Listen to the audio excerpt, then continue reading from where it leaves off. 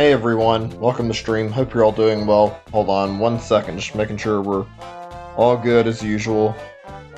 And I'm a little bit late. I had a lot going on today, so my apologies for starting really late compared to normal. How have you guys been today? Hope you're all good. I'm gonna miss this game, honestly. Nearly done with it. There's not really much left in the game, and after today, we'll be through finally. It's gonna be sorely missed. I have enjoyed this playthrough of this game, like, very, very thoroughly, and crazy to think we're only, like, 2 days away from Origami King. Actually have a little bit of a story I want to share with you guys a little later, because I went out earlier and there's something I was wanting to talk about. It's not anything too big, just something I thought would be fun to bring up. It's been a long week, and I don't mind at all. It's been good, though. Had a lot of good times going through, finishing games up this week, and I've got to say I enjoyed it for the most part. Hey, C's, welcome to stream. Good to see you. Things could have been a little better, I guess. Like yesterday, I had to come back and do another session of Wonderful 101, but whatever. Alright, let's get to this. We're right at the end of Chapter 7. I stopped here last time so we could beat this boss and beat the game a little bit later. Let's see. Comes to my palace. Here he is, the 7th boss, aka Chapter 7 boss. Crystal King. I remember this guy being really good and a really fun boss fight. Mario, you finally arrived. I know you believe you can save the Star Spirit, but I'm afraid I won't let you. First I shall defeat you, then I shall present Bowser with an iced Mario gift. Oh, wow. Already overconfident and a little bit edgy in his attitude towards us, but whatever. It's a crystal bit. Basically, crystal bits are pieces of the Crystal King. Can drop with these. Their max HP is 1. They're only dangerous when the Crystal King spews them out. Their defense power is 0. These guys are pretty weak. They'll keep coming though. Until you've finally beaten the Crystal King, right? Simple enough gimmick to deal with. Gotta take out these guys. So yeah. Actually went down by Walmart earlier because I was kind of curious if I could see if there'd be any chance that maybe they'd have games out early, because sometimes you never know, you might get lucky and bump into something. And actually I was looking at their game shelf. I remember I got a good look at it, and like after like looking just a little bit, I noticed they actually had Origami King in early. I have to finish in a second. It's Crystal King, one of Bowser's main guys. I don't know how he managed to take over this place or house, but wait, it just gives me his stats and doesn't continue the sentence. Whatever. Essentially 7 attack power, 6 defense power, 2. He'll attack you by summoning and launching crystal bits. Power of each attack is 4. Number of times he attacks equals the number of crystal bits he's deployed. Also try to freeze you whenever he can. If his speed gets low, he may try to divide and conquer. Power of this attack is 8. Your internet's a bit slow, that sucks. I'm just checking to make sure I haven't dropped any frames. Doesn't look like it. I apologize that the stream's hard to watch. It sucks that my internet does this sometimes. I checked, I don't see any problems on my end though. Ugh, God, I wish streaming could be less complicated. You can hurt him only by attacking his real body. If you don't know which one's the main body, you should attack all of them. Pretty brilliant, eh? So yeah, he has like a gimmick where he copies himself. He's not exactly hard to beat. He's a fairly simple boss, honestly. Very good one though. I enjoyed this boss fight quite a bit. The music is fucking jamming too. It's really damn good.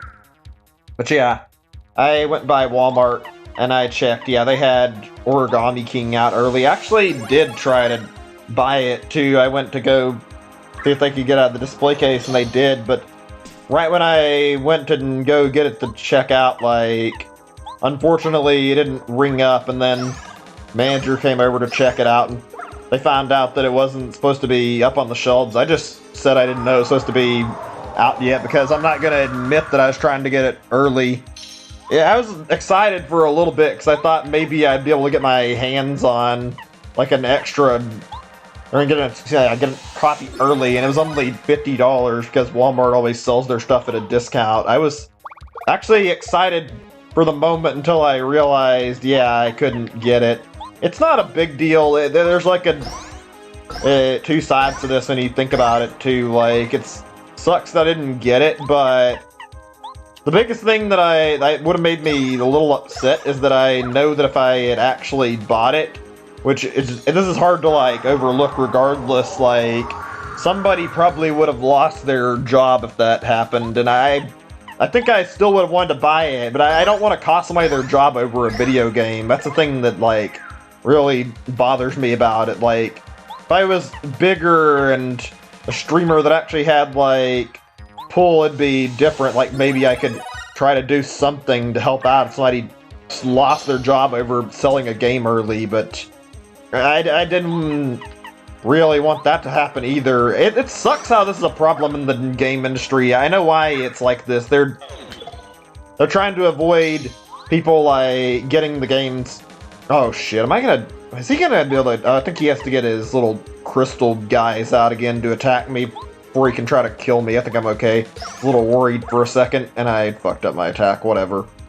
But yeah, it sucks that people can lose their jobs over stuff like that. I wouldn't want somebody losing their job over a video game, and I've never actually had a chance to get a game early, though, so it's like, yeah, naturally, I kind of want to get my hands on if at all possible.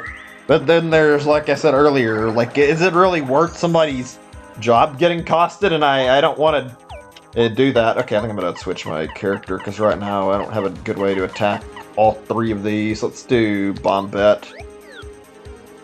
I'm honestly a little bit more excited about it than I was before. Like, not super excited, but I feel like now that I've had time to, like, look at it, I think it looks like it could be potentially really good. Like, if you guys weren't keeping up, game reviews for Origami King finally just like started today. Like, I was keeping an eye on that just to see when, and I was wondering like, when the hell are the embargoes going to release? It's been a while since the game was like apparently out for review, and we got their copies, and yet still no reviews. I think I can tell which one's real, but I'm not certain. Like, it looks like they're fading, and like one of them fades less than the others, but then again, when I look, it seems like it changes which one's fading more. Whatever. You just watched the trailers? Yeah, I've watched the trailers. I checked the review more because I wanted to see what people are thinking of it, and as a longtime Paper Mario player, like, I genuinely want to go in making the best decision I can and try to hopefully get my hands on a good deal. I mean, it would suck to buy it and then not be able to get it like my money's worth. Oh my god, are you fucking serious? I'd go through all that and this motherfucker decides that he's going to... You sack of shit. He goes through all this just so he can fucking heal himself for 20. Oh well, I'm gonna make sure I make him suffer that way then. I don't know, I'm both excited and not excited at the same time, because like, I've had my experiences with, let's say I had my experience with like Sticker Star and Color Splash, and I've told you guys those games weren't very fun overall, but the way people are talking about Origami King makes it sound good, especially now that I'm hearing the combat's like well put together and the battles are actually somewhat challenging. It sucks that they put in like some of the old features, but only like half-assed it though. That's something that really bothers me a bit. Like, why did they bother to put partners back, but they don't function like older partners? I don't understand that at all. Like, I can't see what possible reason there is to have the partners only be able to like attack and like in battle like all on their own and not be able to be controlled any. That's something I find a little frustrating. And oh my god, he's fucking cheesing the shit out of me in this fight right now. Every time I go to attack this dude, he keeps fucking freezing me when I want to attack him. So every time I try to fucking really wail on his HP just to get his HP back. Annoying ass enemy, that's for damn sure. Okay, I can blow him up right now then at least. Alright, do I have any items that can attack more than one target? No, I don't. Oh yeah, I was gonna say, in regards to streams, I almost forgot for tomorrow, like I may potentially not stream tomorrow. I feel like I will, but I was like looking into like how things are looking right now, and well, I haven't done as much apartment cleaning as I'd like to, and because of that, I'm a little bit behind in general on like what I need to get done. I haven't got my sink checked up on, and I need to do that. Also, I know I'm going to my brother's sometime soon, so I really have to like prioritize this.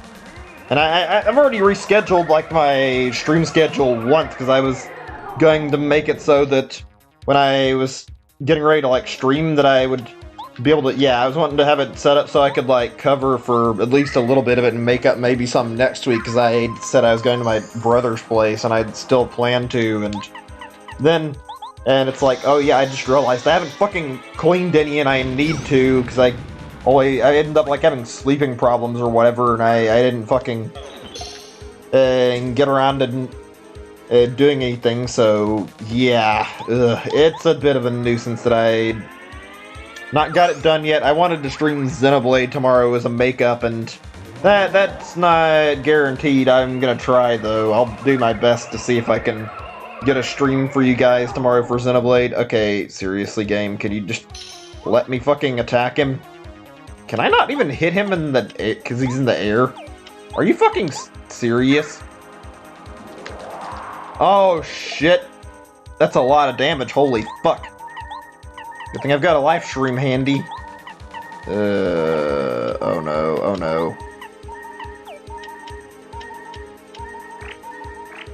Let's see, give me a second. I'm thinking here, this fight has got me in a very, very bad spot where I can't attack easily. Wait a second. Well, I was told to attack all of them, but I can't attack all of them because they're fucking... I'm pretty sure it'll fade when he... Wait, maybe I can. I thought it would stop me, though. Yeah. It just fucking stops me from hitting him. And I can't do anything here. All I can do is switch. I mean, I could do something like this. Somebody that can... Oh, wait, what? Somebody like that can attack him in the air. Let me see. Topic Mystery Dungeon de-export released at GameStop of money. That's kind of lame. I know what that's like. I haven't been able to get any games that I want early before. I wish that I could, but... it's not a big deal. It would be nice, though, that's for certain, to have access to one of those games. Just once, get something early. But I'll live, it's not the end of the world. There'll be other opportunities, too, but after that, I'm not sure if I can get one from Walmart or not like I would hope to. It was worth a try. Let me think here. I had some... Oh, yeah, I was gonna talk about something else that I... remembered. I guess we can talk about Wonderful 101 a little bit, because I was gonna, like, bring this up anyway. I was, like, curious about that topic I brought up yesterday at the end of the stream. Especially since there's, like, mention on the Kickstarter, if you go and look at it, how they were, like... Oops, shit. Well, I think I can kill him now. I don't think I have to worry, even if he does try to hit me. But yeah, I remember on the Kickstarter they mentioned like an extra bit of content called like Luca's First Mission, and I looked into like stuff to like check if there was anybody or anything like signifying like this content had been released and somebody played it, and I haven't found anything whatsoever. Hold on a second, let's get through reading. Oh no, the last Star Spirit. King Bowser, forgive me! Yeah, fuck you, you're dead, Ice King. Or Crystal King, to be more precise. There we go, we got all the 7 Star Spirits back, finally. And now we can go after Bowser and fucking kick his ass. We just gotta get more items first. I need a few things, and I'm gonna do an optional boss fight before I do. Good stuff, good stuff. I'm gonna have to stream more of the series sometimes, it's really good. Actually, I've been watching, like, some people stream through 1,000 to your door, and I gotta say, it looks pretty good. Like, I haven't played it in a long time, and I forgot how much I enjoyed my first playthrough of 1,000 Year Door and how nice it looks. It's my least favorite of the original 3, but it's still a really good game and still a great Paper Mario game, so I'd really hold it pretty dear in my heart. Okay, let's see here. Mario saved the last Star Spirit, Kalmar, from the Crystal Palace, the edge of the world. Now with the 7 Star Spirits together, he has the power to challenge Bowser and the Star Rod. At last, it's time for Mario's showdown with the evil King Bowser. Can Mario rescue Princess Peach and recover the Star Rod? Or will wishes forever go ungranted? Wait, did I make sure I reflected the title right? I think that probably pulled the window down to check. Yeah, I thought so. I wasn't certain if I remembered to leave finale from the other stuff in the title, since I technically am ending Paper Mario today. I actually forgot what happens in this part, since it's literally transitioning towards like the very end of the game, so I didn't recall if there was a Peach section you did. Oh, Mario. Wonder what he's doing now. Wish I knew if I was helping him at all. Of course you are. Mario will be fine. Be proud of your efforts. Mario knows all you've done. And don't you worry, Peach. Remember this, you'll have to talk to him in person before long. Teehee, I hope you're right, Twink. Thanks for cheering me up. Go back to the room, shall we? I mean, when you look at it, Peach is the whole reason we got as far as we did. If she hadn't got info, we wouldn't even be this far. Oh, Princess Peach! The cuddly old Bowser's here! Oh god, Bowser, what the hell are you doing? Can we have friendly conversation for a change? Come on, let me see you smile. I have nothing to say to you. Oh, don't be such a pill. You're stuck with me for a long, long time, beautiful. You better get used to it. Mario's coming, Bowser. You can't stop him. Gwahaha. Oh, you poor silly girl. I'm invincible. With the Star Rod, didn't you know? Mario's no match for me. He's history. Get over it. Your raunchiness! We have an emergency! Good, better be important. I'm in the middle of a friendly chat with the princess. Mario has now saved all the Star Spirits. There is a chance he could come here using their power. Must make ourselves ready in case he shows up. What?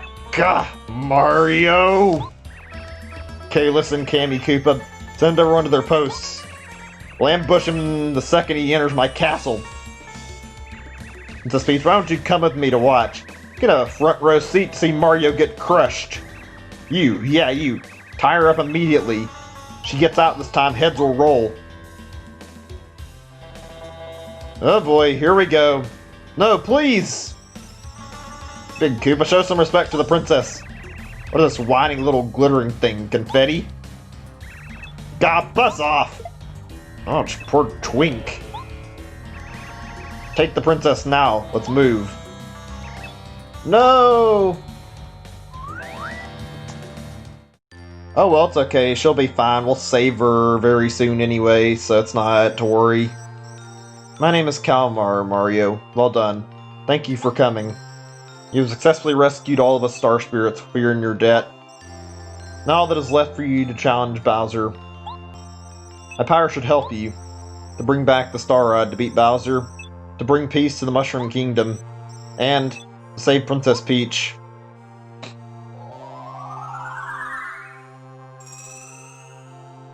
Alright, Star Energy goes up to 7. Can I use Up and Away? A new Star Spirit power. Up and Away, you can turn all enemies into stars. Mario, you must make your way back to the Shooting Star Summit. From Shooting Star Summit, we'll repair the route to the Star Haven. The name of this route is Star Ray. Once you travel the Star Way, you'll finally reach Star Haven. My only wish is for you to save this precious world. You can do it, Mario. Goodbye for now. I think we're supposed to be meeting up with Twink again in a little bit. I mean, he's been helping us quite a bit, considering that his info has literally got us as far as we have been. Alright. before we go to the end of the game, there are a few things I need to do first. I don't actually know if I have the item on me. We are going to be stocking our stuff up for starters. Like, we got this Ultra Shroom, that's useful. We have a Jam and Jelly we got from, like, Shiver City, I believe, and we need to get, like, a bunch of, well, at least, like, 2 or 3 Ultra Shrooms and Jam and Jellies, just for the sake of, like, having really good healing stuff, so we're gonna spend a little bit of time going after that before we actually go straight into the castle. And there's also the dojo fight. I'm sure you guys remember from my prior sessions, I went in the dojo and fought all the fights before. I fought the master like 2 times, and his pupils I've already beaten, like, in their individual fights.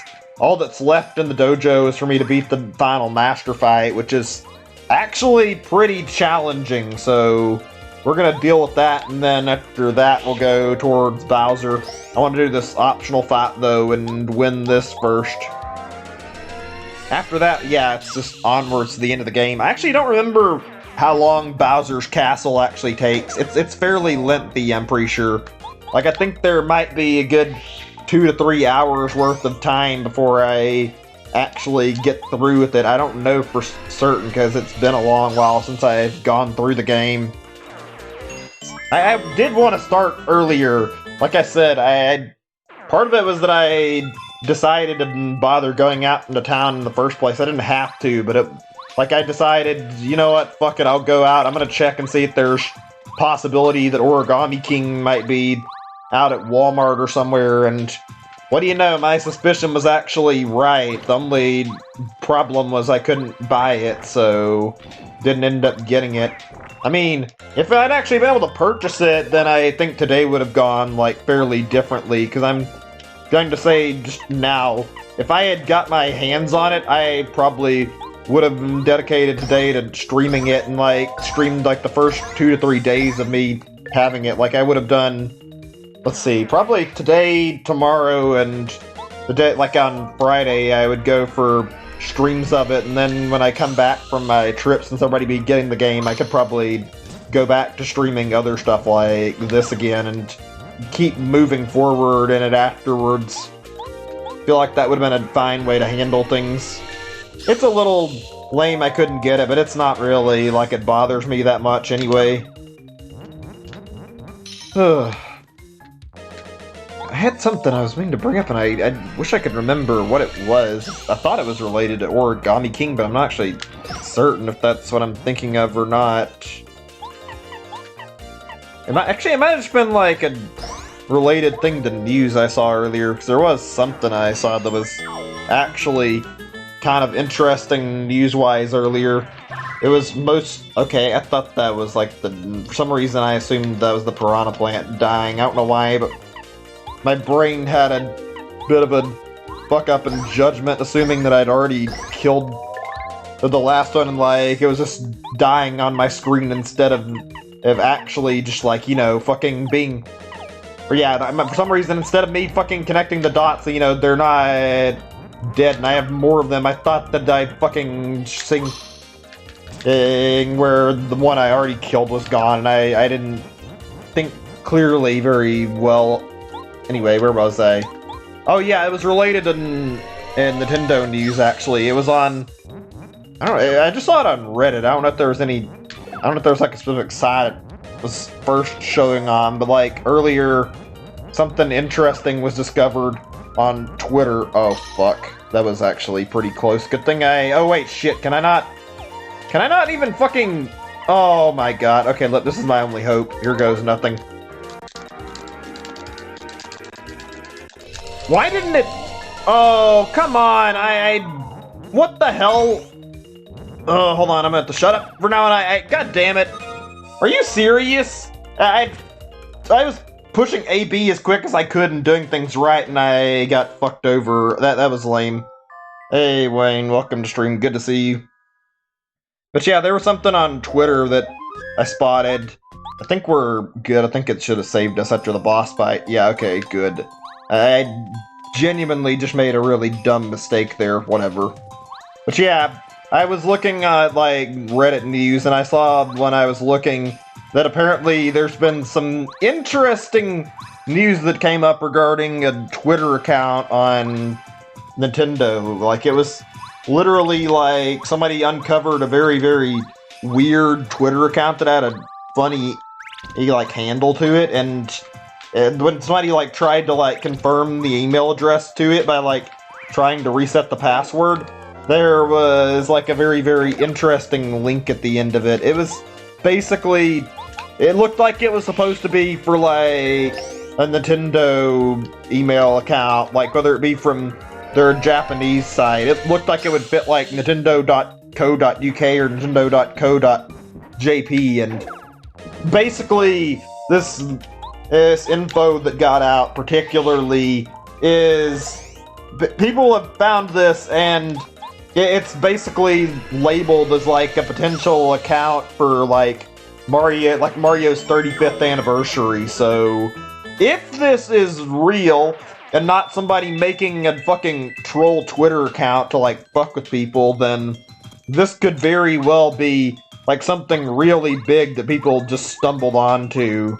Which, on top of this, this is like, if this is all accurate and it lines up with the Nintendo Direct rumor, this means that in like the next few days, we could easily see these Mario remasters like being announced. Yeah, there's no telling. It could be anything. There's like not a lot of ways to check it. I don't think anybody knows. I think it's been like speculation whether or not the account's real, but there's a lot of like things apparently suggest this is like an actual Twitter that Nintendo may have made, and if this ends up being real, then yeah, somebody just found like probably like actual evidence that we're about to get the Mario remasters that were rumored for like a good part of the year. Like that's actually exciting to think about, that we may actually be getting that as early as like in just a few days, like an announcement, not release dates each right away, but they'll probably announce the release dates anyway, but I would assume they're going to not be super far off in terms of release dates.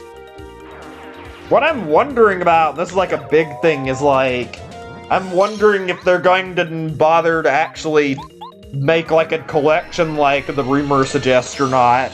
There's no telling, honestly. This is assuming this is all real in the first place, which I have reason to believe it is. It all fits, and a lot of people have backed it up to begin with, and it makes sense, so naturally, yeah, I think the idea that it could be like these Mario remasters is very likely. And when I think about this, like, I'm wondering, are we going to see a collection like the rumors suggest, or are we going to get it basically separate releases and get like every game released individually? I hope it's a collection.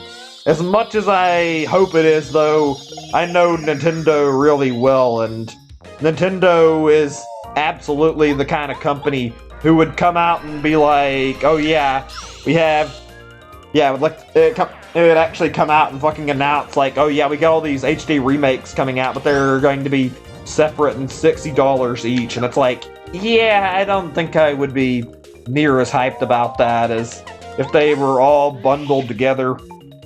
I generally feel like if they had them all in a bundle, yeah, it'll be much more hype.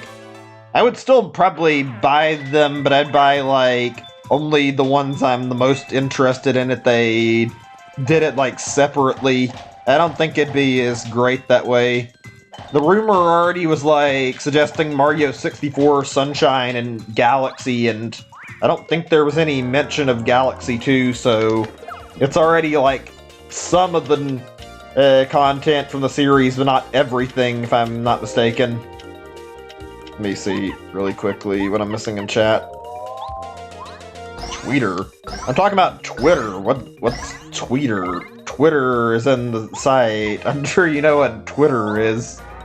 Yeah, it was on Twitter. There was an account that was found that allegedly is like an official Nintendo account, so it's possible like we may have just seen like a big potential leak for like Nintendo's plans for like this year, basically confirming that we could get Mario remasters really, really soon. I swear to God, if I die again, I'm gonna be upset. I don't think it's too much of a worry, but still. Okay, that's all good. Thank God. Just do a jump. Let me see. Yeah, most first-party games, though, take a while. Cool. I mean, yeah, I can understand waiting on Paper Mario. I get most of my first-party stuff because I feel like I play it mostly on Switch. I've been playing more, or like doing some more stuff lately in general, like trying to expand games I'm playing. I was like actually playing some Devolver stuff after like a day or two ago. I think actually just yesterday I went on my Steam account and I reinstalled Serious Sam 3 like a few days ago and I started that back up. For whatever reason, every time I have played that game, even though I like it, I end up like quitting before I finish it, and I'm hoping this time when I play it I actually will get through the whole game because I actually do think it's a fun game. Just for some reason I never make it through the whole experience. I like it a lot though. I thought about streaming it. I think I'm gonna pass on streaming Serious Sam 3. I might consider for the new one once that's out, but I don't know if I care to or not, honestly. I think if I stream anything Serious Sam, I'm gonna do like one of the older games when they're on sale for Steam Summer Sale and buy that and get them out, because I know Serious Sam's got like a lot of titles and they're all pretty high quality. I need to play more like third-party stuff. I already play a lot of high-quality first-party stuff, but I don't play enough when it comes to third-party games. Namely on Nintendo Switch, but like in general. I need to expand my games that I play more than I already do. Like, I genuinely want to play a lot more cool stuff. I think most of it's just like on my Steam. That's part of the reason, is that for as long as I can remember, I've pretty much always had my setup where I get like most of my third-party games purely from Steam, and I get most of my stuff that I play, like first-party stuff, obviously on my Nintendo systems. And when I want like some other experience, it's usually just buy something on Steam and play it, which is actually a pretty decent setup for getting like good games to check out. I've done that for probably 10 or more years now, and I've not had too many issues. As a program in general, Steam is a fucking godsend for finding games. I love being able to just open up Steam and check out like all the new stuff that's releasing, and there's so many cool PC titles that it released to just check out, and it's always fun to either look for something new, or if there's something free, like mess around and check that out. There's a lot of good stuff on it, so it's a really useful platform, honestly. Oh man, seem all these crazy sales on Christmas and summer. Yeah, that's how I got most of my games. It's not great. I'm sure I'm not the only one who's guilty of this, but in the past I remember I bought a lot of games on like summer sale and Christmas sales, and I would end up like buying lots of shit, and I got like a bunch of games that I've never even fucking played, and I need to play like all these titles that I've never checked out of my Steam, and I play like a lot of the ones I want to, but there's a lot of games that I like, oh yeah, I'll play this, I'm interested and I want to check it out, and I never actually end up playing it, and it's always like a waste whenever it happens. And since that point, like, I've gotten a lot better about it and only buy like things every now and then, buy like a little bit.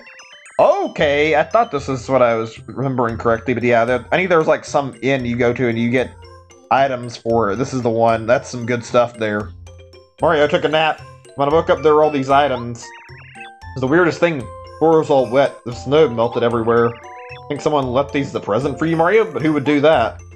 I have an idea of who might have done it, but that Ultra Shroom, fuck yeah, there we go. There's a second one.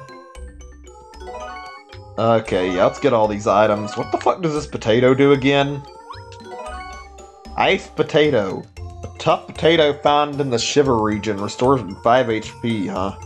Interesting. That's some decent stuff I can try mixing up. I kind of wonder if I can use like a mushroom and a potato together to get a new healing item. Alright, let's see. Did I forget anything in this area that I need? I don't think so. I might check over here and buy like a quick life shroom. Yeah, Steam has good stuff. I've always used Steam a lot. They sell lots of great stuff and get plenty of good games. There's also a lot of cheap stuff. That's partially why I hate how like a lot of developers take advantage of the Switch. Like a lot of devs will intentionally put their games for like overpriced sales data, like, or should overpriced sales, like they're, you know what I'm trying to say, excuse me, I'm not getting the wording right, but yeah, they'll put their stuff up for like overpriced prices on the eShop, and it's not that expensive on like other platforms, all because it's like portable, and it's like, that's really stupid, honestly.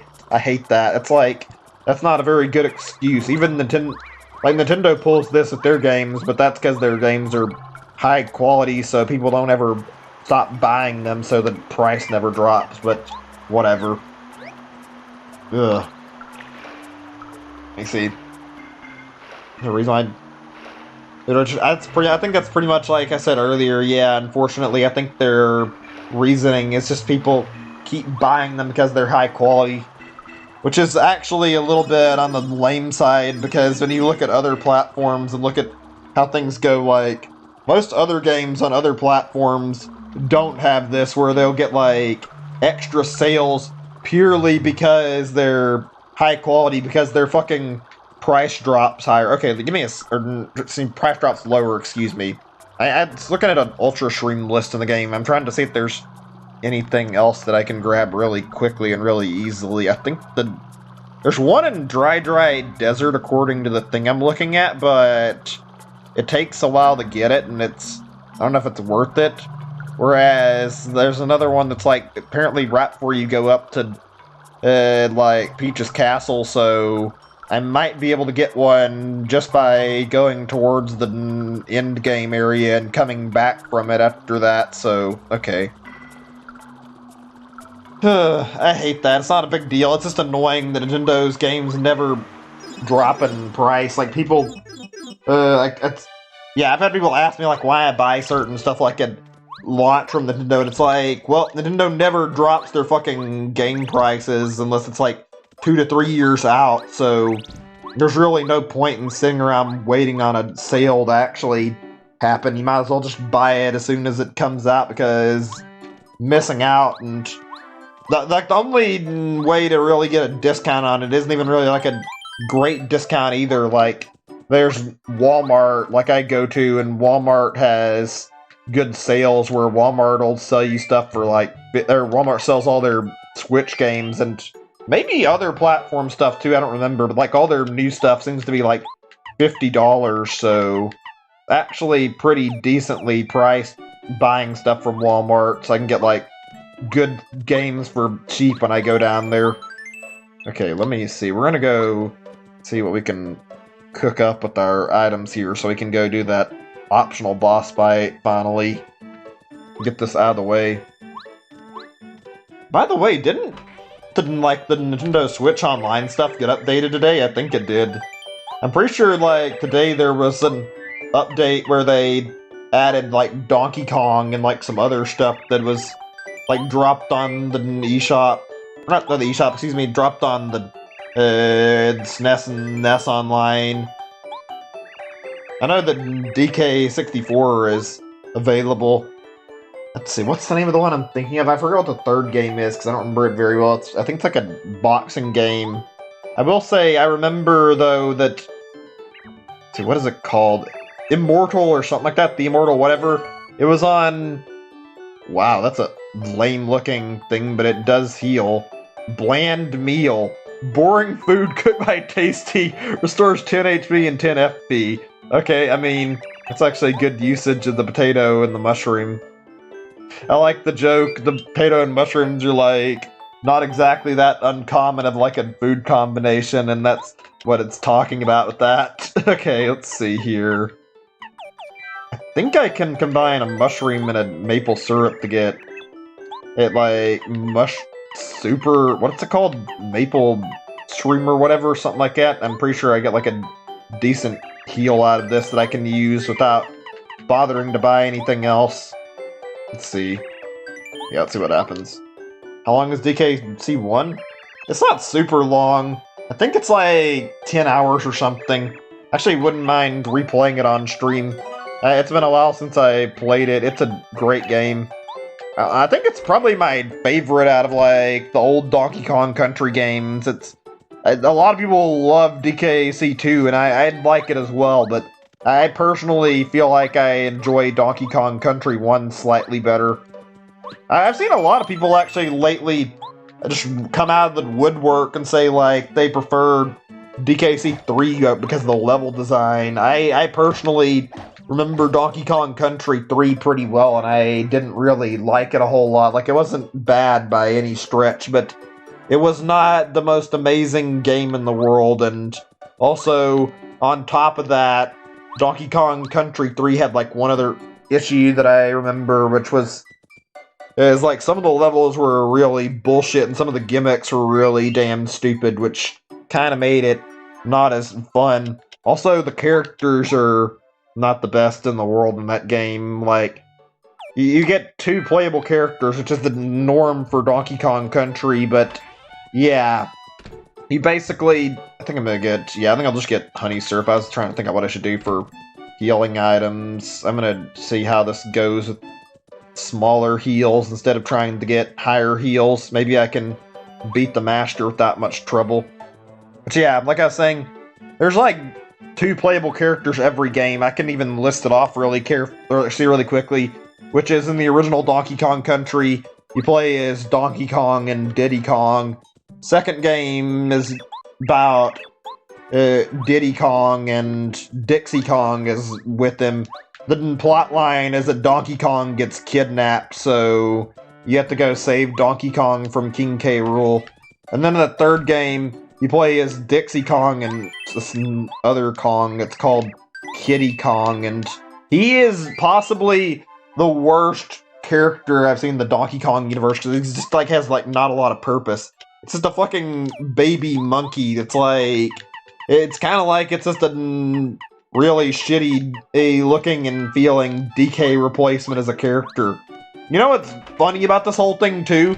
This whole series was named Donkey Kong Country, and yet, despite this, out of, like, all 3 games, only the first game had Donkey Kong playable. I don't understand that, like, at all. Like, what are you naming it Donkey Kong Country, but why is it out of all 3, only the first one has Donkey Kong playable? That's so contradictory as a title. It's not a big deal. I don't even mind because the gameplay is really good. I just find that really weird, honestly. I think I'm gonna hold on to one of these just in case, because I don't use the honey syrup and the mushroom. I could use that and make one of those mushroom cakes if I find that I need to, so just do that if it's a necessity. Yeah, there we go. Let me see. Play a lot of SNES games in the GBA port collection. Yeah, there were a lot of those, weren't there? I remember that back in the day, like, they basically remade a lot of games for the Game Boy Advance, and it was like a lot of SNES stuff.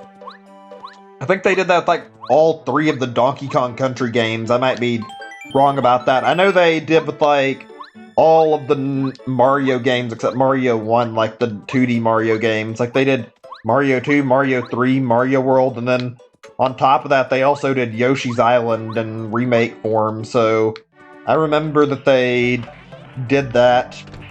Game Boy Advance is a good system with some really interesting stuff on it. Okay, right, let's do this. Ready to fight and see if I can beat the master finally. All Mario's and Donkey Kong, they had a lot. I remember there was a Game Boy Color version of, like, Mario 1, but I don't recall there being a Game Boy Advance version. Qua, behold my fury, Mario. Yeah, it was a pocket SNES overall. There was a lot of good stuff on And they used the GBA to like a good extent. There were a lot of great original games, and on top of that, there was just a lot of good stuff. Like, I remember one thing in particular was like, they also had like these little things that, it's not a big deal now, but as a kid, you could like get these little cartridges that had like certain games on them on Game Boy Advance. Like they had like, I think some were movies and some were older TV shows. Like you could find like certain stuff you wanted to watch easily for Game Boy Advance. And I remember I bought a few of these to watch. They were really fun to check out, even though looking back in hindsight, they weren't the most amazing value in the world. But they had like stuff for like Fairly Odd Parents. Let's see, what else was there? Those are the two. That's the one I remember. Fairly Odd Parents is like a SpongeBob. That's another one. I think there was like Ed, Edd n Eddy or something. It was like they struck a deal with like a bunch of like cartoon. There's like a bunch of networks for like cartoon series to put on these little cartridges. Oh yeah, I almost forgot. I remember when I was younger, I got one that had like Jimmy Neutron on it. I remember that as well. There were quite a few of these things, like I said, so there were a lot that you could, like shows that you could watch. It was pretty unique having this little thing. I enjoyed like using this little feature. Even though it was like a really small, unimportant thing, it added a nice little function that you didn't see on like any other system, or at least not too many systems. I guess it was kind of like their way to try and counteract like PlayStation 2 and how you could play like DVDs on it. Come to think of it, there are a lot of consoles that had like the ability to play movies on it. I remember there was a GameCube version that was like unreleased out. I think it might have released in Asia and nowhere else. I'm not certain of the details exactly, but there was like Pansonic Q or something, and it's basically an add-on that let the GameCube play like DVDs on it that you could watch. So that was something that almost got released in America, and I think it was released in some other places. That was cool. I know PSP had a function for like little weird like UMD movie things that you could watch on it, so there's another system that had it. And there was also something on the Wii that I remember specifically pretty well too. Oh shit, am I gonna die here? Okay, thank God I'm still alive. Give me a second, I need to figure out how I'm gonna handle this battle. Oh yeah, that's right, I have the triple dip now. Yeah, there we go. But yeah, there was some good stuff. Oh, I remember one more thing. I was talking about movies. There was like a good, like I said, there were a lot of good features with like systems that had this kind of stuff. And like one I remember that I almost forgot about. Even though you couldn't play movies in the Wii by default, if you homebrewed your Wii, you could actually play DVDs on it. I remember like a lot of people like did this and brought it up, and I was like really shocked when I heard about it the first time. I don't think I ever got around to checking that out, and I kind of wish I did. Like, it's a pretty unique sounding little feature that could be kind of useful to just like watch a movie and like see all this stuff, just messing around with this. I feel like I would get a lot of use out of that when I was younger, so I wish I had known about it back in the time. God damn it, I always fuck up the fucking attacks there. Whatever. Okay, let's do this and... Wait, shit. Can I... Oh, wait, I can do something with this still. Not gonna be what I want, but it'll work. I think I got no one... DVD supported... Yeah, that is odd how Nintendo is, like, very, very much averse to, like, using, like, the same technologies as a lot of other companies. I think it's because they're so stuck in their way of like wanting to do things to make it purely about game systems, but still it's like, I don't know, maybe it's not a bad idea to change a little with the times and actually upgrade systems. I feel like Nintendo could have taken a lot out of, or should have taken a lot of like hints from other companies and upgraded their stuff. Shit, I need to kill him and I'm so close and yet still not quite far enough. That was pitiful, holy shit. Okay, this is bad. If I don't do something in the next couple of turns, he's fucking got me. Let me think here before I say anything else. If I'm not saying anything, I apologize, because now my brain is in the middle of, like, trying to formulate a strategy. I might have to fucking reset the game in order to fucking beat this guy.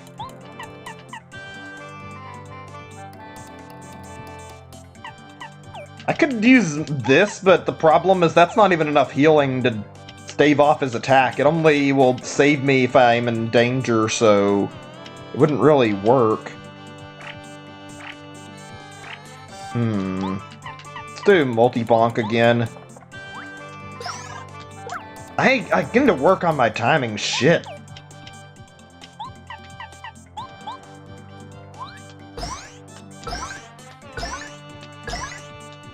Ah, so close, I'm probably dead. Of course, okay, I could have easily won that. My problem was that I decided to fucking slack on my items. Let me reset the emulator really quick, because I could have easily gotten my hands on, like, a few more things. And wait, shit, I forgot to keep it. I should have kept my fucking Project 64 window pinned on my desktop, and I didn't, which would have helped me a lot. Okay, there we go. Let me see. Okay. Excuse me, hold on a second, I'll read in a second. I'm not sure my ROM's starting for some reason. Okay, there we go. I was wondering if something was wrong for a second, because I wasn't seeing the game boot up like it was supposed to. Yeah, let's try this again. I'm gonna go in the Shy Guy toy box and grab, like, a mushroom or something really quick and get, like, the cake mix and whip up a few more items to help me fight the master. That way we can finish him off. Let me see now. Think about it. Modern Nintendo consoles miss features other game systems have compared to Sony and Microsoft. So that's not playing games.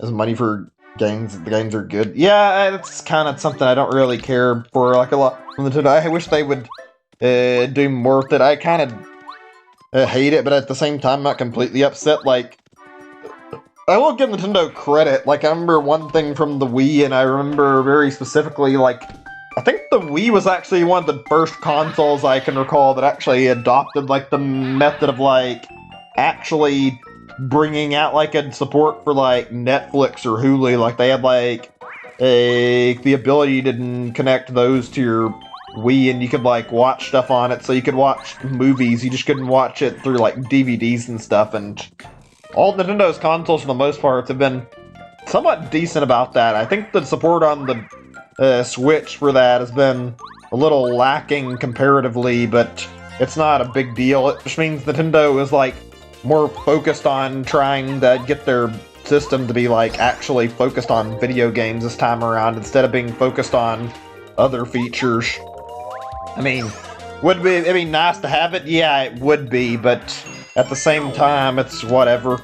I mean, the option of having a PS4 and having it for, like, watching Blu-ray is certainly a really nice thing, though, and sometimes I wish that Nintendo could, like, follow in Sony's footsteps and actually make a little bit of change, but I don't think there's much getting through to Nintendo. They don't seem like they want to listen, so probably never going to be any point in bothering with that. That's the biggest problem I have with Nintendo. Nintendo is great, but they really are stuck behind the times. Yeah, I know what you mean. I wish I could bring my Switch with me and just, like, use it for, like, a lot of features and be done, but instead it's like, when I go places, it's usually, like, the Switch and the computer or something along those lines, because I can't do everything with what I've got, so I'd end up bringing more with me. It's not great. Yeah, I think fix one thing. I'd agree with you. Online should definitely be fixed. There's a lot of problems with it. You know, I honestly am worried about how the Nintendo Switch Online is going to be in the future. I hope I just have misplaced fears. Okay, I think, let's see, I hate to say it, but I think the honey soup, or yeah, the honey shroom I made is probably worthless. Yeah, it's not gonna really get me much compared to what I could get. But yeah, like I was saying, There's a lot of problems with it. It doesn't feel like they're taking their online seriously. Look at the games on it. There's a lot of lame stuff like SNES and NES Online, like the big advertising feature they use for that, and it's really, really underwhelming to say the least, so yeah, I'm not pleased with it. I feel like they could do a lot better, and yet they won't. They don't try to do better. Let me go over here really quick. I'm gonna check on how many things I've got in storage, actually. Oh wait, that's because I can't. Yeah, I have to go do this. I can do some cooking, and then it'll let me check on my items. So yeah, there's problems with it in a lot of them. The friend code thing's like the thing that you mentioned that I remember really well, actually. It's so bullshit. They literally did away with it last gen with the Wii U, and now they're put them back. I don't know why Nintendo decided all of a sudden... Oh wait, I still had the honey syrup in my inventory and I forgot about it. Whatever. Not a big deal, but still. Anyway, yeah, like I was saying, where was I? I actually got distracted. They had friend codes done away with on the Wii U and they took them back. That's bullshit. There's no way that's true. If they can do it with the Wii U, they can do it again with the Switch. I think Nintendo is just convinced their stupid system is, like, good, so they refuse to change it. Like, I really can't stand that they won't listen to anybody about how their friend code system is annoying and bad. I don't know why they refuse to use a better system when everybody else has, like, a user name system that works way better. Sure, there's duplicates, but look at, like, how Discord handles it, like, how Discord gives, like, a unique user ID outside of, like, the username, so you can identify people pretty well. It's kind of lame that Nintendo's, like, so quick to make excuses for their problems instead of fixing them. I'll just go buy another mushroom and I can make that... Yeah, I can make that item back and then we'll be all set to go for the fight. Let me see what this says really quick. I can't use a universal chatting system through voice. Oh, yeah, I know that. Nintendo is really bad about making excuses. It could leave it to, like, limited, like, interaction, and it's gotta be between, like, people you've actually friend requested, or even make it through... Yeah, you can make it through friend request, or if not, make it so that it's, like, you've talked to somebody long enough to actually send a friend request in the first place, so it's not like some random person that you barely know can add to you and cause these problems. But I feel like Nintendo is quick to try and make up excuses for everything. Like, I hate that. I don't even doubt they're not entirely wrong about what they're saying, but it really does come off as a totally totally convenient excuse on their part to be like, oh, there's pedophiles out there, because they know that, like, a lot of their consumer base that buys their games are actually older, and they market games towards kids, so naturally, yeah, there's probably some creeps out there who actually are pedophiles and preying on little kids on Nintendo's online, but I think that, like, the majority of people are fine, and it's very, very unlikely to see that shit. I'm not gonna say it's impossible, obviously it's not. I mean, look at the lame bullshit that happened in the Smash community recently, and yeah, there's some fucked up shit going on. I'm gonna go... Yeah, I need to go check my items. Like I said, I don't want my Ultra Shrooms being wasted on the Master, so I'm gonna make sure I put them away. That way I can have them for more important fights. Yeah, it's pretty BS. Yeah, I don't know, it just feels like they would rather come up with excuses rather than actually fix their problems, and I hate that. Okay, let's see here. In storage, we have only... it's only one. That's a little annoying. We only have one jam and jelly. I actually believe we have a little more that we can access, because I actually just looked a little recently ago to check on where the chest at Peach's Castle is, and it's apparently, like, the other end of it links up where, like, Lovely is, and apparently to reach her, you just have to go to the Star Summit, and, like, her place is nearby there, so we can get more items that I've stored out in just a little bit. Also, I'm not concerned about the live stream because I can buy those now, so whatever. Yeah, every system has bad people like that. Nintendo's making up an excuse, you're right. How does Project 64 work? It's a very, very simplistic system. It's ordinary emulation. Let me see, can I buy one more of these things? I don't really want to buy too many, but if I can use the triple... Yeah, if I can use triple dip and I feel like I need it at a certain point, then I can use this and I can deal like a huge whopping damage total to the master in like a hurry if I end up finding myself in a bad spot. Let me see. Actually, that reminds me, since I said that, maybe I should put away... Yeah, let's... It's a risk, but putting away this honey shroom and carrying 5 Thunder Rage, that's a fucking serious offense if I decide to start attacking him. Because that can be like, I do 1 heal in a turn, and then my next turn, I take the on the next turn, you have to do like 1 turn to like heal a single item, then fucking hit him with 2 Thunder Rage, and then if I do it again, I've still got 2 more Thunder Rage to smack him with. Or 3 more, excuse me, after I've gotten done with that set. That's good.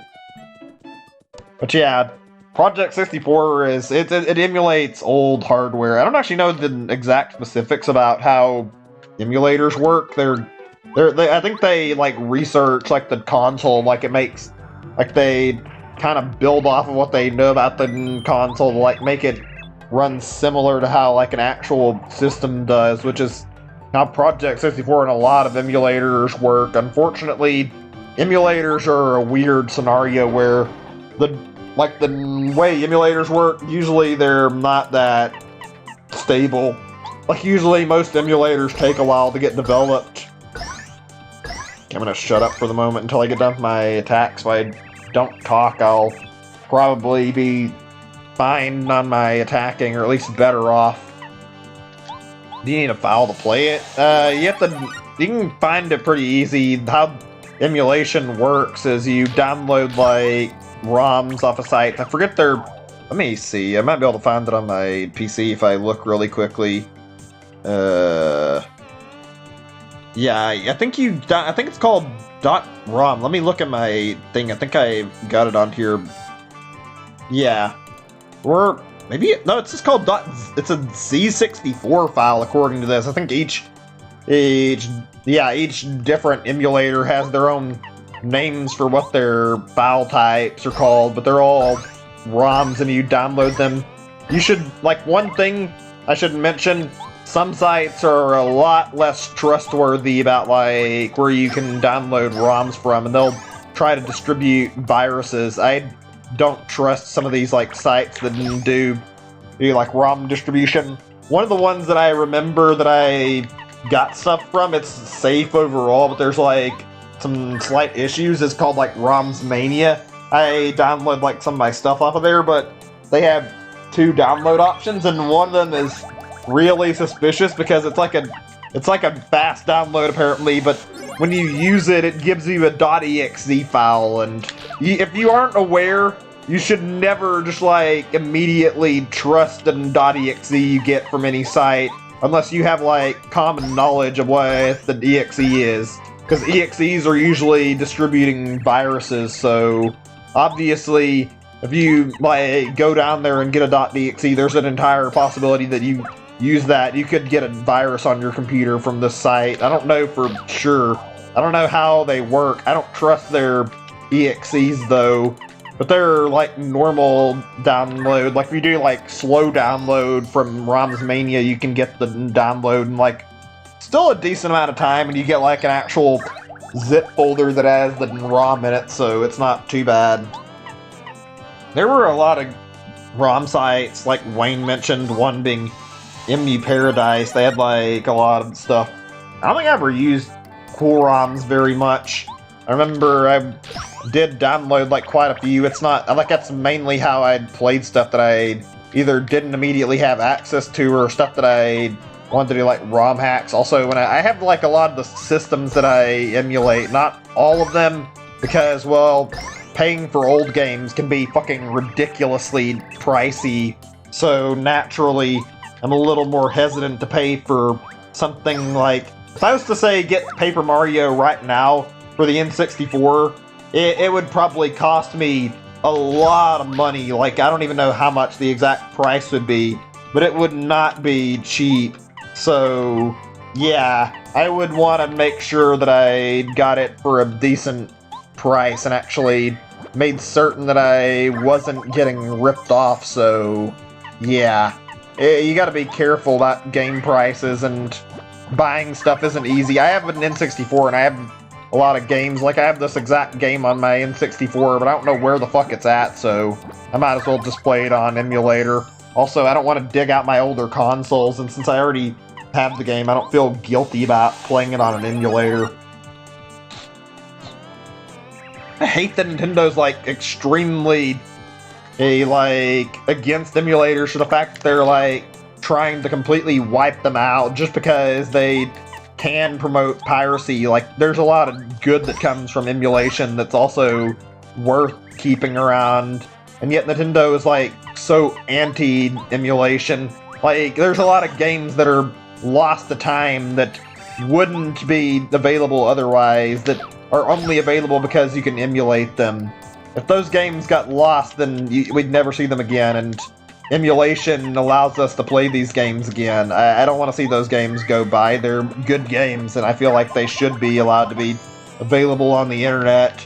Then Nintendo taking a fucking desperate, crazy approach to fucking wanting to remove every game that's emulated off the internet, pretty much. Oh yeah, we got him. He's done. We're not gonna be able to lose this time. I mean, I'm not doing perfect in my attacking, but I mean, next time I hit him, I'll be okay. Yeah. Pretty sure no matter what, I've got the master down for the count. Yeah, let's see. Fucked up my timing. I just need to... Yeah, if I heal here, I'll be safe to make sure I can take him out. There we go. Says .zip, yeah, that's fine. .zip, you just need to unzip the file, and usually you'll find, like, the game file in there when you do, so you'll probably be good. Once you do that, you just have to, like, start the emulator up and then start the game, and from that point, you can just get straight into it. It's pretty straightforward. I swear to God, if I somehow don't get the exact damage I'm expecting, I'm gonna be pissed off. Okay, I was not getting 7, which is what I was expecting, but that actually killed him, so it doesn't matter, thank God. That worked really well. Fuck yeah. Noble Mario, you bested me, the master, strongest of fighters. Since you have beaten me at my full strength, I give you this with respect. Got the diploma, proof of Mario's strength. Now Mario is the strongest. Cool, there we go, that's the last one of those fights from the dojo, and now we've done, like, one of the hardest optional fights. I'm actually not sure if I'm gonna do the last optional fight. I've done, like, every other optional battle, so I might do it. There's a thing in Bowser's Castle that's pretty damn hard you can do if you, like, fail a quiz on purpose. Like, there's a thing, you guys remember in, like, a prior stream when I was doing that toy box, I fought the anti-guy? Well, if you fail, like, the quiz in Bowser's Castle on purpose, you fight, like, a whole group of anti-guy. It's like 3 of them, and they all have 50 HP. It's the hardest fight in the entire game. Even harder than Bowser. So, that's, like, the other fight that I am, like, contemplating doing. Okay, let's see. I guess we should go see if we can get those items and then get that out of the way, like, right now.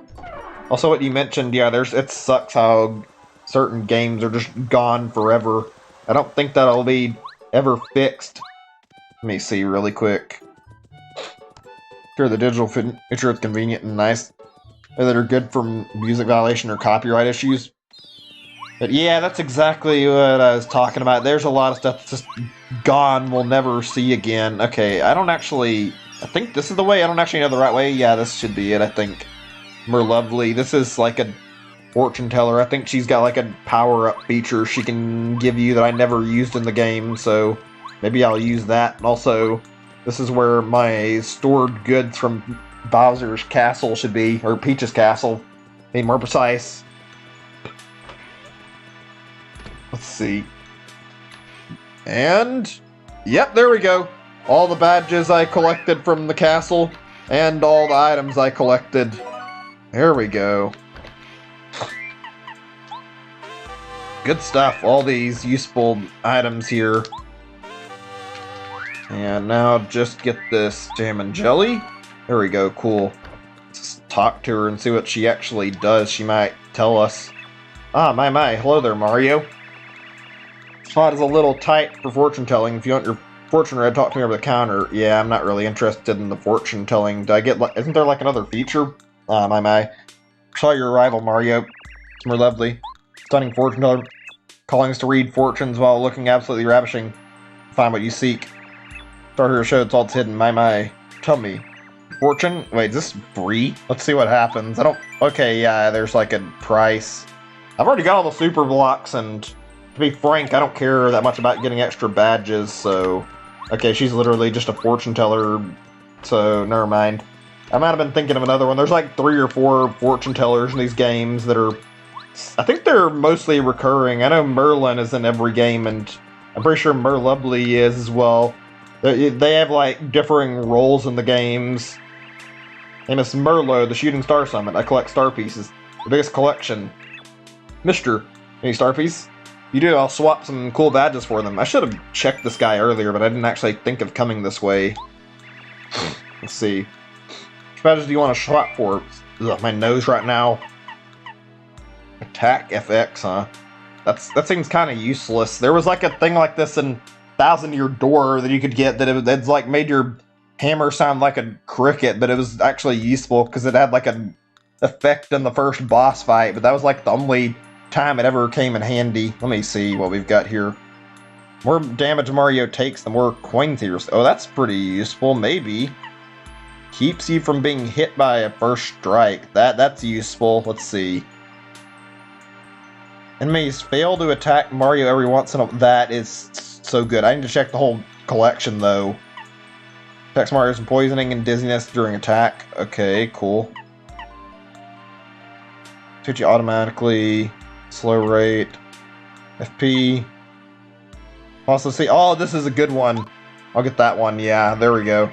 That's the one I was talking about earlier and I forgot. Yeah, let's get this. Fuck yeah. This is technically, even though I like Goombario, this makes it so I don't actually have to rely on it to get my hands on, like... I don't have to actually make it so that I can do it that way. I can just go ahead and just use that, and then I can see the total HP as soon as I get in a battle. Zap tap, let's see. Makes most enemies who touch Mario take damage. That sounds good, but it's a little situational, because, I mean... what if you need it to work and it doesn't actually do anything? This could be good, but it's costly as hell. Flower Finder, maybe. That one sounds better, because flower points are so helpful. Decrease Mario's attack power by 1. There's 1 HP per turn. That is incredibly good. I'm very tempted, because looking at that, like, it's only 1 power down, but every turn you get health back. Let's see. Money. And twice as many coins as usual. Save 1 FP. Ah, I needed 2 more and I didn't have the 2. That would have been, like, the best use of it probably, but that's okay, whatever. Let me decide what I want now. Because I feel like I'm not going to come back to this guy, probably. I think I'll get this one. Whoops, I wanted to buy the Pretty Lucky badge. Yeah, Pretty Lucky. Okay. Grab this. I wonder how many badges I can equip. I don't have enough to equip any more right now, but that doesn't mean I can't get more to work with. I think feeling fine. And I think I can get 1 more badge off of him. Let's see. You know, the first strikes are really annoying, so... Yeah, there we go, cool. That's probably, like, most of the badges I can get for the rest of the game. God, I love this system in this game. I wish more games did this. I like how the badges let you customize your playstyle and, like, drop, like, as many as you want and, like, check out exactly what you can do to enemies. That's a shame that, like, as Paper Mario went on, it changed its gameplay so much, because I feel like, yeah, this would have been welcomed in more of the games. I'm glad it's coming back in Origami King, but I don't feel like it should have been, like, done away with in the first place. Okay, yeah, let's go this way. I might as well, or wait, do I want to go this way? Let me see the Jam and Jelly locations, because I need one more if I want to make 3 Jam and Ultra like I was planning.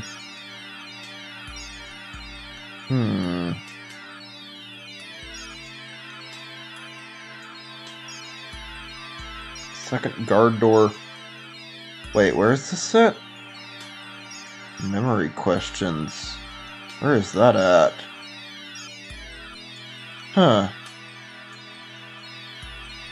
I don't know what that's talking about.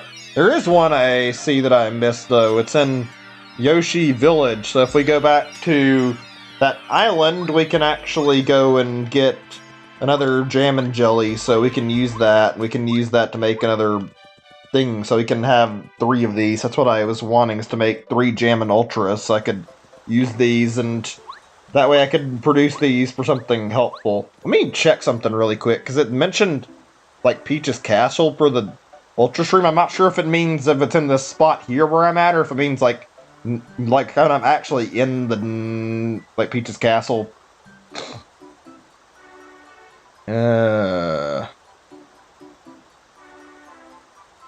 Save block to the left of a bridge. Let's see. On the right side, the which uncovered the Ultra Shroom. So, is this the right area? There's a save block. That'd probably give me all the info I need. We'll find out in a second or two if there's anything here.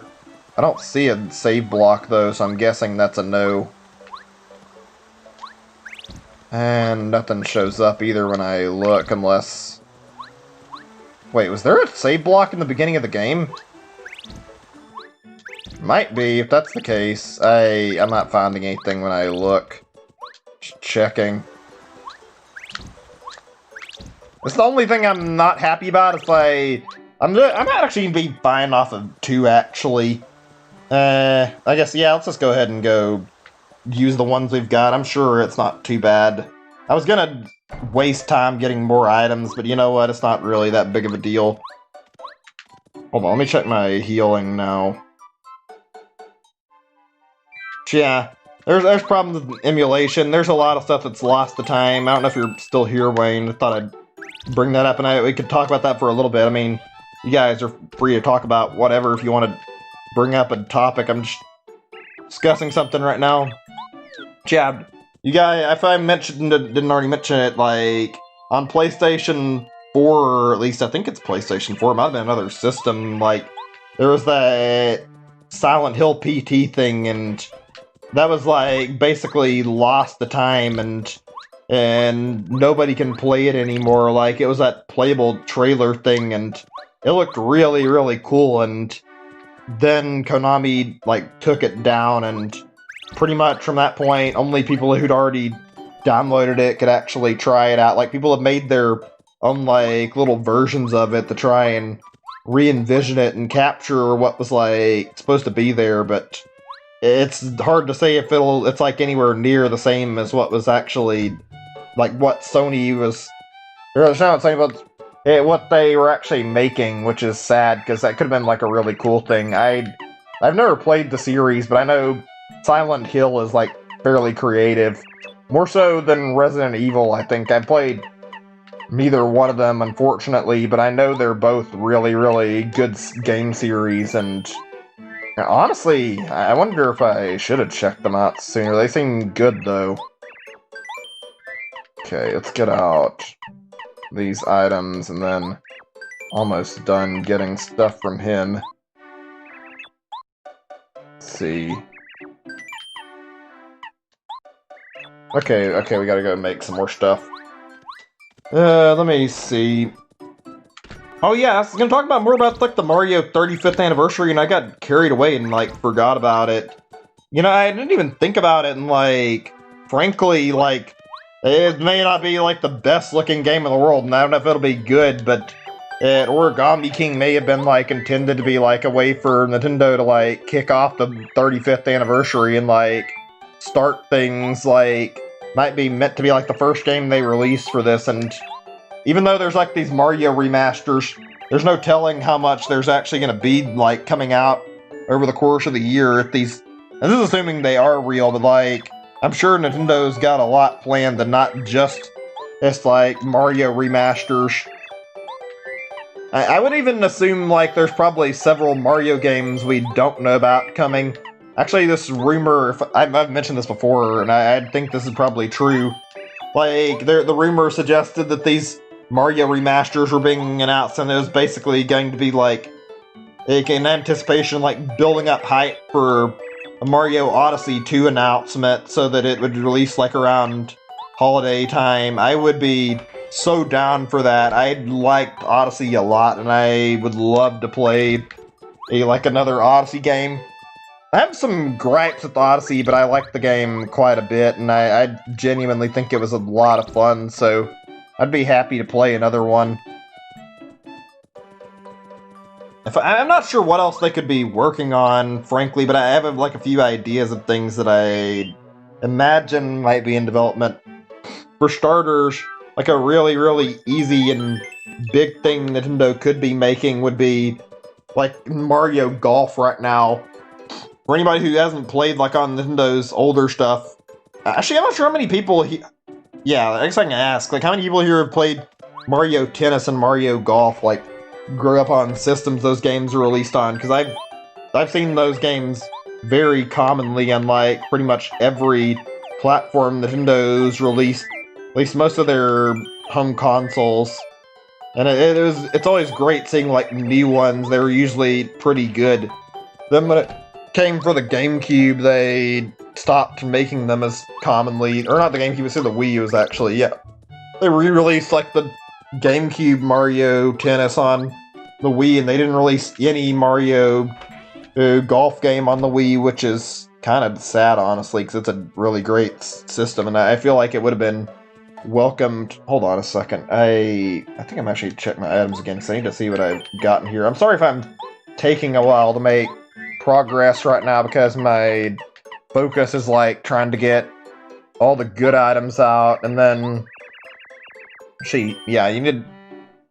Hold on a second. I was thinking here. So I was trying to see what I was saying. I got sidetracked. I was talking about Mario Tennis and Mario Golf, and I forgot where I was like talking, like what I was talking about specifically about those games.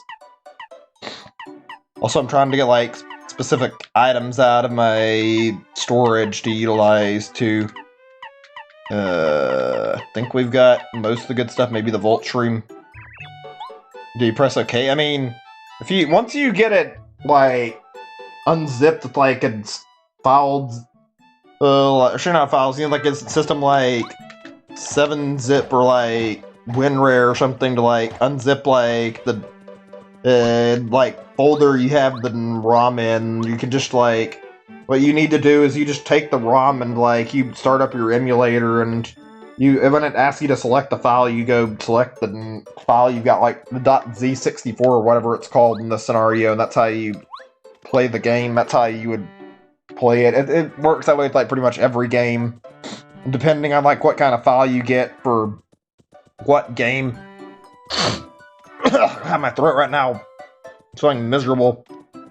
I'm gonna take like a really short, like not even 5-minute BRB. I'll be right back. I'm not gonna put the BRB up, so I don't think it'll be too long. I'll try to be quick, but I need to get some allergy medicine. My allergies are starting to bother me a little bit. I'll be right back. Mute my microphone so I can not have to worry about any background noise. I'll try to make this fast though.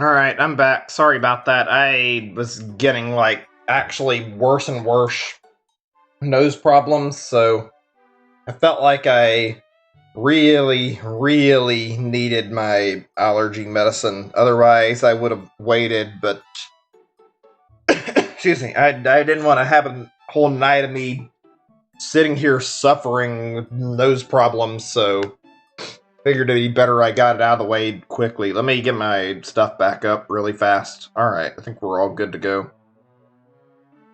Alright, let's continue. Yeah, I think I'm good. Let me just check my items that I had here.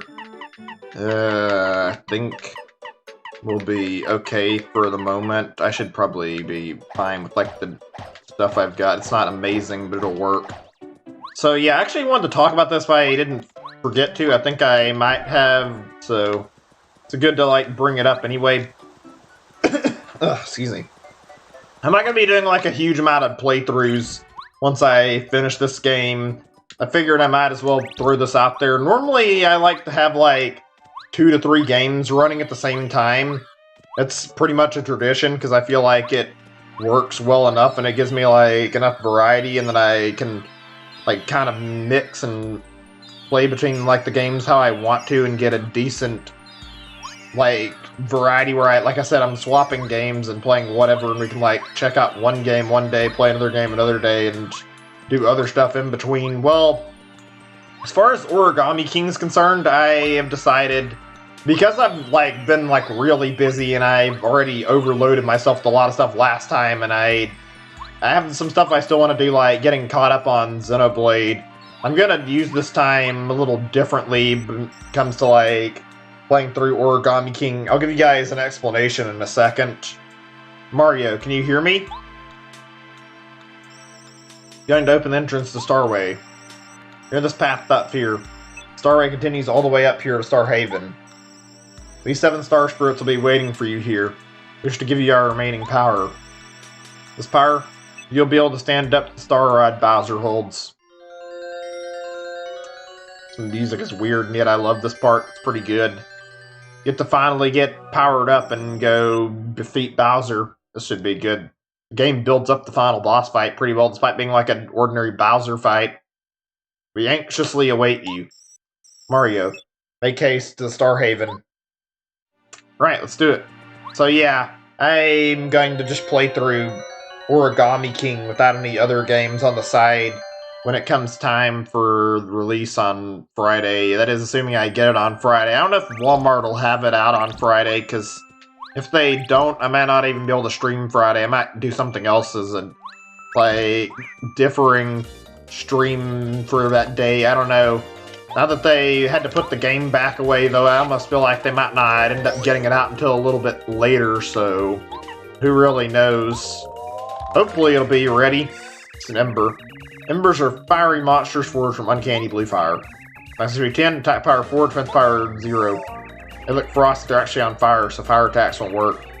They divide themselves in their attack. Keep attacking them, though, you'll get them eventually. Pray fight back. Their attacks usually deal out 3 damage points. Water attacks will work well. Beat them before they get a chance to burn us. Right, okay. Yeah. I'm gonna spend my time doing something particular that I haven't done on stream, at least not, like, to a huge degree. The idea is that I want to go and basically my goal is to play, like, a bunch of different games over the time while I'm playing through, playing through Origami King. It'll be my main game that I'll play, but basically I'm gonna be playing some stuff like, well, I've had, like, a lot of games that I bought that I wasn't certain about over time anyway. Like, obviously Xenoblade's gonna get a big push towards me doing the streams of it that I want, even though I wasn't doing, like, an entire playthrough, so that'll be one thing. But I have 2 games, like, ready that I actually want to play that I have yet to, like, even start, and they're not going to be full playthroughs, I don't think. Actually intend to play, let's see, I believe it was, I was going to play that, I think it's Cooking Mama Cookstar. Yeah, that thing, I saw that a long time ago, and I brought it up on stream, and it looks not the best. I thought I'd do some one-off streams of it, maybe 1 or 2, and then be done with it. Also, for like another thing, I'm gonna be doing a SpongeBob game and decide if I want to stream like the whole thing. I'm gonna play like one stream of it, and if I like it, I can play through it all later and do like a whole playthrough. Alright, I mean, I understand for not able to watch it, although I'd appreciate the viewership, but it's alright. I understand why you wouldn't want to watch it. That's not a big deal to me. I intend to play through it either way, though, since it's going to be brand new and like the only game release that's like new Nintendo stuff for a while, so kind of something I was looking forward to playing, so I figured why not. I just hope it'll be good. See, I'll be playing a lot of other stuff, and I'm not going to be doing it all like as quickly, I would imagine. Maybe I might beat it in like the first week or two, I don't know, but something tells me that I'm going to be quick and like take my time and only beat it when I'm really ready for it. I don't think I'm going to rush straight to the end of the game very fast. I think my goal is going to be play it every now and then, and I play other stuff. Like, I haven't touched Mario Maker in a while, actually. So yeah, I'll probably end up playing Mario Maker next week for one. I intend to do another Smash stream sometime soon, and hopefully it'll be less of a problem. I genuinely believe that what happened to Smash is like a dislike troll fucking with the video, so I feel like that might have been why there was a problem there. I don't know. It sucks that that video got like 5 dislikes, though. Hey, Clifford Longhead. Welcome to the stream. Good to see you. String Paper Mario, we're about to finish tonight. I actually have a story I can tell that I told earlier in just a second. Yes, or good evening, maybe? Sorry, when you can see the stars all the time. To be a lot more shooting stars. That was before the star ride was taken. The view of this place was incredible back then. Right. Let's not talk too much. I might as well get to the, like, center of Star Haven and get their power they can give me. Also, there's like a useful little shop here. I forget how much the stuff in here costs. Let's see. Welcome to Star Haven shop. What is your wish? Buy it. And to buy, stand in front of it, press A. Okay, so it's still, yeah, you gotta pay not too bad prices to get stuff. You get like a bunch of things. Okay. Live streams for only 25 and maple syrup for only 10. That's actually pretty good. I'm gonna probably put some stuff away. I don't think I need all these Thunder Rage, actually.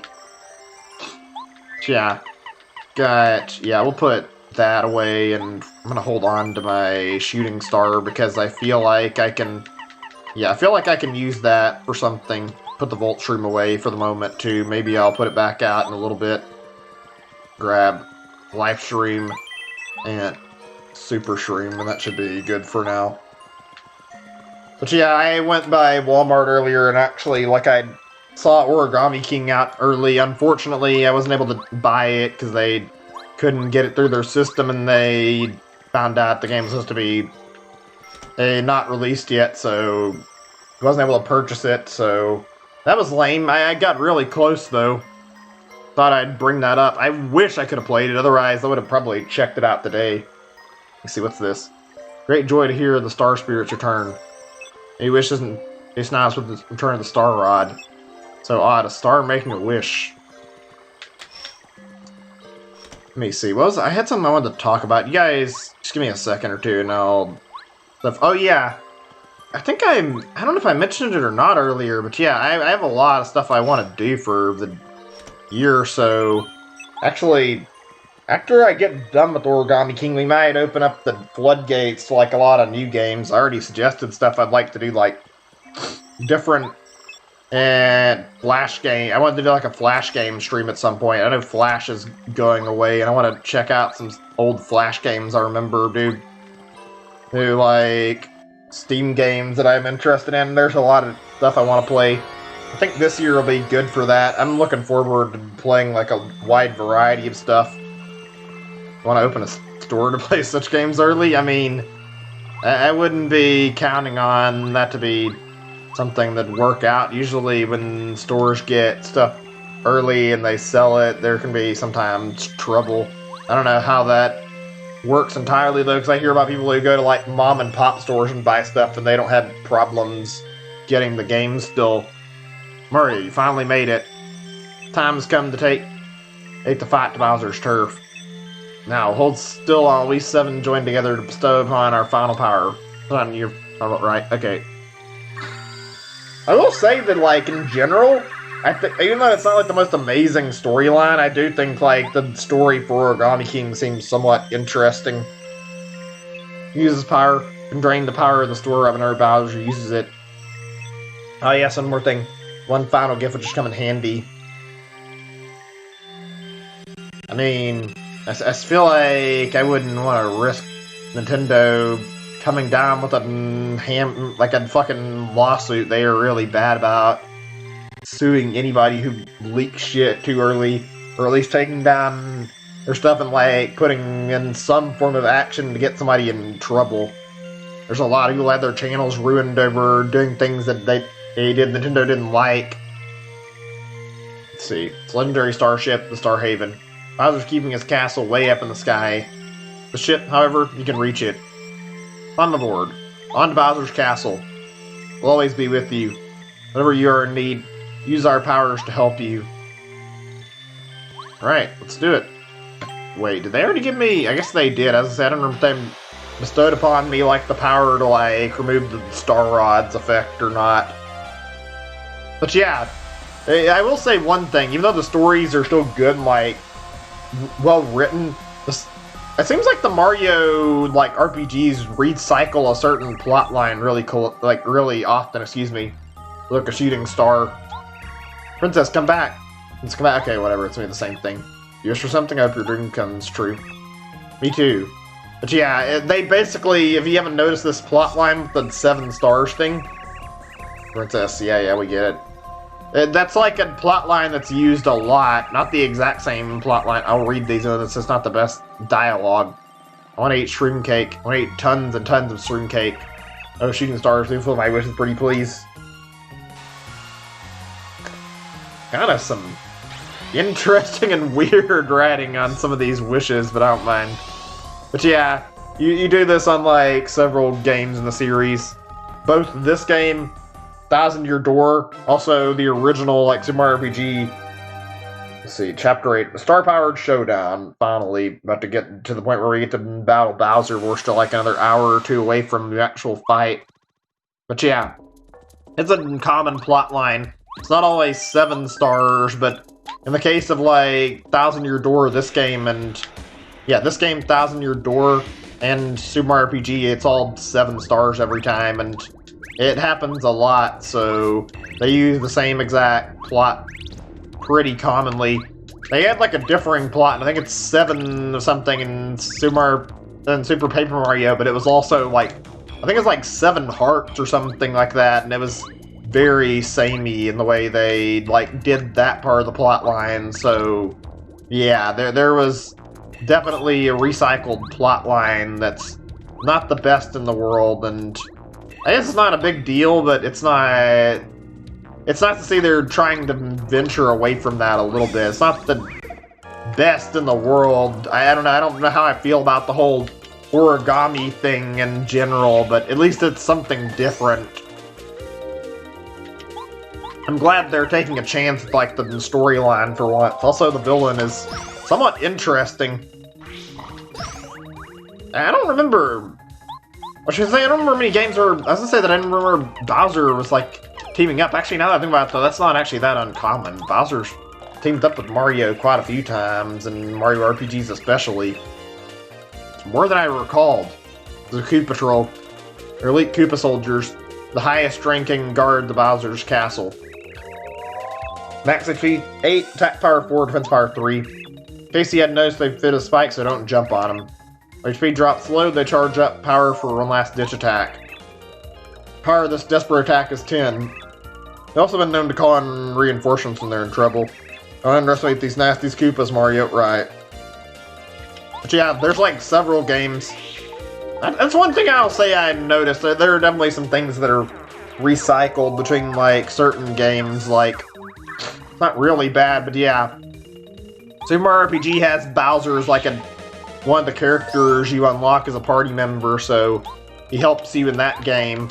Also, in terms of, let's see, He's pretty much unintentionally helping Mario and Luigi out when it comes to playing through. Yeah, when you're playing through Bowser's Inside Story, like, you're inside of Bowser the entire time, and as a result, Bowser does end up helping them some. Like, they get Bowser around and he helps them back in exchange, but he's never really aware of what's going on. Also, he's a character who helps you in Super Paper Mario. Like, I remember that specifically. He was one of the characters that you teamed up with, because it was like Luigi, Peach, and Bowser.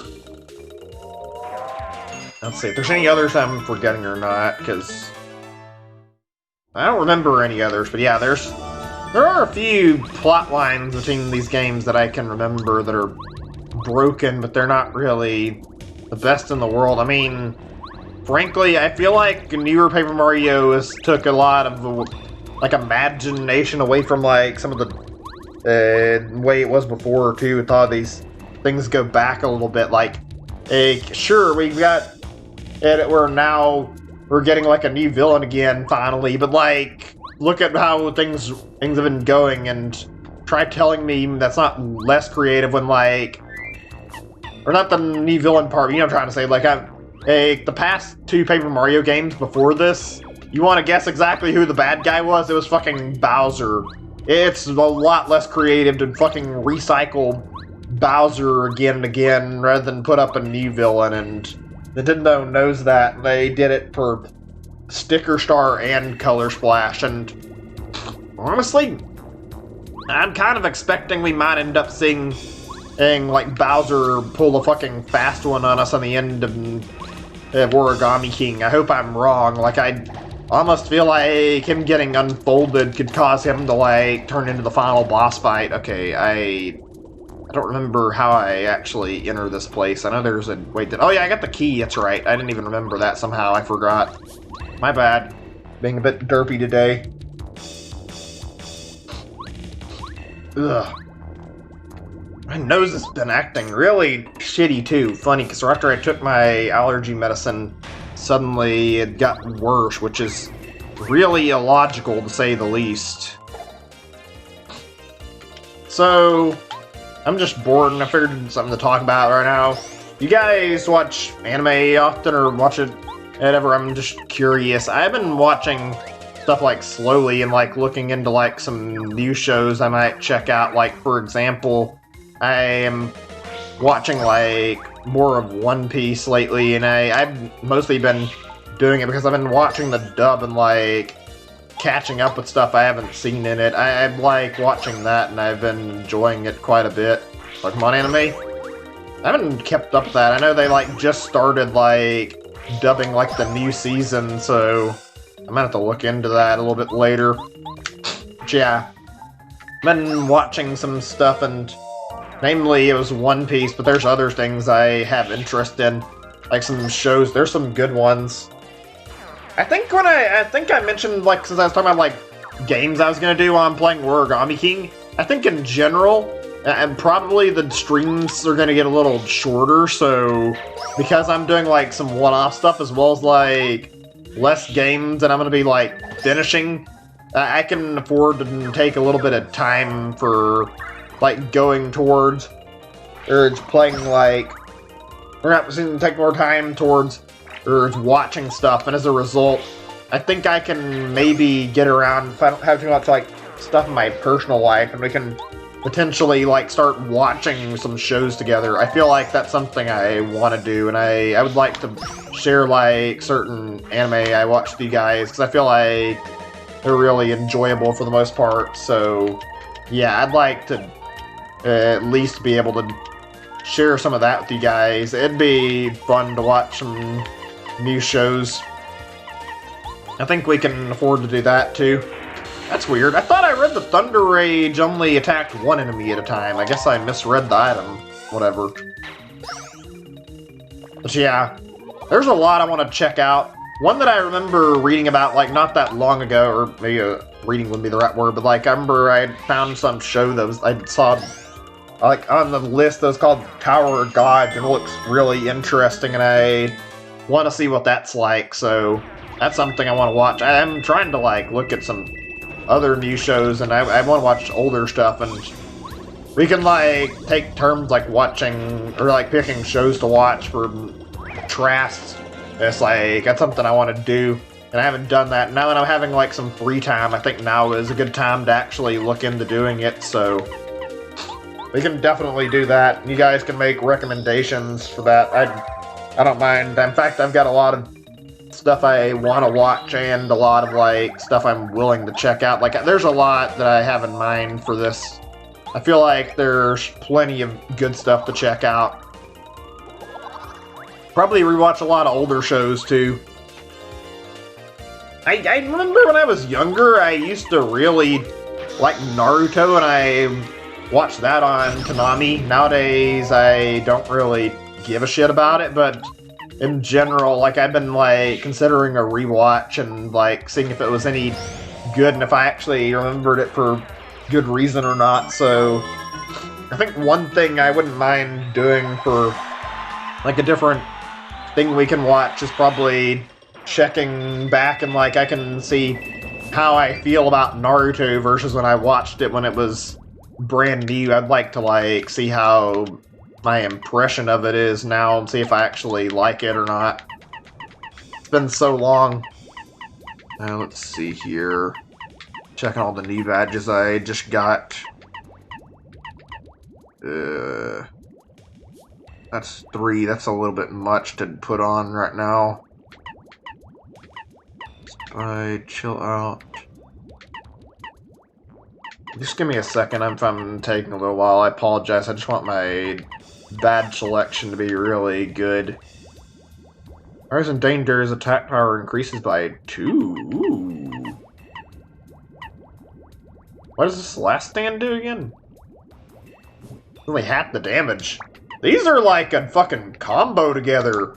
Fucking stronger attack, and also you get to, like, have stronger defense. Hell yeah. Deep focus. Just charge a star enemy more than usual. Yes, that's good shit. We got some really good badges. There we go. Fuck yeah. Let me think. Are there any others that I remember that I wanted to check out? I don't actually watch them very often, if I haven't mentioned it. I talk about anime quite a bit, and I do like anime, but in general, like, I usually, like, when I'm interested, I'll, like, look up a little list of, like, shows that are popular at the time, and I use that to, like, decide on what to watch that I'm interested in, so that's how I, like, figure out what I want to look into. I don't watch that much anime despite talking about it, though. Like, I only ever watch, like, a few shows a year, and I've watched more this year, actually. I know before I mentioned JoJo's Bizarre Adventure, that's a definite thing I think we should watch together. It's a really good show after all, so I think you guys will probably enjoy seeing it. If not, I mean, hopefully no harm done. It's not a big deal. It's a good show, though. Pancakes mode. That's funny. I like it, though. That looks neat. Let's see here. I think I'm gonna go for... Okay, I'm gonna do a straight up fucking easy kill on these guys. Too many of them. Power bomb? And fucking end them all immediately by fucking going for a power quake. Fuck yeah. Sorry if my conversation topics right now are not the most amazing. I'm probably... Like, I'm not trying to make it uninteresting, just sometimes I'm not the best at coming up with, like, new stuff to talk about. Oh, I know that emote too well. That's a little monkey from YouTube for when things don't work correctly and something goes wrong. That emote I've seen, like, more times than I care for seeing. Monkey is annoying every time I have to see it, considering it's like, yeah, something went wrong. Like, I want to see that message. Oh, my nose is fucking driving me crazy, though. Seriously. Ugh. Give me a second. I'm thinking, actually, I had something I was going to talk about. And oh, actually, I remember what I was going to talk about. This is a differing subject.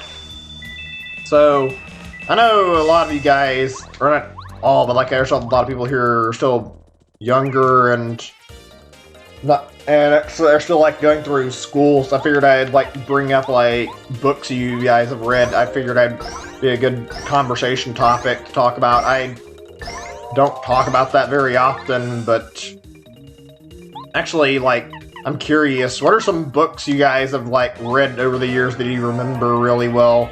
I'm curious to hear like all the different books and like all the different opinions people have on like things. I used to really like reading as a kid. I would read like a lot, and I enjoyed reading books. I would read them all the time, and I would find excuses to read, and I kind of stopped eventually, I guess, because I don't know, part of it's just I got lazy around reading. Nowadays, all my reading is like gone over to me reading up stuff on the internet instead of actually reading stuff like through a book. I haven't sat down and read a book in a long time. I don't know why, I just haven't. Blah, welcome, worm. Called the guard door of Bowser's castle. My job to keep suspicious types from entering. Must be Mario, let me guess. You want to go through here, Here's the other side of this wall, right? Not yet. You don't want to go through here and waste my time, go away. Okay, yeah, I can use this to save. This is the part where I mentioned the little optional fight at the end, so if I want to do the optional fight, I feel like I should save my game first so I don't end up dying and paying miserably for entering without being prepared. Hold on a second. Ugh, I hate allergies so much, it really feels bad having your breathing be all fucked up. What was I doing again? I think I was going to change my partner for one, and... Oh! I wanted to look at my items, that's right. Let's see. Yeah, I'll do heal with the super mushroom. There we go. This one good one you read that you don't remember?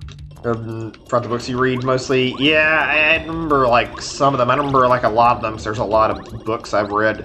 There was one I remember like really, really well that I haven't talked about on here, I don't think.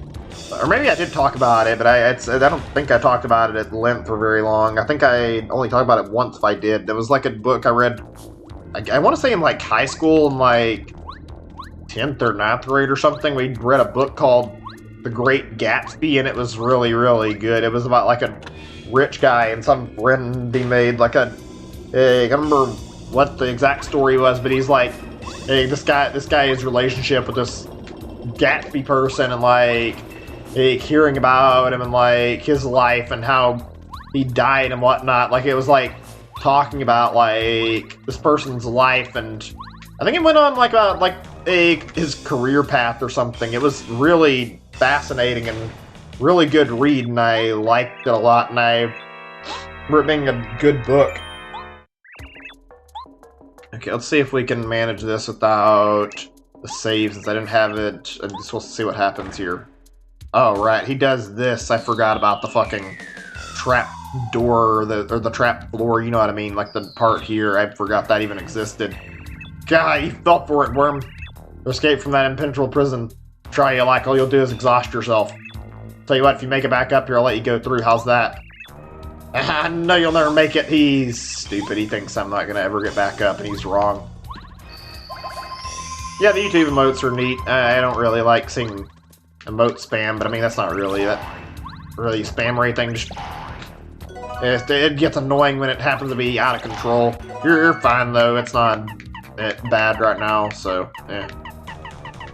I've seen a lot of people who do that, though, and they don't do anything besides, like, continually waste his time spamming nothing but emotes, and it just looks bad, and there's typically no purpose for it. Also, I thought I had no reason to heal. Turns out I was right to not heal. I didn't remember that I could go through here and heal. Shit. There we go. It's a piece of cake to break these walls. Feels weak. Much easier than the walls of the Koopa's fortress. So you're lucky you have me along, aren't you? Right, let's continue. Yeah, modes can be fun. I like YouTubes in particular. Or not YouTubes a lot, but I like them decently. Twitch has really good emotes. Let me talk to these guys. They might be important. Mario, please save from this speech. We're all relying on you.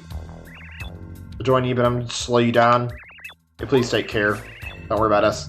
Alright, so browsers remaining to find a way out of this place. They're not gonna leave the prison right now. Let's talk to the last guy. And there's no meaningful dialogue there, just checking. Twitch just has good emotes, and I love seeing like people's different emotes that they add to the site, like people get when they partner. There's some really good ones.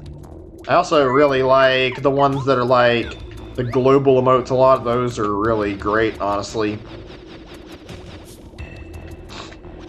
Sometimes you send your brother's random emotes from why he sends them, you delete them. That's odd. Just trolling him. It's funny, honestly. I don't really post like that, and I don't really care to post emotes for no reason, but I mean, it can be fun to mess around and do whatever. Twitch's emotes are really good for doing dumb stuff, and like, even so much as just shit posting on the side a little bit, like the smiley face emote on Twitch is literally, like, I've seen that emote used for pretty much nothing but shit posting. Like, the common thing I see that emote used for is when people post. God damn it. Reconnect, please. Are we good? Sorry about that. OBS just has this problem, it seems like, where for no reason it disconnects me, and I hate it. It feels annoying every time it happens. Of course, I fucking fall in the lava. I'm trying to pause the game and get my connection back. I've gotten distracted by OBS fucking breaking down on me for no reason. Computers, man. Oh, god damn it, this fucking part is annoying. This lava here, have to try and get through all this without falling in the lava. Oh shit, I fucked up. How in the fuck can I reset the positioning? If I mess up? Mild panic emote? Yeah, I feel like YouTube in general could have better, like, emotes. Twitches are really good. They express what you want to see, like, really quickly. Like, they're all good. Like, they all have a set purpose and forehead for, like, making really stupid, like, advice that doesn't actually help. Kappa is a sarcasm emote that everybody pretty much uses. Smiley face is just like people shitposting for posting the fucking. I see everybody whenever I see it's like people post a fucking smiley face and it's accompanied by them going, me. It's like it's people using it to post really dumb shit on Twitch. It's really funny when it happens. So okay, I'm just being not very careful about my walking. Otherwise, I wouldn't have landed on the lava. Here we go. I love, like, Twitch's meme culture. It's not the best. Some of it's, like, not great, but, like, there's some genuinely stupid and funny stuff you see on Twitch. Like, people who post, or see, like, a streamer ask, like, who made a game, and then the entire chat uses that fucking smiley emote, and they post just me with the fucking smiley face. It just looks really dumb. I love it. Something I'm not exactly as happy about YouTube's emotes. I feel like YouTube's aren't as cool and creative. Some of them are good, but yeah. Also, I don't think YouTube really offers like a proper way for like creators to get like an actual like actual emotes for their channels, which is kind of not that great. It's not a big deal, but it'd be nice if there was some way. Okay, fuck, maybe if I... What if I do this? Yeah, there we go, I remember now. Forgot about this. See you in the morning. YouTube emotes or something else.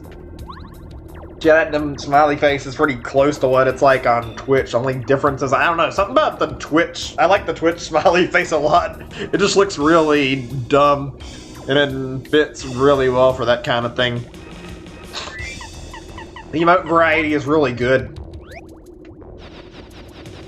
You know, I've thought about, like, switching over to Twitch a few times, and I don't really think I'm ever going to, because I've got, like, a bigger, like, audience right now, and I feel like I probably wouldn't keep the same audience if I switched, but there are some problems with YouTube's live streaming. one thing that's not as big for starters, but yeah, I have more people that watch me here. Also, like, well, there's just easier to find people. You get a lot of people to show up on YouTube. I think like another problem is, well, this is a difference about YouTube and Twitch. Like, there's a lot of different streaming platforms, actually. I'm sure you guys remember Mixer that Microsoft had, and Mixer got shut down like not so long ago. Yeah, Mixer got shut down like not so long ago, actually, and along with it, it seems like Ninja is coming back to Twitch. Like, that's gotta be the absolute worst business deal Microsoft ever struck. They struck a deal to, like, I don't remember how much it was. It was a lot. It was like a huge sum of money to, like, get Ninja to move over to Mixer, and it ended up, like, being like several million, and then their platform got shut down, like, later down in the year, and it's like, yeah, he just got all that money for no loss, and now he can come back to Twitch and basically just get more subs without losing anything. I don't know how big Mixer was. Apparently it wasn't very big, though. I've heard Mixer has, like, less people on it than Twitch. There are a lot of streaming sites that are out there, and I remember a lot of them there were a lot back in the day, but not as many. I'm curious, how many of you guys, like, actually watch, like, other streaming sites outside of, like, YouTube and Twitch, like, or been around, like, for older, like, live streaming services back in the day? There's a lot of them that I recall, but not all of them. I think Twitch actually went by, like, a differing name at first. Like, their original name, I believe, was called Justin TV. So they went by this name, and they switched over to Twitch.tv at some point. Okay, I hate to pause the stream again, but my fucking allergies are driving me fucking insane. Let me get another sip of water and, like, take another dose of medicine. If my allergies are still causing me issues, I'm gonna need, like, a moment to get something to help with it. Sorry, I'll be right back, guys. This will be, hopefully, less time than last time. BRB.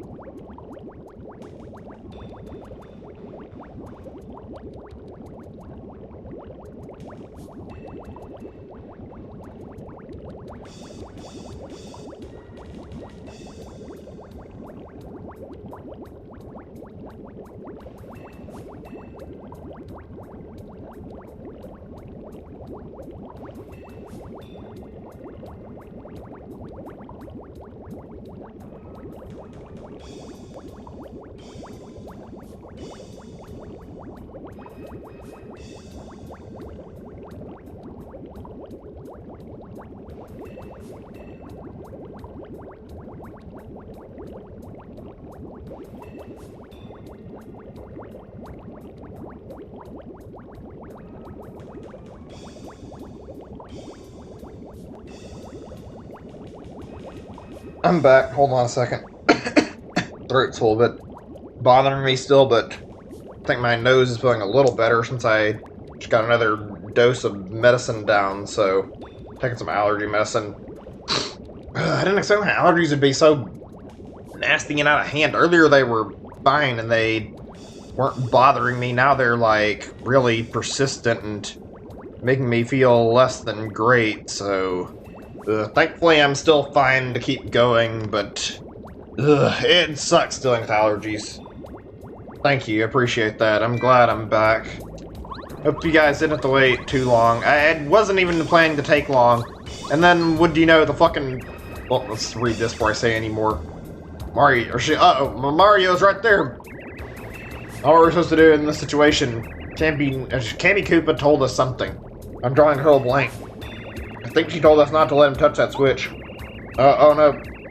Did we get to find him? No, don't wipe the floor with us. Stop your bellyaching. You're supposed to be afraid of Mario, huh? He's not so bad. Whatever happens, they can't let him push the switch.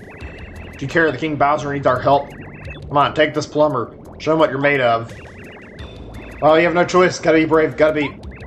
Jack! They're such babies. My god.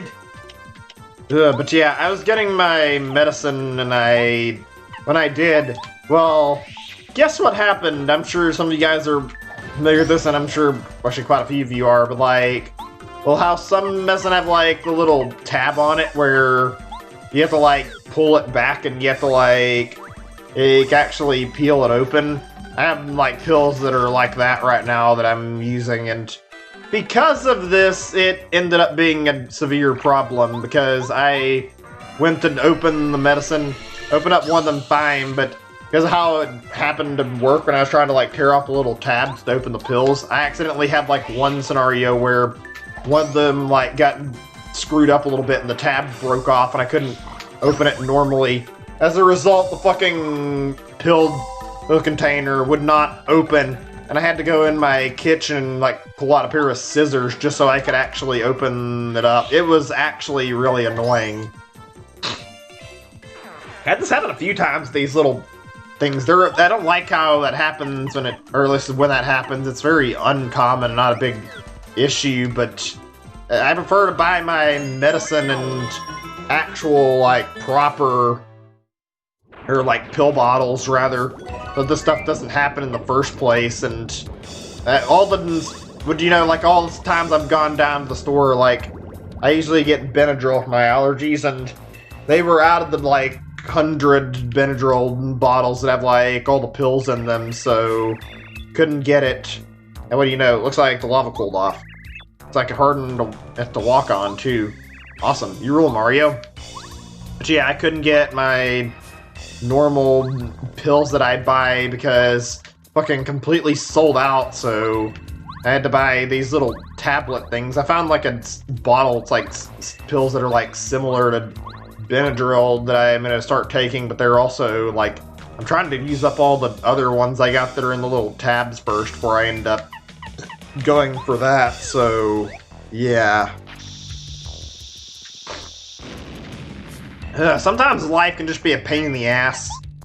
I swear medicine in general can be fucking ridiculous at times. It's not a huge complaint, but you guys ever had to like open up a pill bottle and you can't get it to come open? Sometimes those lids are fucking annoying. I know they're meant to be like childproof for kids to get off, but it seems like I'll like actually do what the lid is telling me, like push down and like turn on it, and it doesn't fucking have any effect, and it just feels like I'm mashing my hand against it and fucking hurting my hand more than anything, and like trying and nothing comes out of the fucking pill or it won't open up. It feels irritating. It's a really small complaint, but it's something I never like doing. It always feels like it never fucking works out right. I don't know why they design pills or they're like this. I guess it's just the only easy way to keep little kids from getting in it, because if a little kid or like a dog or cat did, you know that might not be good. Especially dogs. Dogs are, as long as I like dogs, dogs are really bad about that. They're like, dogs eat anything they find on the ground. Reminds me of like some of the pets we've had over the years. I've had a few pet dogs in my mom and dad's house, and well, 2 of them were both wiener dogs, and let me tell you, like the first one we got would eat paper lying on the ground, so had to make sure we kept stuff off the ground and out of her reach so she wouldn't eat it. She was also not the friendliest dog either, and she would snap and bite over small stuff sometimes. I didn't really like that dog a whole lot. She was kind of mean compared to a lot of dogs I've been around. Not a big deal, but still. But yeah, dogs eat all sorts of shit. They'd probably eat paper. Like another dog I had would like, well, she isn't as bad about it. She ate like some things off the ground. She was the dog I talked about on stream where I liked her a lot and really saddened by the time she died, because yeah, I was sad because she was gone and I loved her a lot. She's a really sweet dog, but she's a baby in particular. She chewed on our shoes, and it made my mom really upset with her because they would like continually keep chewing on everybody's shoes, and it's worrying everybody that it'd basically like tear our shoes up. Thankfully, she stopped after a little bit. I don't even remember how things went. She was pretty good, and I don't think she like picked up too many things and ate it off the ground like the other dog, but never ever leave anything important on the ground. And if you have a dog, fucking eat everything. I don't know how bad cats are about that, actually. Oh my god, my nose is still bothering me. It's not a great feeling, but I'm not stopping because I said I'd like to beat this, and I actually mean it, so I'm gonna try to truck on. I think maybe I just need a little time for my nose to calm down. Ugh, fuck. I thought I had something I was wanting to talk about, and it was relating to this exact topic I was bringing up, and I don't remember what it was. I could talk about dogs a while. Dogs are great. Left plenty of games on the floor. I'm guessing your dogs don't really chew on them then. I'm bad about doing it some myself, but I've made like a more conservative effort to not leave my stuff on the floor now. Oh yes, right, I remember. The statue told me that if I got out, he would literally let me through if I came back, so I can go talk to him after I heal Mario. But yeah, it's not great leaving stuff on the floor. The dog will not hesitate to chew it up in some cases. I'm guessing your dogs were not too bad about that and didn't do it very often if your games didn't get damaged. I've had one instance where it was like really lame and actually I accidentally left my some money I had as a kid that I got on the ground, and the dog fucking ate the money, and my mom wouldn't even give me any extra money. I know it was my own fault for fucking up, but I was really sad. It was almost $5. Just dog decided to eat it. It was our wiener dog, but it was the one I mentioned before that was really, really a little on the meaner side. She ate the money. She would eat paper. Ugh, that's annoying when dogs eat everything like that. Okay, let me think here. Do I have the option to go back on top of here? Oh, wait a second. Let me see. Can I actually... what I didn't try here was... Can I fly back from over here? Let me see. Find out in a second. Hey, okay, that's right. I didn't even think about that. Paracarry only can carry you horizontally in, like, one direction, so... I'm nearly back. I just need to figure out how the hell I get on the other side again. Maybe if I try to go back, I can get on top of here again somehow. Ugh.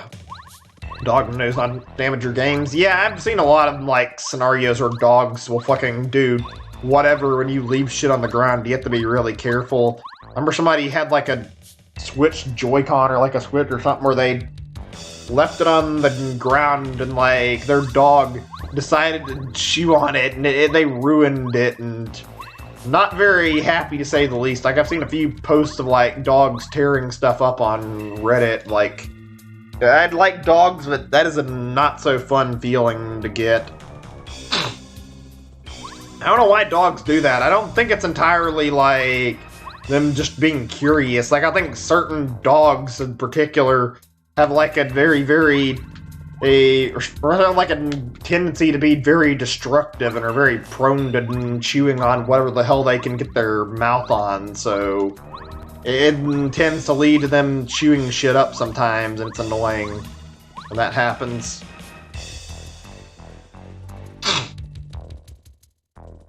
I get in a whole lot of trouble. Yeah. You know what's annoying with, like, certain dog breeds? It's not a big problem. I think it's more of a personality thing, too.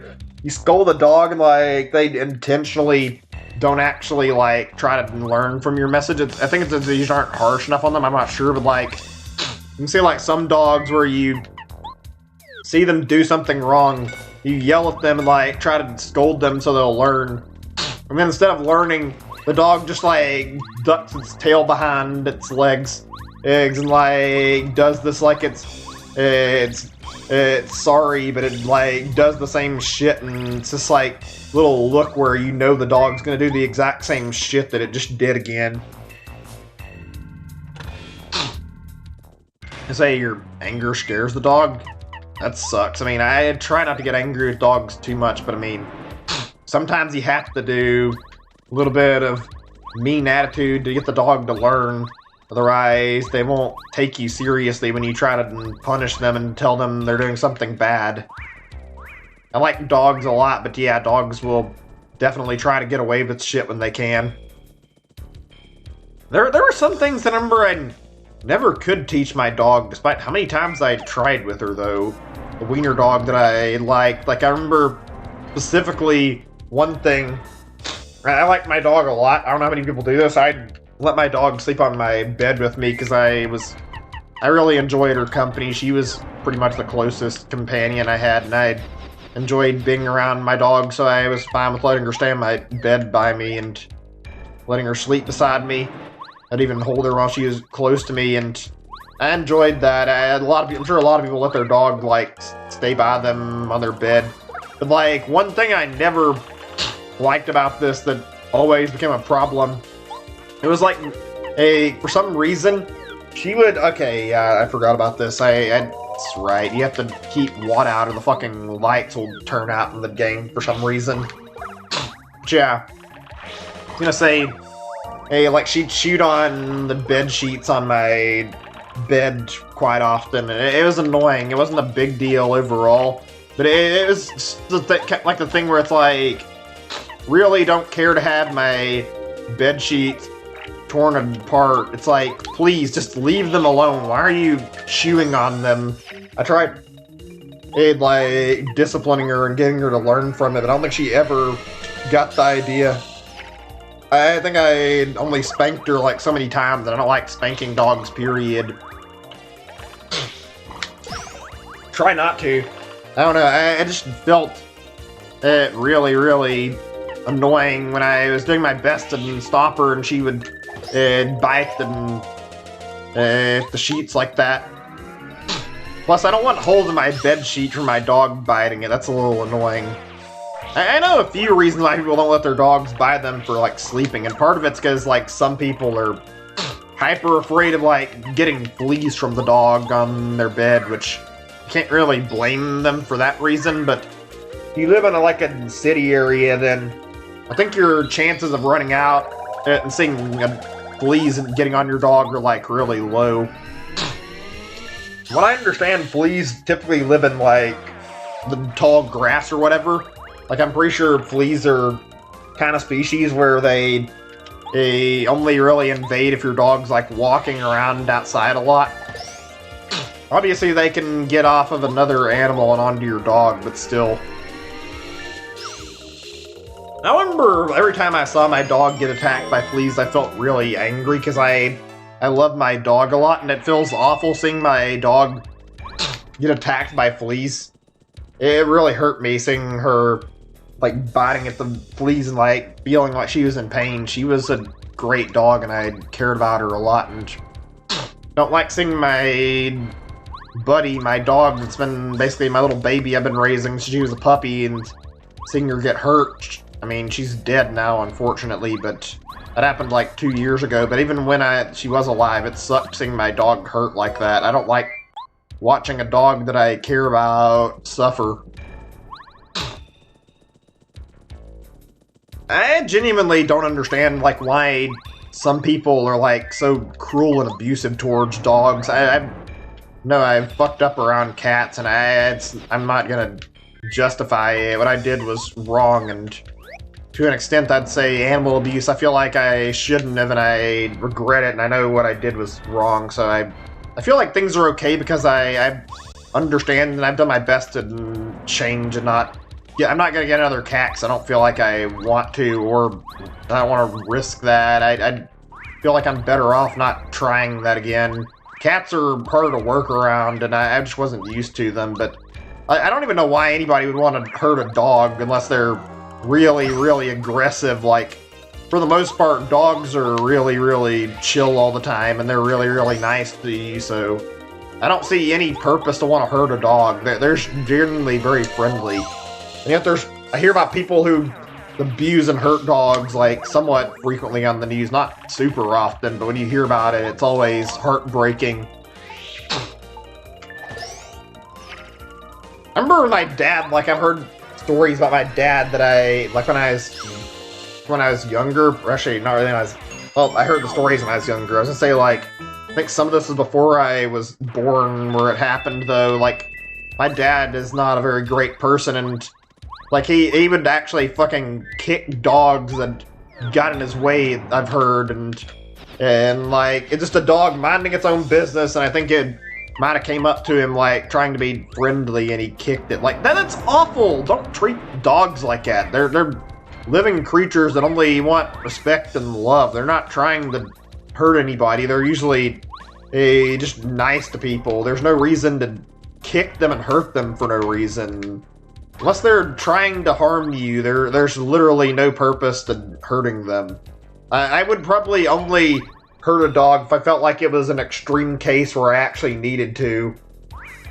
I mean, I'm talking about how much I like dogs, but yeah, there are some scenarios where you can't really trust a dog.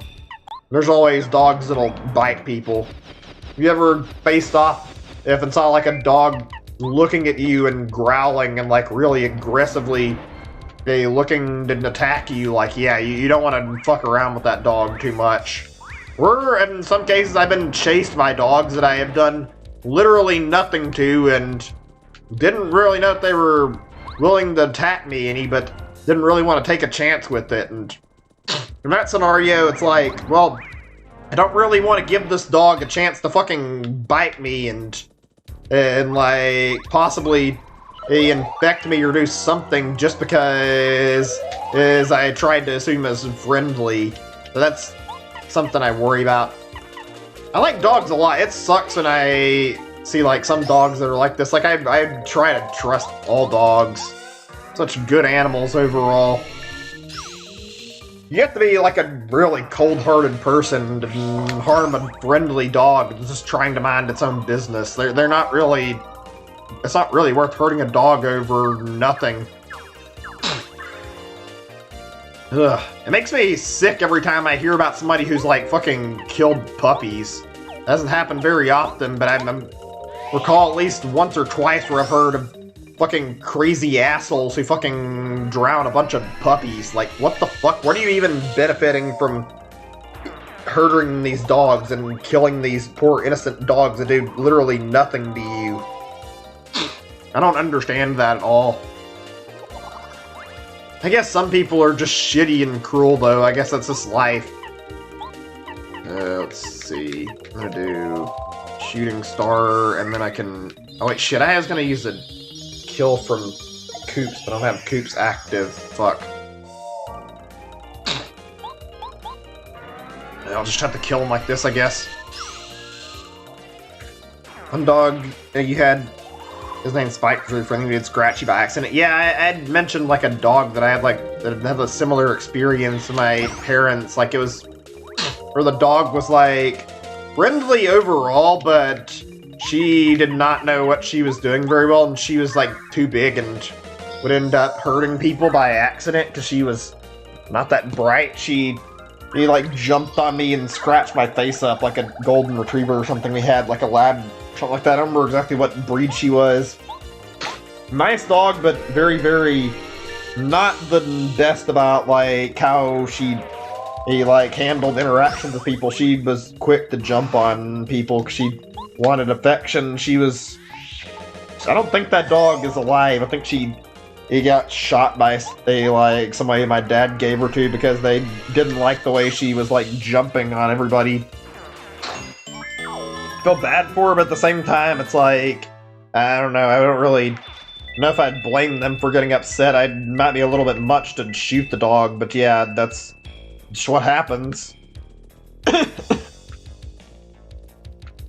Quite tall. I'm guessing your dog's probably a bigger dog breed like the one I was talking about. Let me see, what is this again? I don't remember. It's been, okay, I remove it.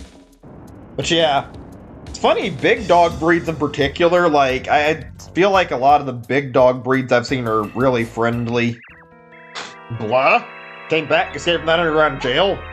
There's no way you could escape. Grr, of all the dirty tricks. Keep my word, you can go through. Don't think I'll forget this. Alright, hell yeah. That was easy. I think I mentioned it already. I mean, it doesn't hurt to talk about it again. And, like, my parents, I remember we got, like, Pyrenees dogs, like, Great Pyrenees, like, pets, and in general, like, I've got to say, I'm surprised how friendly of a species they are. They're really great. They're, like, huge dogs, but they love people, it seems like, and all my interactions with them were pretty good, and I remember, like, I could always go up to them and pet them, and they were always really loving. Like, it surprised me to see these big dogs, and they happened, and it'd be really friendly to people, but I guess it's just dogs in nature. They're really sweet dogs, and usually really like people a lot. Dogs are a good animal. Like, there's so much that we've got from dogs. Like, they're loving. We got a great companion when we were given dogs. Like, the fact that we were able to tame dogs is a good thing. Okay, let's see, what do I do in here again? I'm from Dorado Desert from this beach party, and look what happens. Lane party, that was ridiculous. I want to go back to the desert as soon as possible. Look like you're safe. Captured before we knew what's happening. Party were able to get away most. They caught most of us. The Princess Streets, the Minister, and all the other guests are really worried about them. Let's see.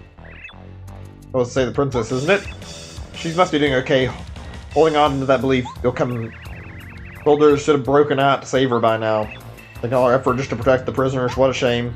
I think they're mad about. Is there not anything here? Psst, psst. Toad's house, like it's fresher than body. Soul in a real Toad house.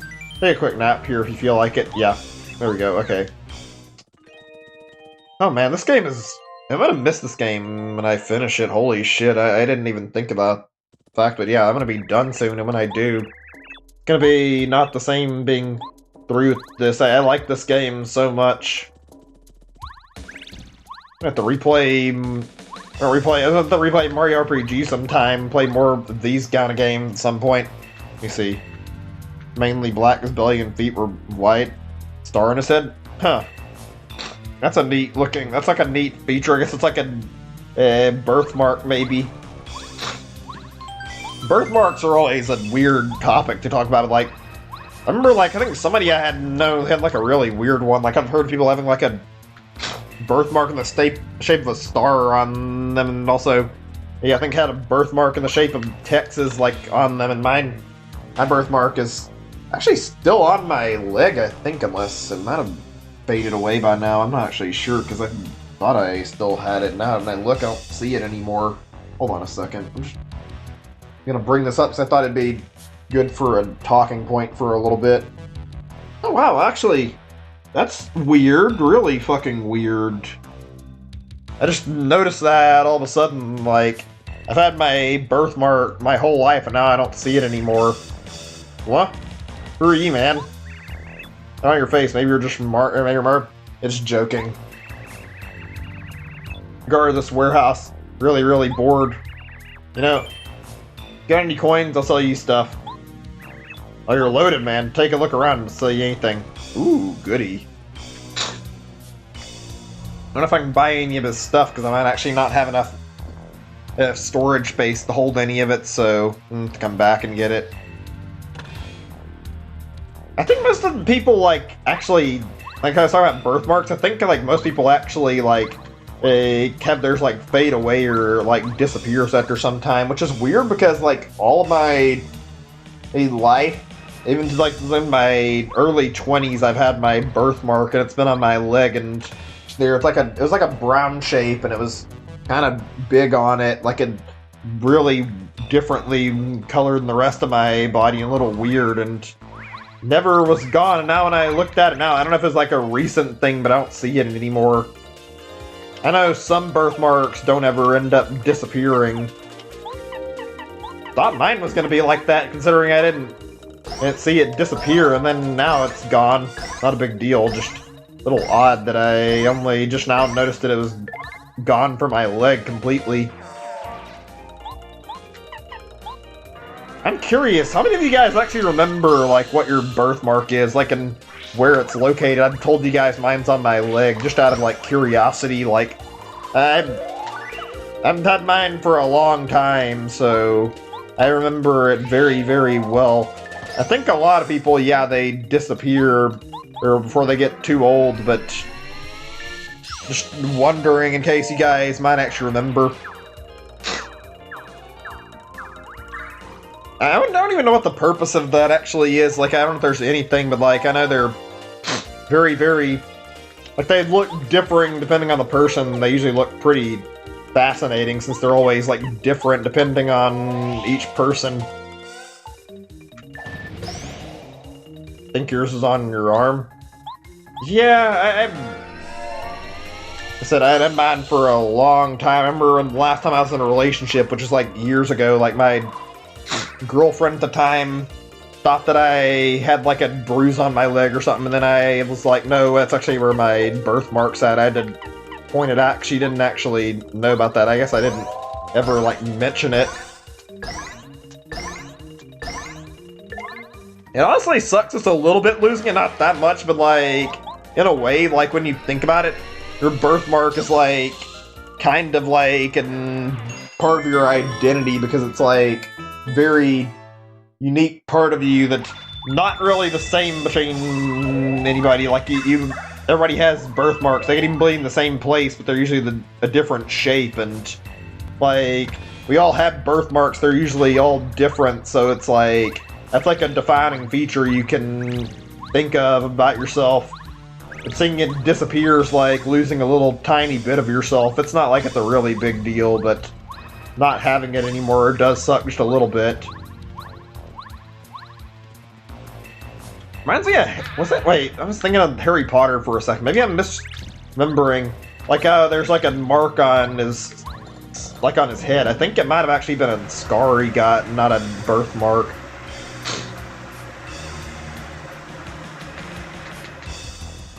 Ugh. That must be weird. Has a freaking scar on your head and it's in the shape of a lightning bolt, like... Don't know how many people can say that. Ugh. Fuck. Speaking of like Harry Potter, I remember I watched that a lot. I was gonna talk about movies, and I guess I forgot about the topic altogether. We can talk about it a little bit, but like, I remember I didn't read like any of the Harry Potter or books for whatever reason. I watched several of the movies. I've watched like a decent chunk of them. Some pretty good books. I was talking about books earlier. Like, it seems like a lot of like good book series get turned into movies. I think nowadays, like, it's not as common because, well, I don't think that many people write books in the first place anymore, but that was actually a fairly common thing. I remember back in the day when I went to watch movies and it was like something book-based, a lot of people would be like, oh, saw that movie, have you ever read the book before? And in most cases, I had never even heard of the book. I'm trying to think how many I've seen in Harry Potter in general. There's the first one, I've watched that, I've watched the second movie, like Sorcerer's Stone, I think it's called. Then I've seen a bit of the fourth movie, and I've seen a bit of the third movie before. Not really fully in either one. I've seen the fifth one, and I think I've seen a little bit of the sixth one too, but I haven't watched I haven't watched the last one either. So it's a decent series. You haven't watched or read any Harry Potter movies or books?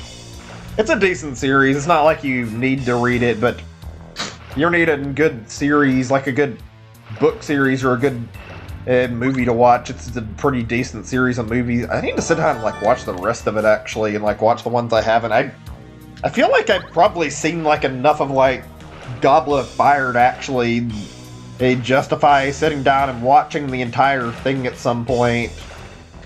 Harry Potter's a weird series and not really bad, just like the plot twist is stupid predictable every movie because it's always the same fucking recycled plot line. Literally every Harry Potter movie there's like a teacher that's evil, and it's like the new teacher that arrives is always like evil compared to the last one.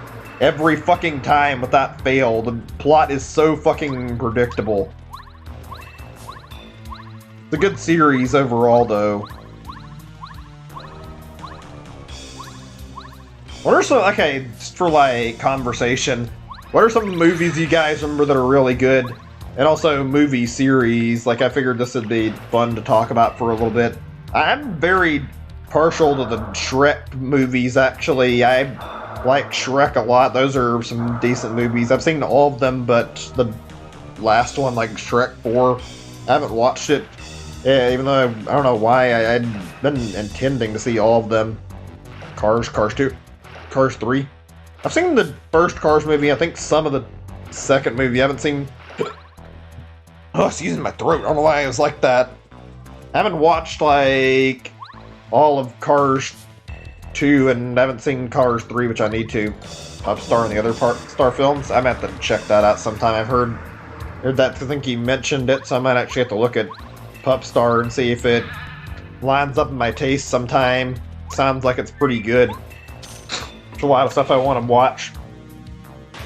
I need to watch like a lot of movies and catch up. There's really good movies. We could probably talk movies for a while.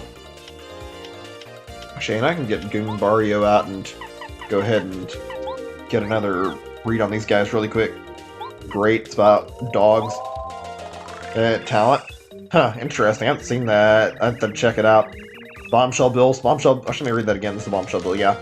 Bombshell Bills have such beautiful gold casings. You sit in my room and get hit. Shoot 3, attack power 6, defense power 0. For their HP. Explosions get bigger as their HP drops. Think about before they get near us. Huh.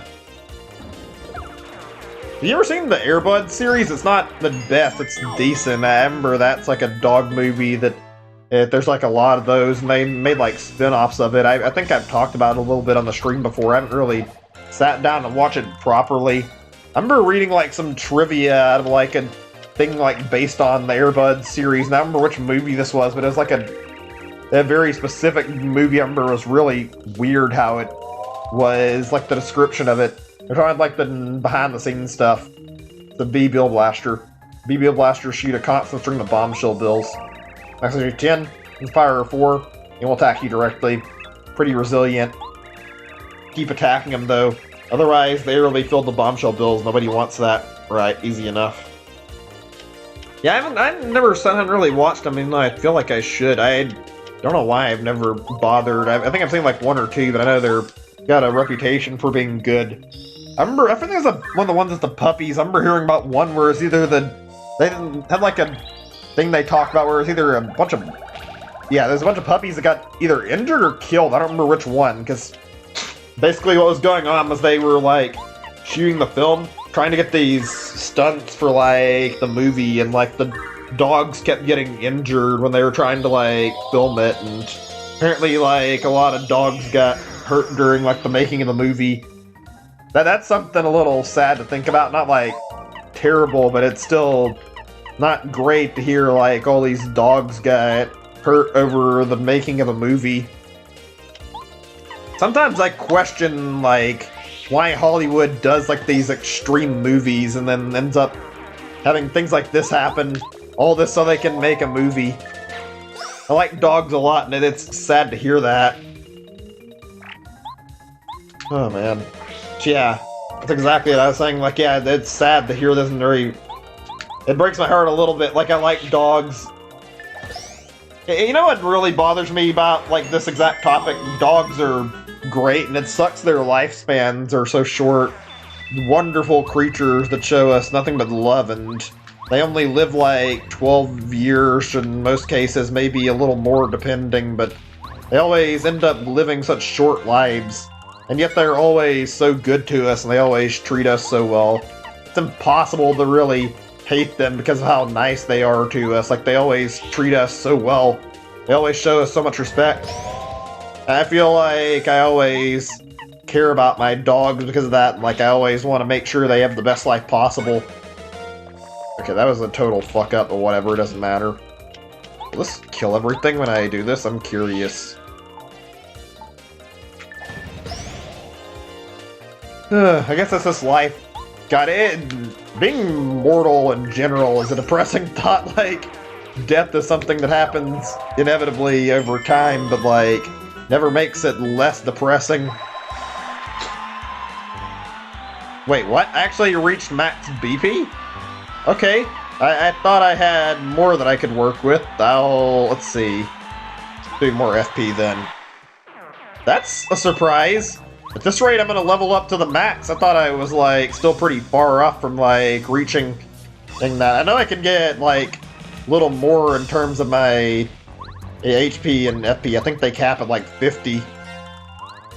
This game has a fairly low cap, though, considering I'm nearly done with the game, and, like, I've already gotten my BP maxed. Ugh. Oh yeah, I was talking about movies. I feel like I could probably go on about that a little longer. I don't mind. In fact, it's a decent topic to, like, bring up, so why not? Let's see. I'm thinking about other, like, movie series I remember right now, and one thing I like, I don't know if you guys watched it and care for it much, but, like, Pirates of the Caribbean is pretty good. I've seen all of them but the, like, 4th movie. Same with Shrek. I've seen good chunk of the series already, and I like it a lot. It's goofy, and the writing is really well done. Like, the whole storyline, the way they tell everything. I like the fact that the main pirate is, like, always really greedy and tries to grab, like, the treasure and doesn't care about much else. What's his name again? I think he's played by Johnny Depp. I don't know why I'm having so much trouble remembering him. It's a good series, though. Pirates of the Caribbean is very, very fun to watch. They're all really good. First movie's a really odd one, and it's got a great story, though, and I like it, even though it's not as humorous as the others. Toy Story? Yeah, Toy Story is an all-time favorite. I'm gonna sit down and watch Toy Story 4 when I get a chance. I need to see what it's like, because I haven't watched it yet. Disney and Pixar make, like, a lot of really good movies, and I haven't watched a lot of their stuff. I feel like Disney is taking a weird path in their movie making, though. Honestly, I wonder if Disney's going to stop with the fucking weird live-action shit soon. I doubt it, but I mean, it'd be nice to see them go back to doing normal movies instead of making fucking whatever these live action movies that nobody cares about are, like, it's always weird. That's all the Toy Stories not too long ago. Oh god, Toy Story is so good. I remember when I was younger, I watched the first two and I loved them so much, and then I was like eagerly awaiting for when we'd finally get Toy Story 3. It was a hell of a moment when that finally came out, even though it was like 10 years later or something. It was great going in theaters to watch it. I still haven't seen 4. And part of it was like I was uncertain if I'd like 4 because I actually remember that I was like afraid it wouldn't be as good as like the originals, but apparently it's really good. Lady and the Tramp is good. I've actually seen like the original. I've never watched the live action, but I don't really care much for a lot of their live action stuff. Some of it's good, some of it's shitty, just made for the sake of quick buck, and you can tell exactly when they're trying to make weird live action movies like that. Like, look at that new Aladdin live action. It looks weird, and it doesn't look like it's got any actual care put into it. It's a Dry Bones. Dry Bones are skeletal remains from Koopa Troopas. That's 8, attack power 4, defense power 2. You think they're beat? Guys rise back up and attack again. Beat them all at once. Or you could use fire attacks, they become ashes. There's no way they'll recover. Right. But yeah, I've watched a lot of Disney movies. I grew up with a lot of them. It's, you know what's weird about Disney movies? It's a small thing, but like in general, maybe it's not that small, but you know what I'm trying to say here. Like, basically, Disney movies seem to have some weird fucking fixation on like having death in the movies. Like, ever watched? It's like, what's it called again? Beauty and the Beast. Yeah, that's what I was thinking of. Like, literally at the end of the Beauty and the Beast, like the end of that movie, fucking the villain dies by falling off of like a rooftop or cliff top or whatever, and like, it's kind of disturbing to like an extent. It's like, the hell, like, did they really need to make it so that it, like, you see the guy falling to his death? Like, Disney just has a weird fixation with that shit, it seems like. There's a lot of that stuff where there's like people dying in their movies. I know they're trying to like get people to do the right thing, but like showing the death is like a lot, to say the least. For a studio that makes like kid-friendly movies, they have a lot of fucking deaths in their movies. I'm pretty sure fucking, like in like the Lion... Oh, I said that like that. I put fucking in there when I was saying that, whatever. But yeah, like when you look at the Lion King, like I'm pretty sure like Scar died at the end of the Lion King as well. Not to mention Simba's dad dying in like the beginning of the movie. Like when you get like to a certain point, that was like probably one of the darker movies Disney's has worked on. And yet it's one of the better movies too. It's really, really good. I genuinely like The Lion King. It's a classic. Seen that one? Yeah, I've talked about... I should have talked about that movie or not on stream. The Beauty and the Beast. It's a pretty good movie overall, I'd say. A lot of Disney's movies are. I don't understand why they're doing these live-action versions, which don't feel like they're necessary. But whatever, if it makes them money, I guess it works. Oh yeah, Monsters, Inc. I almost forgot about that one. We're talking about movies, talking about like, I don't know if it was Disney, but I remember it was a big movie, and that was one I remember liking a lot. Monsters, Inc. is a fucking classic, and it's still something I hold in high regard even to this day. I love that movie a lot. If you haven't seen it, you should watch it sometime. It's really good. I remember, like, it was so good, and like, I remembered it so well because, like, it was made by the same team as Toy Story, I think, and I recall, like, wanting to check it out as a kid, and I also went to go see Monsters University when it came out, and I was, like, really excited to watch it. Really fun experience seeing it for the first time. Pretty good, even though it was a little different from what I was expecting. Yeah, Monsters, Inc. really is amazing. The story in Monsters, Inc. is so damn good, I love it. I could talk about these movies for a while, because I remember a lot of good ones. There's so many great movies out there.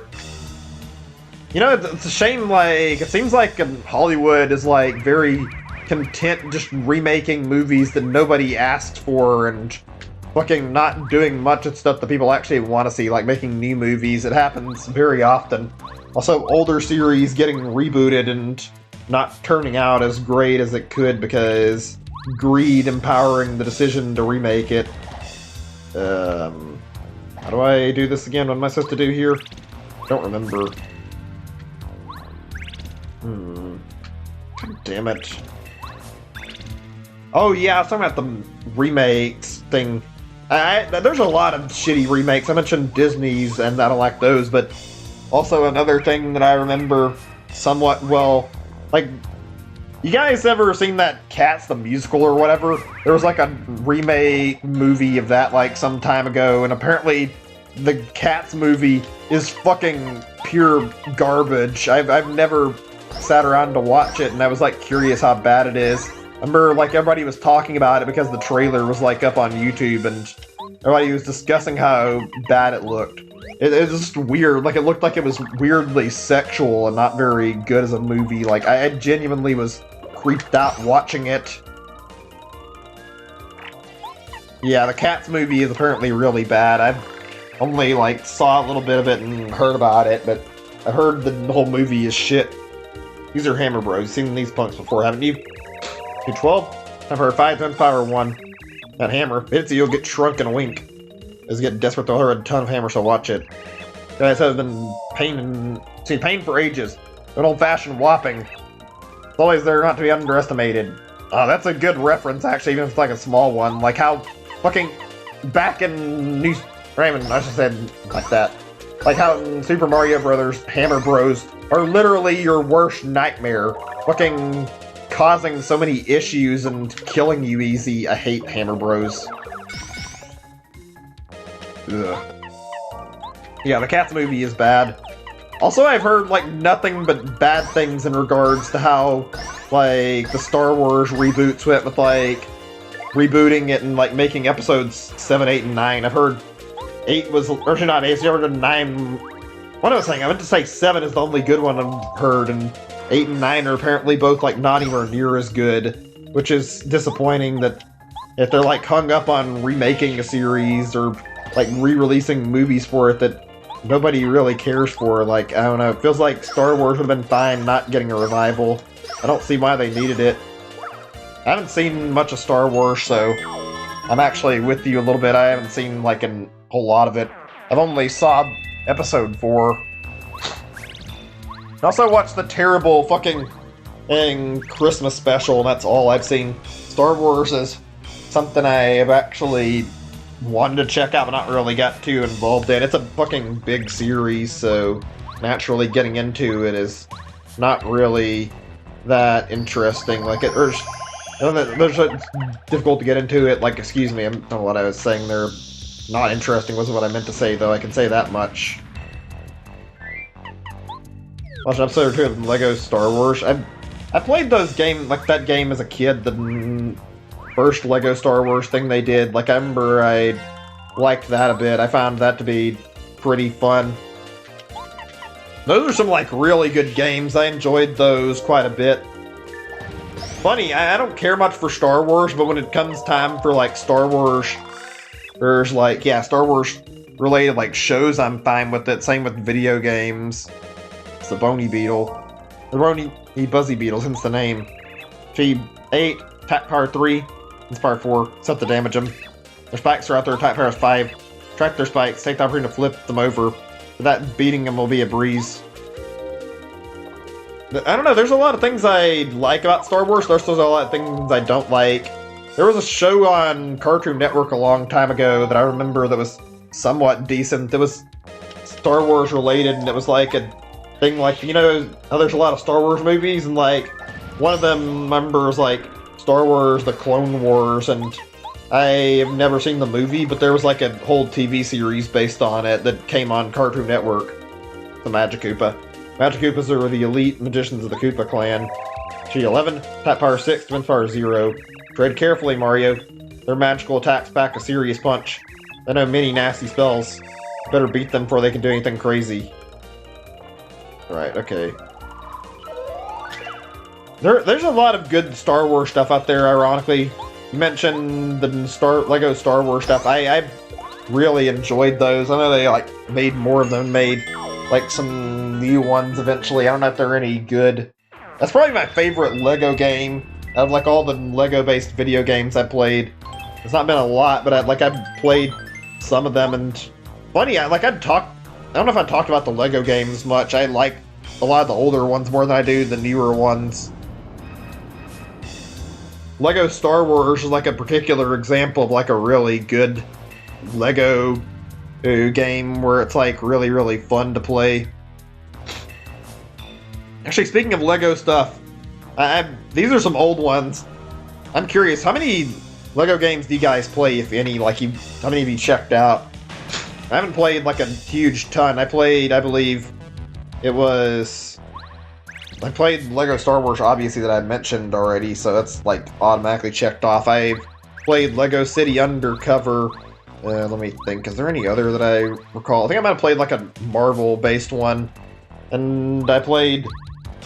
Well, I had another one. I'm not actually sure if I played any more off the top of my head. Those are decent. I remember, one thing I remember really well, though, is playing... It was, I think, Lego... Oh, yeah, 2 games on the PC from a long time ago, if I haven't already brought these up before. Lego Island, and also it was Lego Island 2 or something like that. I forget the name specifically. They're old PC games, and they're both really fun to mess around with and pretty good. They're stupid and really cheesy, and he plays like a pizza delivery boy. It's a fun little concept, and it's like you get to go talk around and like people around the city and like do like little short missions and play through mini games as you're going along. It's pretty fun. The 2 games are both something else. I liked them a lot. I might stream those one day if I could get things set up, but it's like I'm really old, so setting it up wouldn't be the easiest to like get ready. I would like to, though. I feel like it's worth setting it up for a stream. Also, the fuck? Hang on a second. Let me mess around before I continue. I'm just trying to figure out where the game wants me to go, because I haven't found any direction I need to move in yet. No? But yeah. Oh yeah, another one I almost forgot about. I brought this one up, and it's a favorite of mine. It's an old one on the N64, and it's a racing game, and it's called... I think it's just called Lego Racers. It was really, really fun. This is a kart racing game like Mario Kart, and also it was very, very similar to like a lot of kart racers at the same time. It was very good, to say the least. I enjoyed it a lot. You get like power-ups, and you upgrade your power-ups progressively, and you can get like a much stronger version by like running through like 2 or 3 of the same power-up type. There's like a good chunk of power-ups in the game, so like all of it strategizes around using your power-ups, and I think the characters are like certain stat-based, so you can kind of influence your way you're playing by like putting a certain build on a character and then like using that for a specific thing. It's a good game. I like it a lot. I could stream it someday. Or it sounds good. It's a good game. It's really good. I like it. Lego Racers is one of my favorites.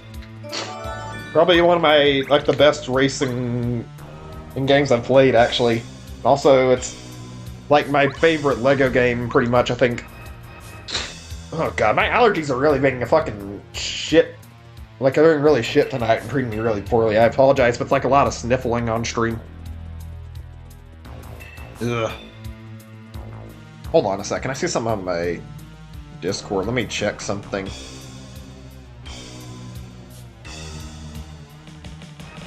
Wait a second and pull this back up. Okay, we're all good.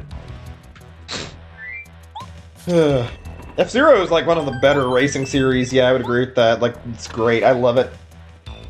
When I first got into it, it is such an experience to play, too. Like, F-Zero plays like nothing else on the market. I mean, nowadays, there's like similar stuff that's like fills in the same niche as F-Zero and is pretty good. I don't think any of them are as creative, but F-Zero is so special and good, it's hard not to love it. The gameplay is fantastic. I don't know if it was like a thing in like the previous iterations, because I don't remember it too well. At least I don't remember it being an X. I think I played X very little though, but F-Zero GX, I remember like how you can fucking kill enemies that are on the track, like you can knock them off the track, or you can like bash into them and attack them, and that's something I like, is that you can go after like every enemy that's in front of you and trying to wipe out the competition if you can't beat them. That's a really fun thing to do. Girl, who would have thought you could make it this far? Don't make it any further. Because unfortunately for you, I'll let you pass. Grahaha. Oh yeah, this is the one that probably has the challenge, like the enemies if you like fight them. If you really want, I'll give you one chance. I know there's no way you'll make it anyway. Want to give it a shot? Grahaha. Really pointless, but I just let you try. Of course, I have such a kind and generous heart. Joking, worm. Nah, Mario, do you want to know what I've got in store for you? Just tell me already, I know what it is. Little quiz. When my followers will come out here, carefully keep track of their numbers and colors. And you have to answer my questions correctly. I know this is impossible, but if you get 5 questions right, I'll let you go through. Not only 2 mistakes, though. Grahaha. But you'll likely make the 3 mistakes and suffer the dire consequences. Let's get going. Right, I'm gonna do like an intentional failure on this one and let it actually be simple enough where I can like try to fight the anti-guys, and if I can't beat them, we'll just go ahead and move on and beat the quiz normally. I already know the exact numbers, but I'm gonna intentionally lie to him. Need Koopa Troopas. Just say 5s, and that's not right at all. Come on, get this over with. Grub. It's wrong. What an idiot, Durr. You hating life, you make 3 mistakes, Mario. I mean, I'm answering wrong on purpose, unless I just miscount, so yeah. That's confusing to look at. 3 red Shy Guys, 4 blue, 4 green, I think. That's a lot still. Time's up. That's one thing I like about Paper Mario a lot, actually. The humor and the stylization is really good. It's the red, I'm pretty sure. I'm just gonna tell him the wrong answer still. Like, you get these little fun side activities, too, when you're not paying, or when you're playing the game and you get to a certain point, they try to make the game feel a little more alive. Spinhead. Wrong again, worm. Horrible will happen if you make one more mistake. Just one more, Mario. You're hanging by a thread. Yeah, I know. Next question. Get it over with already. I can see that exactly. 4 blue, 3... 4 blue, 2 green, 2 red. Easy. Oh god, I didn't actually pay attention to that part. Red. We'll find out in a second. Of course, it's so hard that I actually somehow get it wrong to the fucking stupid question. And way too easy, I'm gonna be harder. Next question. Okay, here's another question I thought of that I actually was interested in, like, hey, what's your guys' like dream game you're interested in? If you had like one game you could pick that you'd be the most interested in getting, like, what would you want to see for a game concept? I think it was like 2. If I get this right again, I'm gonna be a little annoyed considering I wanted to get it wrong, and okay, good. There we go. This isn't that hard. God, I know that's wrong, idiot. Made 3 mistakes, too bad for you, Mario. Promise here's your horrible little reward. Yeah, anti-guy unit. Here we go. These guys are fucking tough. Did you go through if you managed to beat them? That's impossible. Might as well try, Graham. Yeah, here we go. It even has mini-boss music, because it's how hard this is. And okay, apparently there's no tattle on these guys right away, which I thought there would be, because I bothered to go through tattling on, like, the first one. Okay.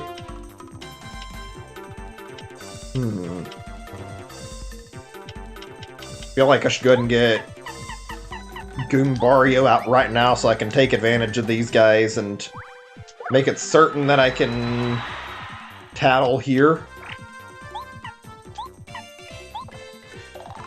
It's an anti-guy. So intense that he's also called the other guy. Wait, what? Did I not save it when I did this? I thought I had this, like, from the actual... Yeah, I thought I had this from before, though. What? Whatever, I guess. Whatever. Doesn't matter too much.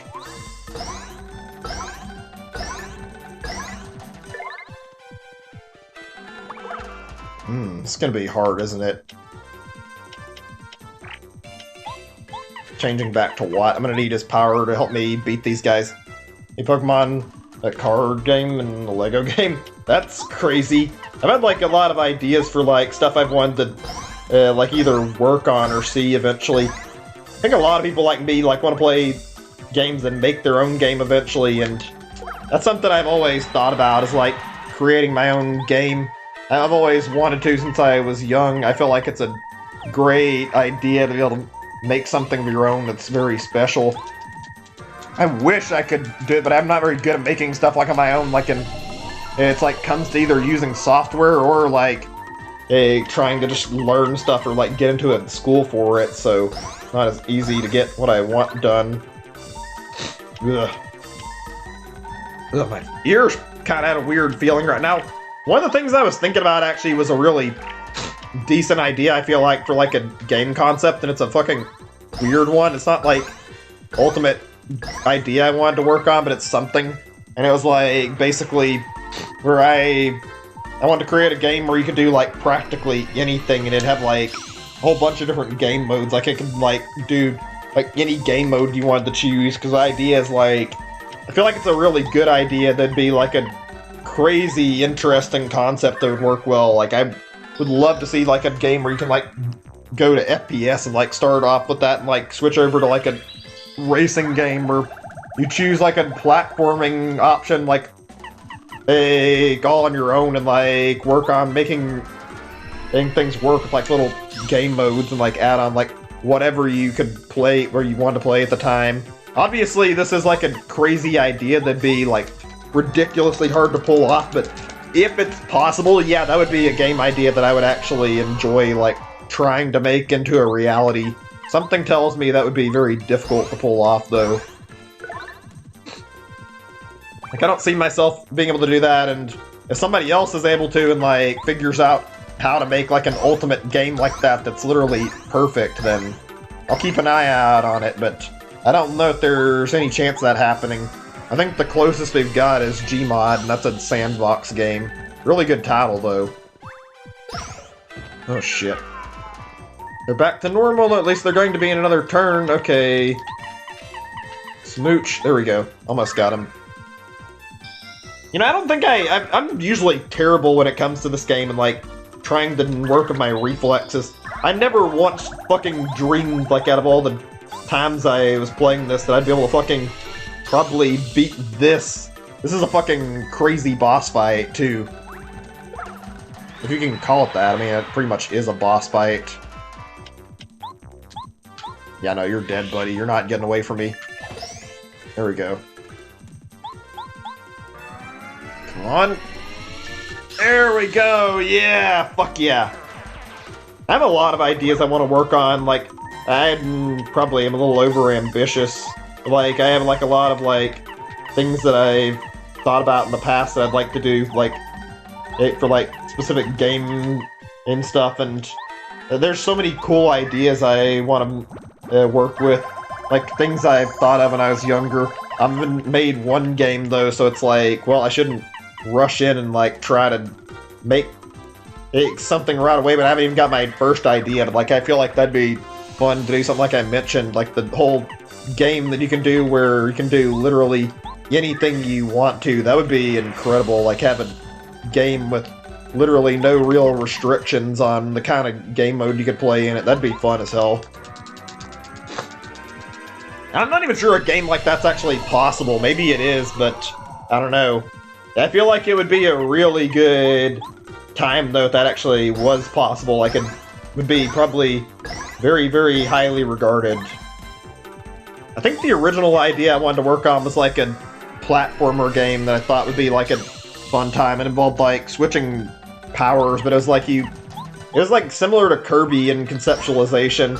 I don't want to like talk about it too much because I don't like want to give away details on stuff that I'm want to eventually make myself, but it's like a keep your powers like after you beat the boss and you could like switch between them on the fly. I thought that'd be fun to like do a game where you get like a lot of power-ups. There's not like a huge amount of restrictions on them.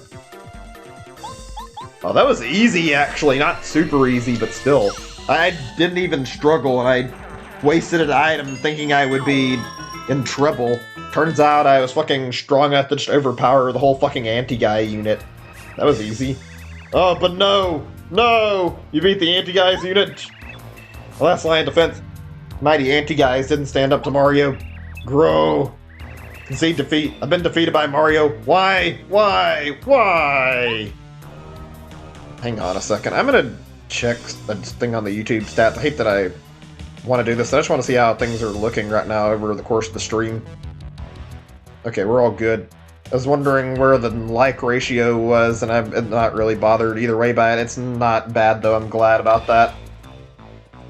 There's so many ideas I have floating around for games, though. Yeah, like I want to try my hand at making something really unique if I ever get to. And the problem is, like, yeah, it's hard to get around to, like, learning software and actually doing that stuff, so it ultimately ends up being like a scenario of, this is an idea that I like, but do I even have the ability and the talent to? Maybe if I sat down and really dedicated time to it, but I don't know if I could ever actually do it otherwise. I have a lot of respect for people who make games for that exact reason, like, it can't be easy to make games. Maple syrup, that's not as good as a fucking jam and jelly. That's like a much better restoration item. Actually, hold on a second. Do I have a healing item in my inventory? Probably not. Something that's like short that only gives me like a little bit. Nothing really worth it. Okay. Oh man. You guys ever like tried to make a game before? I'm curious. Like, I think a lot of people who have these ideas, like, they could probably done it. And like at least once I booted up like Game Maker and tried to make stuff. I think most people who who played games too also have like at least thought about making their own game at some point. It would be fun to actually make a game too, I'm sure. Good on Roblox, that's pretty cool. I mean, maybe one day it'd be nice to develop something, even though it'd be difficult as hell. I feel like it'd be worth the time investment though. Oh yeah, speaking of like games and making games, like a indie game, like reading up on indie games is really fascinating. Hearing about like the experiences that go in the games, like people's hardships making it. Always have like a huge respect for indie titles because they're always like really well done, and they like you can tell the developers usually have a lot of passion for the game project they're making. There's a lot of really good ones. I mentioned before I like playing games and like sometimes seeing dev commentary. It's always really fun, right? Another makeshift Toad house. Yeah, here we go. But yeah, I remember. Let's see, what was that I was thinking of? It's a particular game, if I could recall. I mentioned DevCom. Oh yeah, one game I remember watching, and this is a good one, like a commentary on it, was Cave Story. Cave Story is really, really great, and like hearing the struggle the dev went through it makes you respect him a lot, because he went through a lot to get his game like published and released and get like a lot of support. Indie games are good, some are poop. Yeah, that's just the way life is. There's always going to be some asshole out there trying to milk the system and trying to make as much money for it. It's annoying. It's not the end of the world, though. Like, it's a genuine problem. You look on Steam, I guarantee you can find a lot of fucking shovelware that has no place being on the store. Same with the Switch, unfortunately. Like, the Switch is good, but, like, I've noticed the quality is, like, gotten lower over time with, like, indie games. Still good ones, but not as many as before. It feels like people are quick to toss their trash game up and try to get praise for it. Oh yeah, that reminds me. There was one particular game I saw like a thing about like on eShop just recently where the thing was where like the dev like literally like made a Zelda-like game, but instead of it being like original, he basically like copied he copied somebody else's. He copied a music from like Zelda. Excuse me. Yeah, he took music. I think it was straight out of Ocarina of Time, and then like a day later, after people like found out about it, or a few days later, like it got taken down, which is annoying that it would even be up that long. Like, if you'd think somebody who's literally stealing shit from Nintendo would get their stuff taken down immediately, but nope. I guess that'll always be a problem with games, is people abusing that kind of stuff for the sake of their own personal gain. Thankfully, it didn't stay up, though. Okay, how do I make this timing work unless... Wait a second, I wonder... No? Hold on a second, I'm confused here. Cooper... Oh, what? Oh, wait, maybe. I know what I can do. I didn't even think about this puzzle. Thought of cold points that didn't work. Yeah, it's the unfortunate nature of buying indie games. You don't know when things will work and when they'll be unworking and not very good. And a lot of people throw out the worst indie game imaginable just because they can, which is kind of disgusting to see, in all honesty. Like, I wish that didn't happen, but whatever. So many shitty asset flips. You know, it's really bad seeing like all these games that are like fucking garbage and just, like they use like stock assets and try to make like a quick buck. Usually they get taken down pretty quickly, but I'm pretty sure making games like that and then just dropping them online is like actually illegal. And yet there's a ton of these games that just get around every day, or like each year you'll see like a bunch of these shit games get on like stores. I guess because it's really hard to police that shit like it is with bootlegs. Speaking of bootlegs, I don't know if I talked about bootlegs very much. I enjoy talking about it a little bit, but like, I know everybody's pretty well familiar with them because they're a very, very easy topic to talk about. I'm curious, what are the weirdest or like funniest bootlegs you guys have seen out of video games? Just like, in general, I'm curious to hear your opinions on it. One of the ones I remember really well is like a really popular one.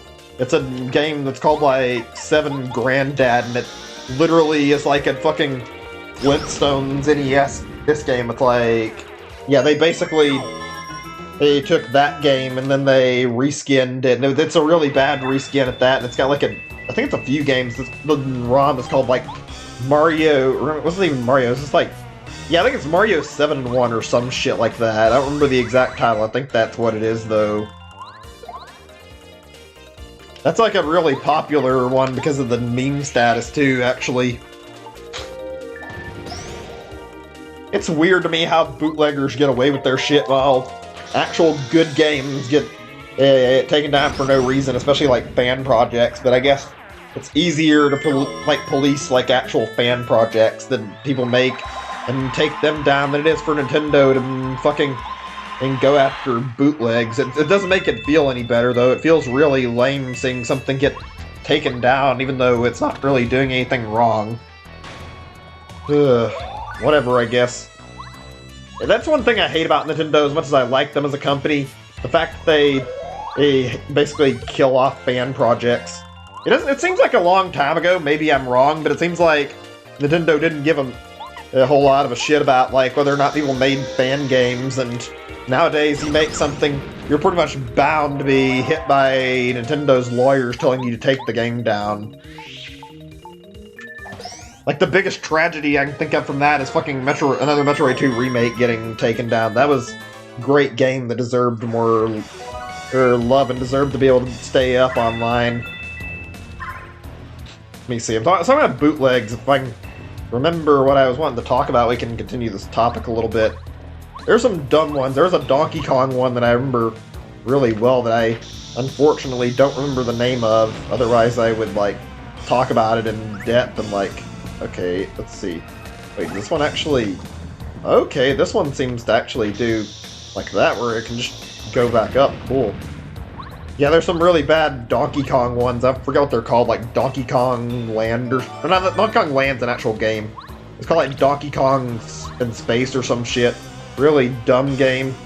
Also, one I remember really well was like a really shitty platformer game. I don't remember what the origin is, but it's like, it's called Sonic Adventure 7, and I don't know why they named it that. Like, there is a game series called Sonic Adventure, and there's like 2 games in that series, but to call the bootleg Sonic Adventure 7 is really fucking weird. There's something charming about watching bootlegs, though. They're so fucking stupid that they're like amazing to watch. Like, it's like somebody making this really dumb ripoff here. Okay, I think I remember how I'm supposed to do this puzzle. Let me get my notepad out, because this is actually like a thing you can get lost on if you don't keep track of what you're doing. This little thing with these torches, this part is like a looping maze, and if you don't actually look at like the torches, you can't get through. I think the torches tell you like each direction you need though. Top, down, down, top, another down. Hold on a second, I think I've got it. Let me see if I recorded my data right really quick. So, I'm going to read this off my notepad now. Top, bottom, bottom, top, bottom, top. Okay, got it. So we'll go to the top first, then 2 bottoms, and then go back down again. Got it. This is a... You know, I never really cared for this too much in games. Mazes can be really annoying when people put them in the games. It's not fun to play through. Also, Mario games in particular seem to be really bad about mazes. You guys ever, like, play through the original Super Mario Brothers?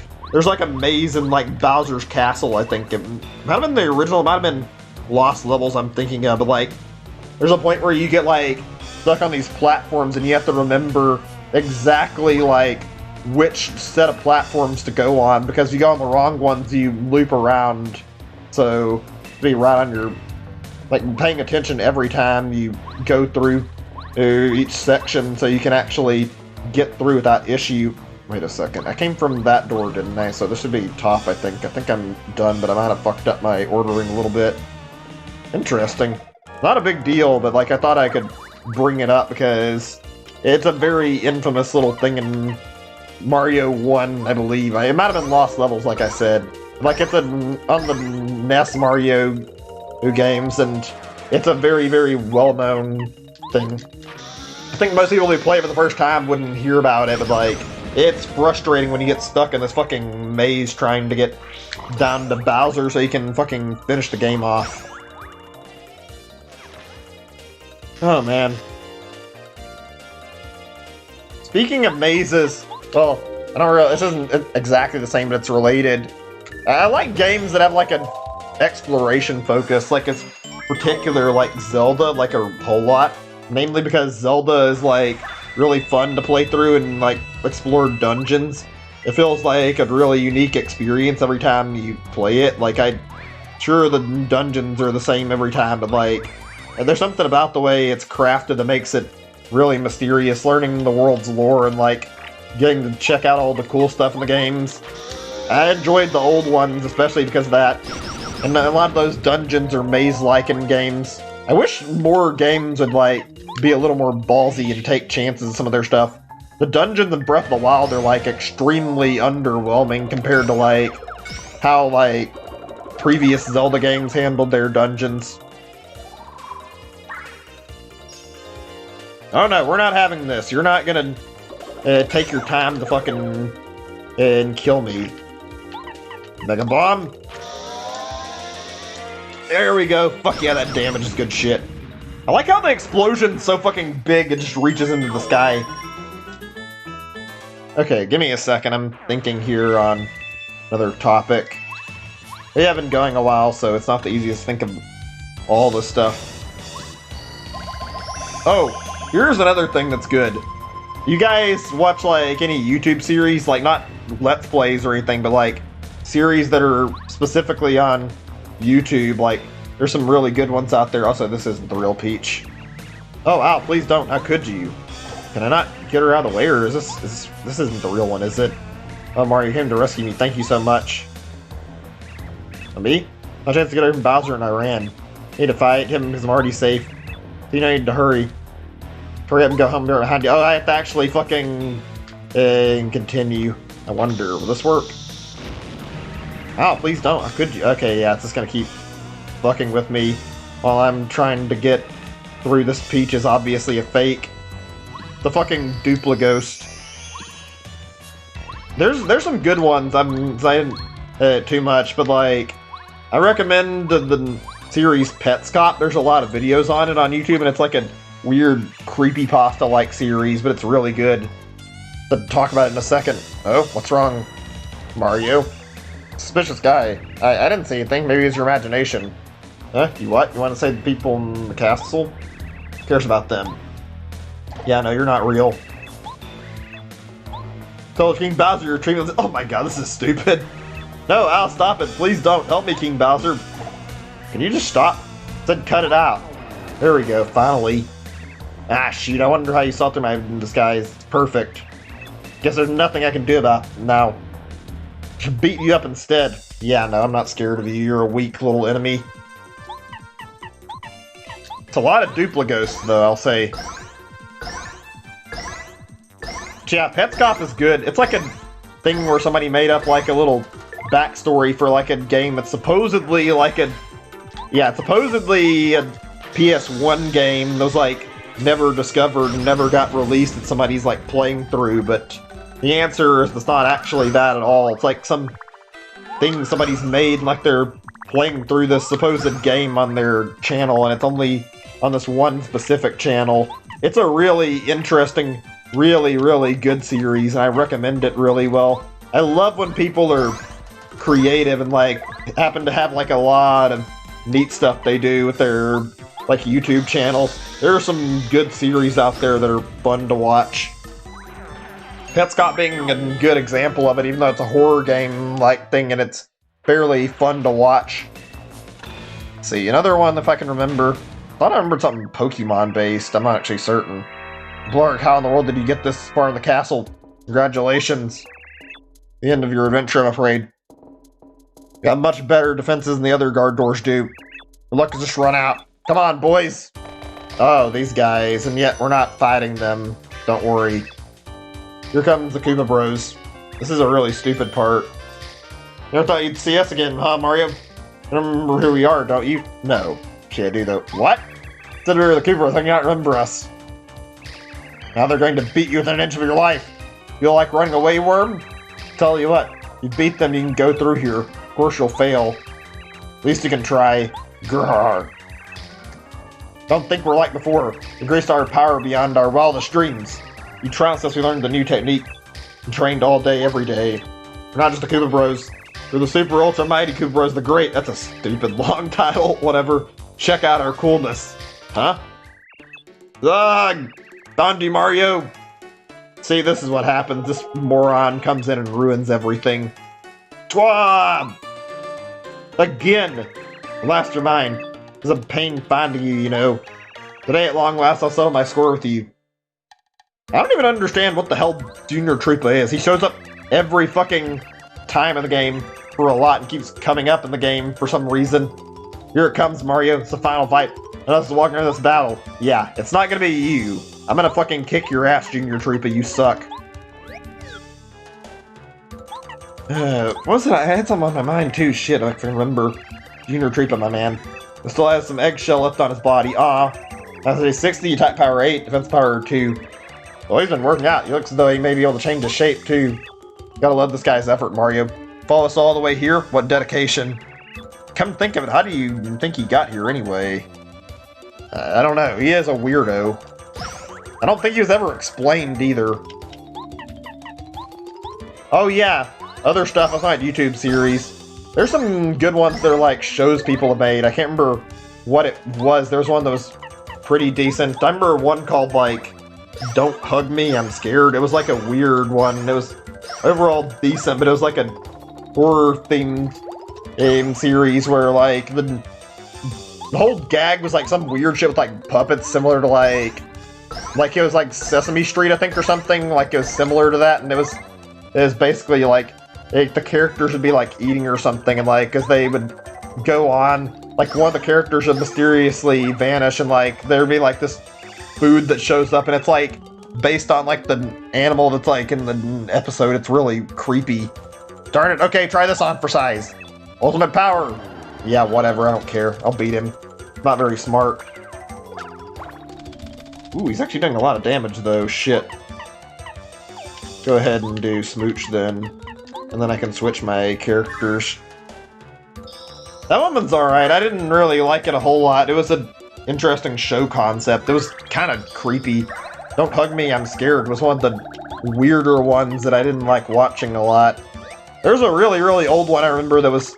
It was alright. It wasn't anything great. It was a show on YouTube called Happy Tree Friends, and it's infamous for a very specific reason, being that the developer of the show, like, every fucking episode was, like, really weird and gory, and, like, the characters would always die off, and there'd be, like, a lot of blood on the screen from, like, where the character died. It was kind of a little on the disturbing side, like, how much blood there was and how these characters kept getting killed off. It didn't really happen to be anything super interesting. It was humorous, but it was still fucking disturbing.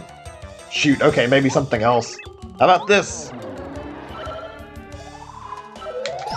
I still feel like I could probably watch a lot of, like, old YouTube animations again, and, like, see some really good stuff, or just even, like, nowadays.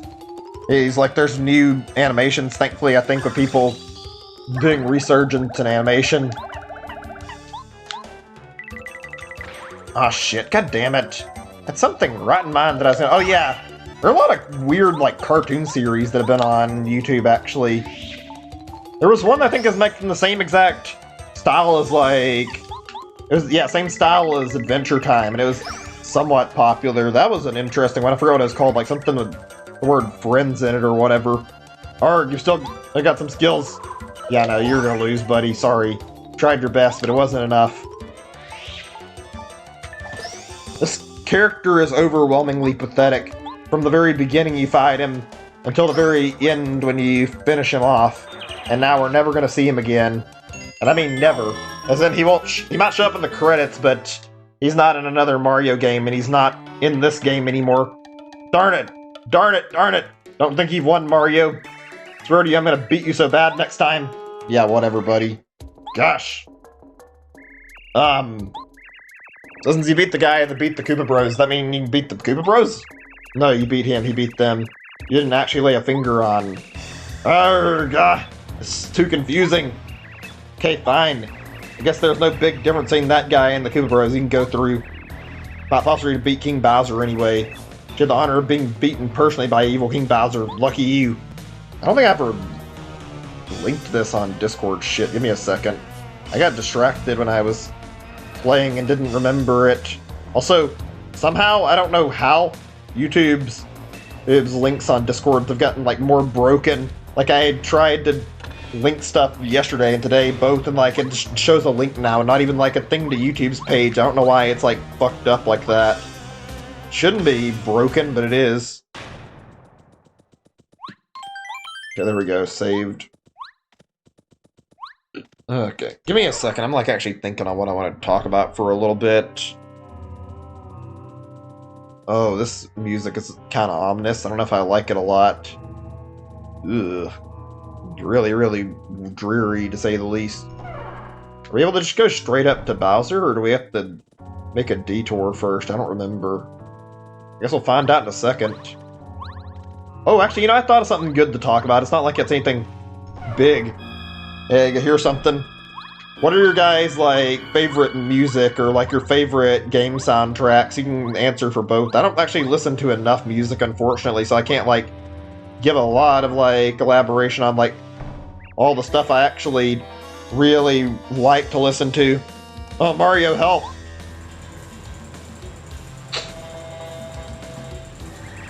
Gwahaha! This is my old pal Mario. I've been waiting for you. Amazed that you managed to come this far.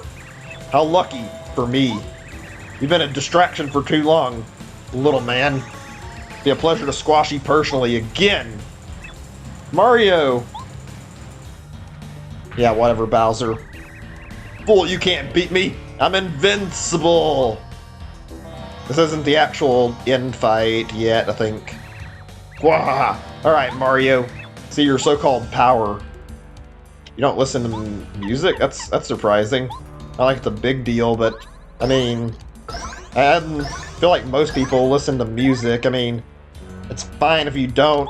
Obviously, like everybody has personal tastes, and well, everybody listens to different stuff. But yeah, I don't listen to enough, though. I'll be honest. Yeah, I listened to not near as much as I could. Like my parents would always make me listen to country music while you're on road trips. They'd always play it like really loudly. That was annoying. I'm not a the kind of person who hates country music like a lot of people do, but I certainly didn't enjoy listening to just country music. Evil King Bowser, finally after all this time. Max HP 50, defense power 1. Huge arsenal of attacks from blowing Cloud the Fire to jumping on us. Power attack 8, stamp attack, nail attack, and nail attack 6. Sure that he has others that don't know. Boy, does he look nasty, strong as it is. Sure he can use that star ride to increase his power until he's nearly invincible. The speech needs us. Take him down, Mario. Yeah, okay. I think he's about to... Yeah, he's pulling out the fucking star rod finally. Alright, enough of that. Now witness the power of this fully operational star rod. Yeah. You know about your stupid star rod that you used to beat us in the beginning of the game and that you're using to try and be invincible. Starbeam! Time to watch him lose his power. This is such a great moment, too, seeing this. There we go. What the? Ow, what in the world was that? Gah? What happened to the power of that stupid star rod? But yeah. I listen to a lot of music, and I like listening to quite a bit. Every once in a while, but not a lot. Yeah, I just listen to music and I'm like bored. I have stuff playing around in the background and I'm not doing anything usually. Grr, you cheap little coward. Fight this beginning. Okay, I fucked that timing up really bad. Whatever. Give me a second to heal off that. I think I'm gonna do... Super Shroom first, yeah. What's your favorite, like in general, this should be an easier question related to music too. One's favorite genre of music? I have a lot of stuff I listen to, but I'm not biggest fan of like some stuff like Skrillex. I don't like that very much. That music's kind of not good to my taste. Like I feel like they have a lot of things I do love listening to though. Let's see. Maybe rock would be my favorite. I'm not certain. I listen to so much shit. Nightcore is pretty good and like pretty neat because it's like people taking a song and messing with like the tempo until it like changes to be like very different, and I like that. I feel like it's a creative way to handle music. Focus. Let's get some more stuff. No idea about music genres. Yeah, there's a lot out there. There's probably some I'm not even aware of. So yeah, there's definitely plenty, and it's easy to forget about it. There's a lot of good ones though.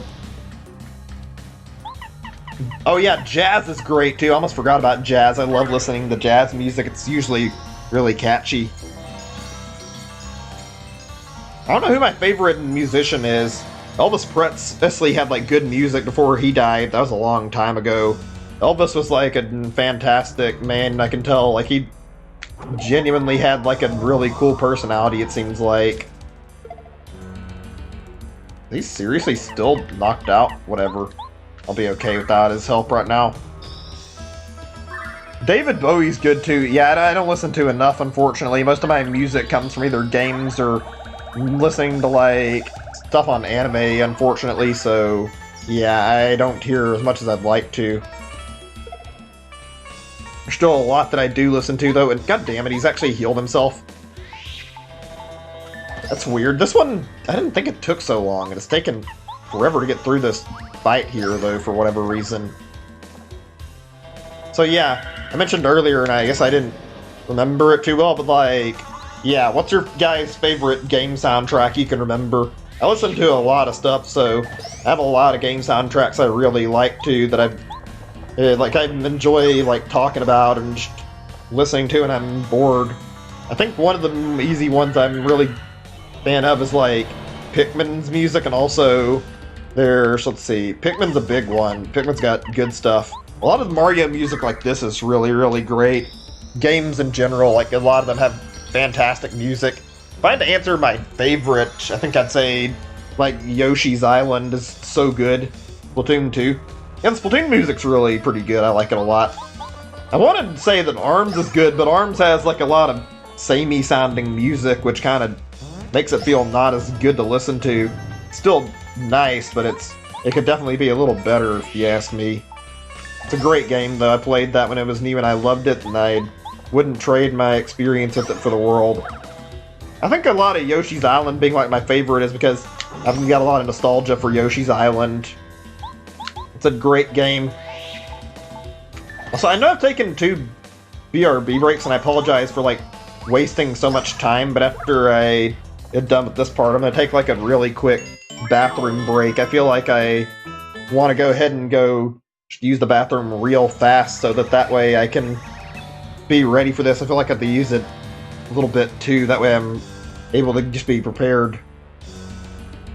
Gosh, you're not so bad. How'd you get so strong?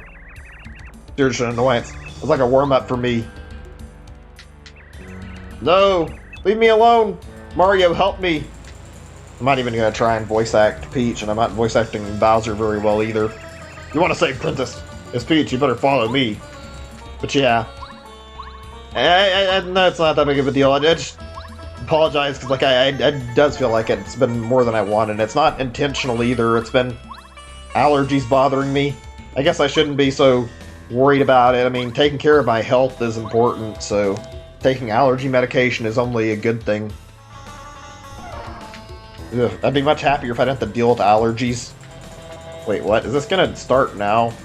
No, I think it's got a little more. I think it's about to reach the final fight. Is there not a heal thing in here, or is it at the top?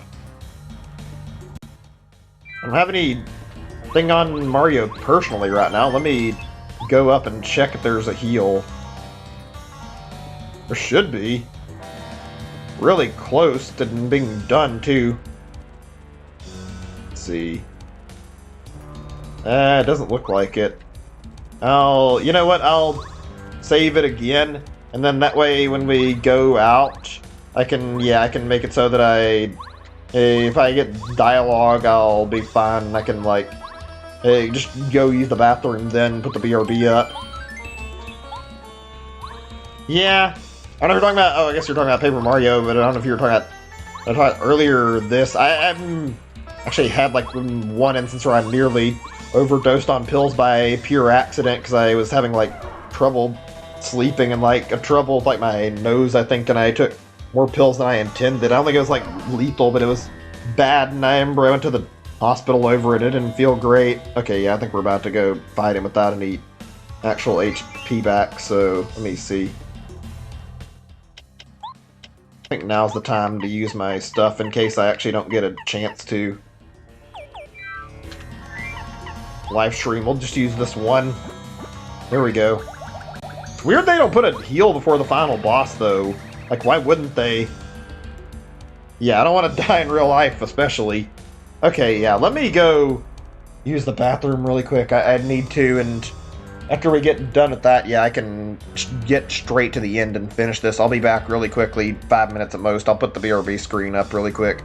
Be right back, and BRB is up now.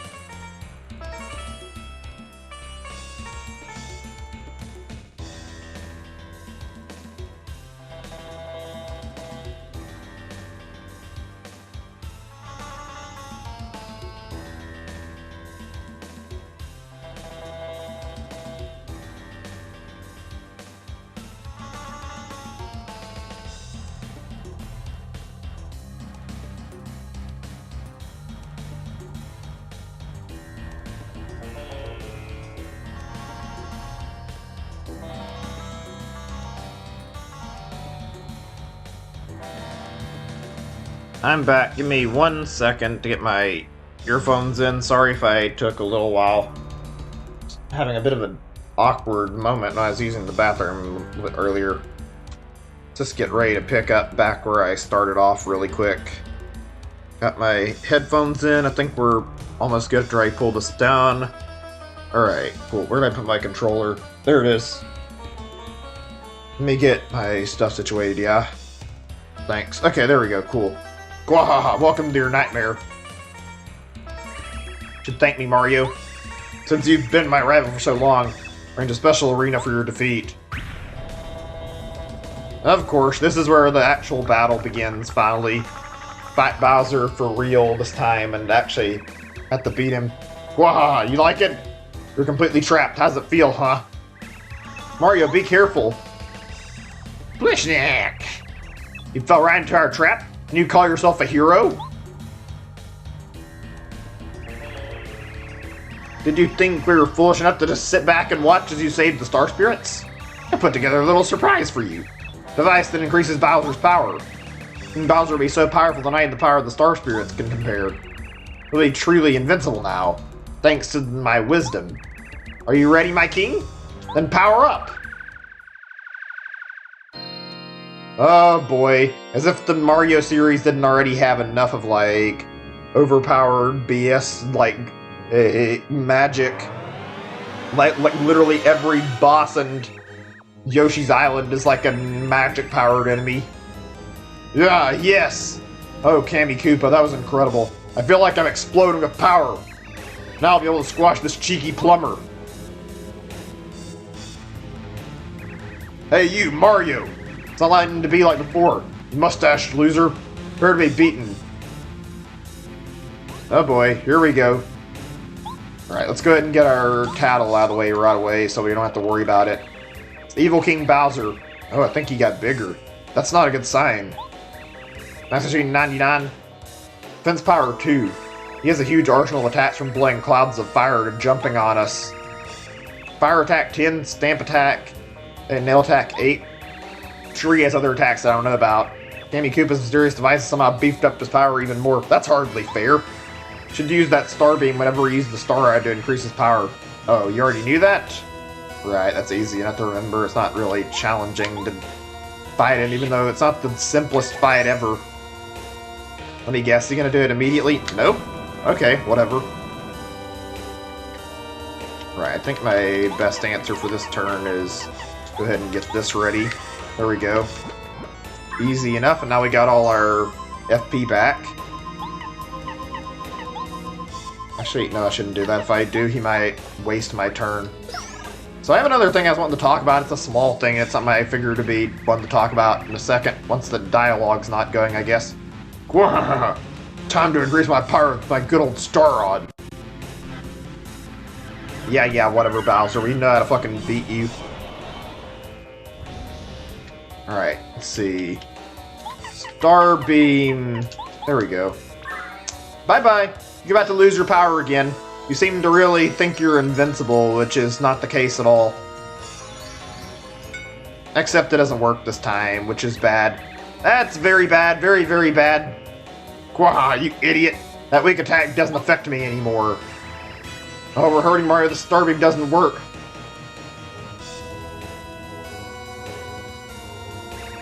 Oh no, brave Mario! What can I do? If things are going, Bowser will surely defeat him. Somebody please help. Help Mario. Why do you have to constantly run your mouth? Keep quiet. Hell yeah, this part's good. I talked about this earlier and it isn't the best part, but yeah, Twink fights Kammy Koopa in between like the actual battle.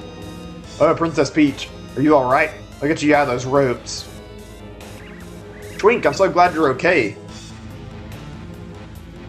Yeah, I know what I wanted to talk about. It was like related to video game achievements. We'll get into this topic in just a little bit too. It's one I feel like is good and right for discussion. You insolent little star kid, how dare you? And as weird as it is, we're starting another battle in the middle of the final boss fight. You little whippersnapper, you're too young to fight me. I'm not afraid of you. Oh, be careful, Twink. Dash. Poor Twink can't even do any damage. No. Can I just feel a breeze? Is that really your attack? Jeez, must suck that poor Twink can't even do anything. This part's good though. Oh, Twink. Every time you use focus, you'll see in just a second. This is satisfying to watch. It's just amazing. Ouch. Try it again. There we go. And now she takes 1 damage. Ow. Why, you little. So you can fight a little. And now we focus and make him another damage stronger. And we just keep doing this until he gets much, much more powerful. Fuck yeah, I love this part. Underestimate Twink, will ya? Too bad you got your ass kicked by him. And his defense grows higher too, if you haven't noticed. But yeah. Oh, which, still not done reading, that's fine. Yow, what's going on? It's like the Star Kid's getting stronger. I love the idea that because, like, they get powered off of wishes, like, Twink is, like, slowly getting more and more power thanks to Peach. Like, he's doing much, much more damage every time he hits her. I love that. That's a good little touch. Oh, wow. 1. So scary. And now a whopping 3. Fuck yeah. Guess what's gonna happen the next time we power him up? Her attacks are going to be fucking useless. Oh, I can't wait to watch this. I think she has a reaction to it. Yeah, there we go.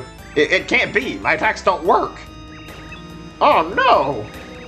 Now remember, stars get all their power from ordinary people's wishes. Peach's wishes are giving that little Star Kid power. Yep, I think you're pretty much done for, Candy Koopa. Wasted our time long enough, you old hag. There we go. Oh, King Bowser, I have failed you.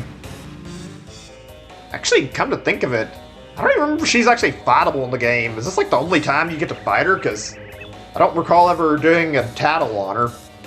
Oh yes, we did it, Twink. Now you must save Mario. But what can I do? I know, Princess Peach. Make a wish. Just like you did for me. Make a wish to give more power to the Star Spirits. Think of the Mushroom Kingdom, Star Haven, Mario.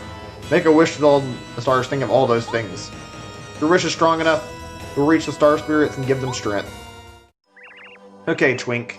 I'll try. I'll go help Mario. Oh, this part's good. I love the music here, too. This is so well done. Despite being an N64 thing, like not the best animation, but I think the paper aesthetic actually makes the animation look nicer.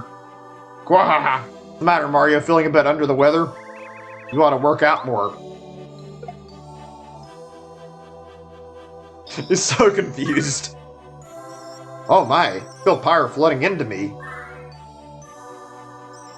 Honorable Star Spirits, I'll do what I can to help. Twink? What a surprise. Feel the wishes of the Princess Peach and all the Mushroom Kingdom are giving us power. Perhaps now we can match Bowser's strength. Now, Mario, don't give up. Everyone's behind you. Receive our power and do your very best. Power up the Star Beam. Oh, good shit. We get an even better Star Beam than the last one.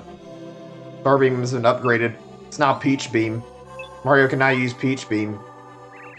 What? What's going on? There we go. Mario, are you still standing? Just give up. You'll never beat me. Oh, you want to bet, buddy? We've got your weakness now. You don't have to worry anymore. You're pretty much done. There we go. This game is so well put together. And I think we're in like the last 20 or 30 minutes at absolute worst, because the time when we beat Bowser, we're getting into the credits. What, huh? You gotta be kidding me. My Star Power's gone. Alright, let's charge this turn. Fuck yeah, there we go.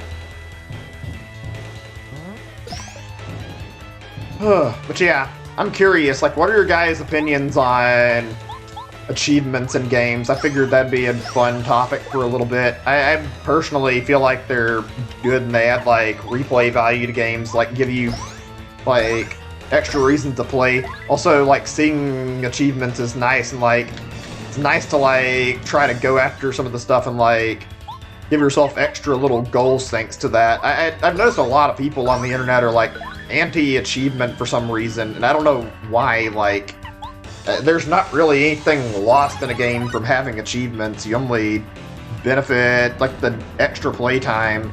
I don't know what the hostility with them is. Doesn't really make any sense to me.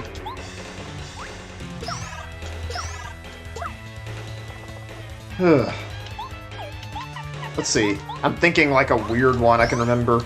Oh! Yeah, I've mentioned the game that I was thinking of and like has weird achievements before. It's called the Stanley Parable. Those achievements in that game are really something.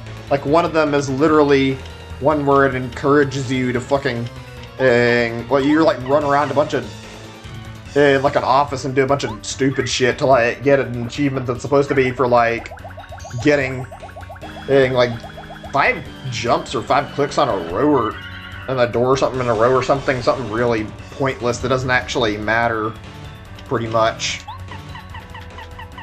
Fun game. I like it a lot though.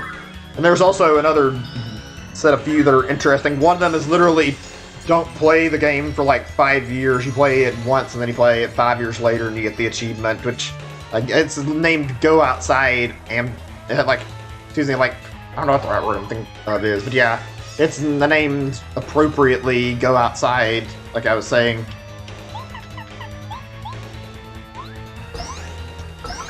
Oh yeah, one other one that I remember. It was a thing that from the same game. This one's even weirder because it's like literally not achievable. Like the thing is, well, you can get it, but you have to do like a specific thing. The idea is that it says unachievable, and like you aren't supposed to be able to unlock like the achievement. Like you have to change something in the game file to like do a specific function, and when you do, you can suddenly unlock the achievement. I don't know why they added that there. I like when devs do that though. It's usually pretty fun to like see the achievements and do like little achievement hunts in certain games to replay them and give you some time. Everything okay in the chat? Just gotta check up because I haven't seen any new messages in a bit. I don't mind it. Just wondering. Star Beam, here we go. There we go. Good shit. You're not winning this, Bowser. Shit, I'm actually thinking right now, so sorry if I need a moment to, like, think of more to talk about. Things are okay, though. Oh, wow, that was pathetic fucking one hit. Okay, that's fine. Just wanted to make sure everything was all good. Make sure that, like, everything in the chat's alright, naturally, so, yeah, I had to check up. Okay, I may have brought it up, I don't even care at this point, like it's a small topic, I think it's worth bringing up. If you guys could revive one game series, like what would you pick? I'm curious. Me personally, I think I would probably go for like reviving Banjo-Kazooie. That's a really good game series and I really like it a lot, and I think it'd be worth seeing it get revived. Are you fucking serious? Did you really just heal off all the damage again? I think I need to switch my partner out then, because he's fucking wasting all my points that I'm using against him, and it's bothering me a little bit. Yeah, we're gonna switch character to make sure this goes a little better. And Brick Bronze, not a series, but a fan-made game. Interesting. I mean, when I say that, I'm mostly talking about, like, games that have series that are, like, canceled. I mean, naturally, yeah, it'd be better if some games that are taken down, like, get second chance at life. It really sucks seeing something get permanently removed from the internet and then not be accessible. That's never fun to see. Let's do Watt. I think that'll be easier to get constant damage out of Watt. Ooh, that's some nasty damage. Let's see, if I was gonna revive something, I'm not sure. I would consider doing like F-Zero maybe. That's a good one that I like a lot, and it's a series that hasn't had a game in a long time. It'd be nice to see it come back. There's a lot of Nintendo stuff that I'd like to see get like a second chance that's not been properly allowed to like live on with like a good reputation, and it hurts to see that, honestly, because I like a lot of their games. So many unused things. Punch-Out could be good too, maybe. Punch-Out's one of my favorites, so yeah, I think I would probably be down for Punch-Out coming back and getting a proper revival.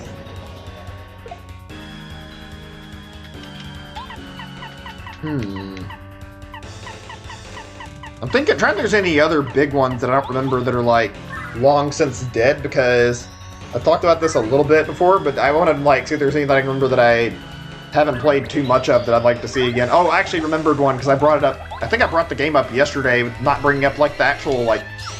I didn't bring up too much about it. I talked about a game called Cubivore yesterday, and Cubivore is like so weird and super unique and like a really strange but really awesome concept. It's bizarre as fuck. Like you play as like this thing, and it's like you're playing like an animal almost, and you're like fighting and like eating other animals, and you breed in the game. It's a little weird, but that's how that works. So it's a neat little game. It's stupid, bizarre, but really cool.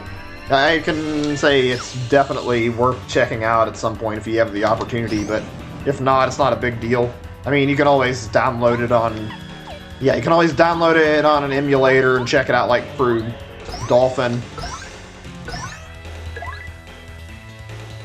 Yeah, it's a weird game series. It's not for everybody. The writing is pretty decent. It's a strange game series, but it's good, but I can understand if you wouldn't like it. It's interesting to me. Like, the game is weird as hell, and that's part of the appeal to me. I always like seeing game devs be creative. I love, like, seeing all the different unique ideas that either Nintendo or anybody comes up with, like, what they can make for their games that are fascinating. This battle's not over yet. Oh, you want to bet? You're not going to get very far. Oh, you fucking coward. Healing off 30 HP right after I fucking weakened you? Really? You're just going to waste my time?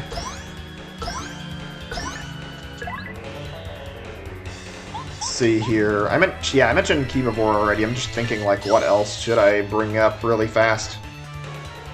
I think Earthbound deserves a revival. Like, the Mother series in general is really good, so I'd be down for seeing that come back. I like it. Personally, if I had to say anything Mother-related, I'd prefer Mother 3 get released first instead of it being, like, a new Mother game, but I'd be down for either one of them. That series is fantastic. Also, I just noticed the health. It's at 69. Nice. Going to kill him anyway, though. Never heard of Mother and Earthbound? Oh, it's a good series. You probably like it. I don't know for sure. It's an older RPG where it's like you play through saving the world. It plays like ordinary kids in like the first two, and it have like psychic powers they gain. And the third one, the character's like already born with psychic powers, so he's able to use them, but it's not until later in the story when they actually awaken. Earthbound's good. I mean, I think it's safe to say that thanks to Smash, Earthbound got a lot more popularity than it would have had otherwise. Really good game that deserves the love, too. Do I dare? I think it's fine to do another focus. Yeah, there we go. It's a good series. There's a lot of inspired stuff that's similar to it. I like that series, though it's a good one. Personal, like one of my favorites. Let me see. Other revivals that I can mention. Oh! This is technically not an actual revival, but like, in general, I feel like one thing I'd like to see come back would be LSD Dream Emulator. It sounds like a drug thing, and it's not. It's like somebody made like a game where they like logged all their dreams they made, and as a result, like this weird game is the outcome, and it's really, really interesting to play through. I've heard it's a little bit creepy at times and kind of scary, but it's like pretty decent game, and I've wanted to play it for a while. The only problem is I've heard the emulation for it isn't the easiest. Like it's on PlayStation 1, and apparently the emulation is a little spotty. Maybe I'll stream it if I ever try to like get it working and actually manage. I think that'd be a fun time, honestly. Definitely worth looking into. see here. I'm thinking if there's any one other game I want to talk about that would bring back before I drop this subject and move on to another one.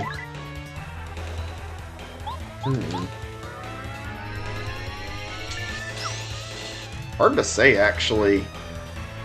Considering, like, all the stuff I know of, but, like, a lot of it's either revived already or going to be revived, like how Metroid Prime 3 is, like, only a matter of time away now at this point. Or not Metroid Prime 3, Metroid Prime 4.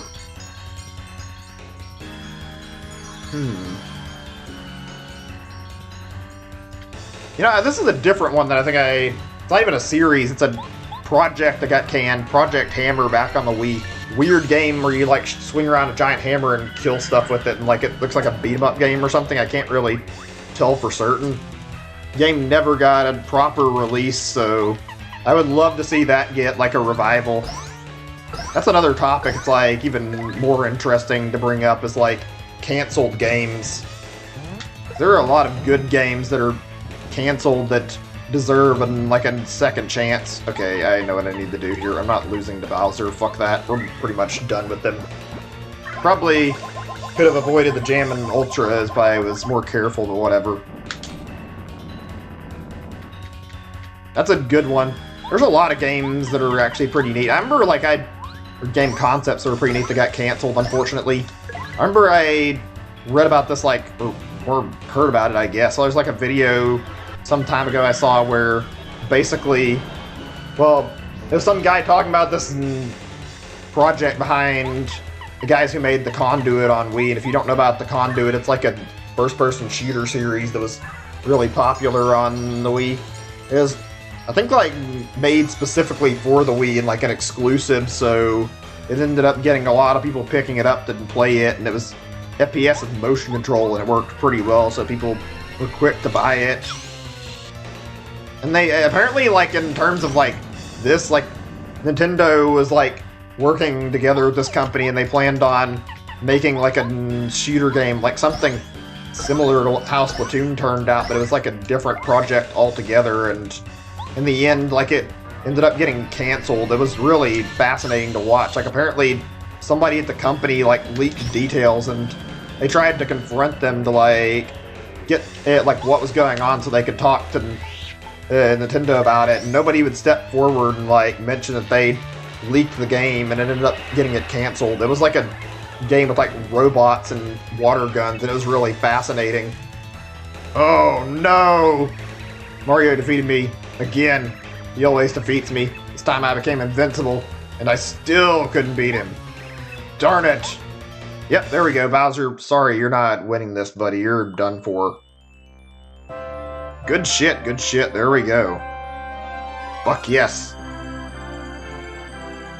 Got the Star Rod back, finally, and the game is pretty much over now. Fuck yeah. You took back the Star Rod. What is that noise? Oh, Mario. Is that the lightning effect or something? It's really bizarre. Mario, I knew you'd save me. Thank you, Mario.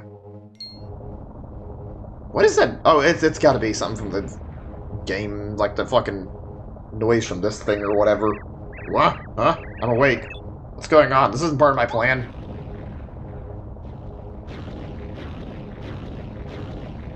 Uh-oh, it's gonna fall to pieces. We gotta get the hell out of here. Yo, Candy Koopa, what's with all the shaking? Your kingship, the battle with Mario is so intense. My device for increasing your power seems to have started malfunctioning.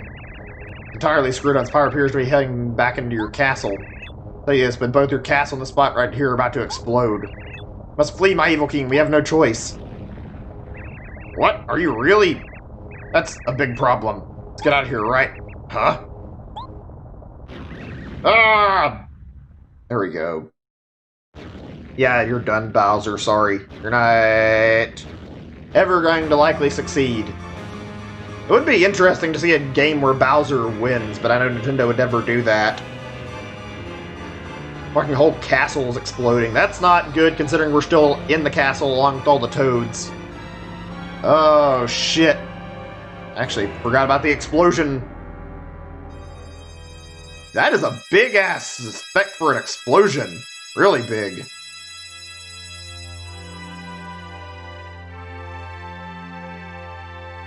Okay, seems like it's about to properly end things. I'll let it all play out, let the credits play and whatnot. This has been a fun game, though. It's a shame that it's over, but all good things come to an end eventually, I guess. Just the way of life. Not getting any dialogue to read? I thought I was. Oh, Mario, thank you. You did it. Brought back our precious Star Rod. Thank you from the bottom of our hearts. We'll use it to bring peace back to this world. Now I'll be able to grant everyone's wishes again. All this is thanks to you, Mario. When you look at the night sky, you'll know that the glittering stars praising you for your courage. Upon their bright light and remember our thanks. You really took it to Bowser, Mario. You really socked it to him. What impressive strength. I knew you could do it. Mario, don't think we don't know how hard you worked for all of us. It must have been difficult. Won't forget your efforts. I hope Bowser learned something from all this. Maybe he'll behave himself now. Although I'd say the chances that are pretty slim. Ah well. No words can express completely how thankful we are for all that you've done. Hope has returned both to the Star Haven and to all the Mushroom Kingdom. We're in your debt, Mario. And Twink, may I say, you really rose to the occasion, proving yourself to be a grown-up star. Go on. Well, time we returned to Star Haven.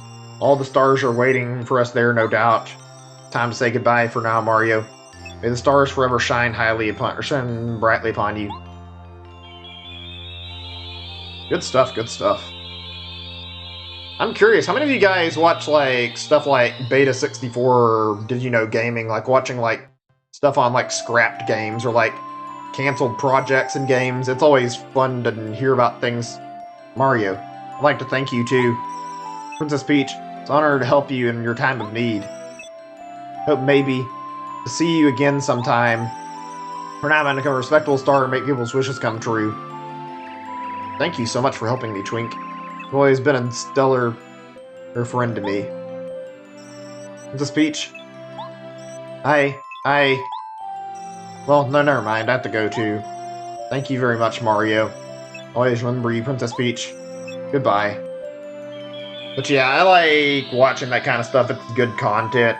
Did You Know Gaming is, like, really good for learning stuff, and I'd enjoy watching it. Definitely worth the trouble of watching.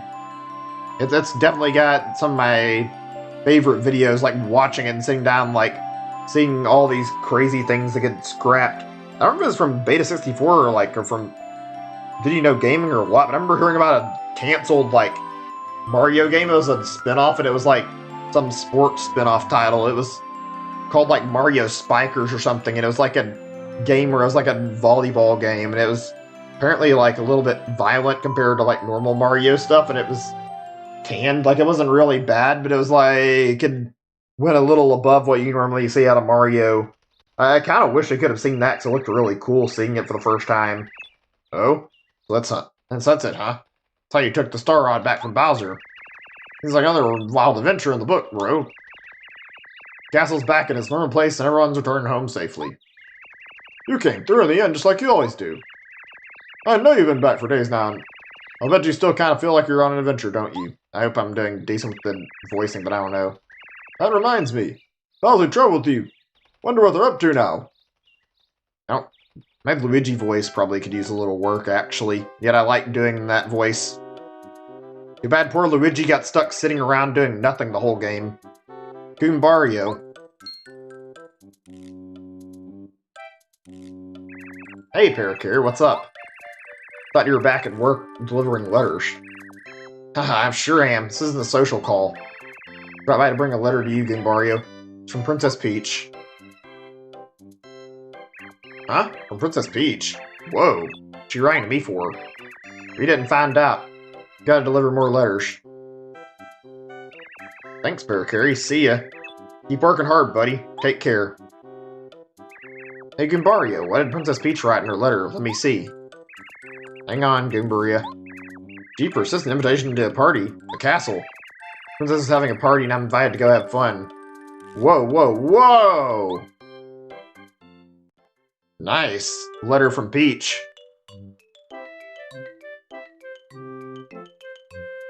I love this part, just like seeing the little nice little nods at the end with like characters getting these letters.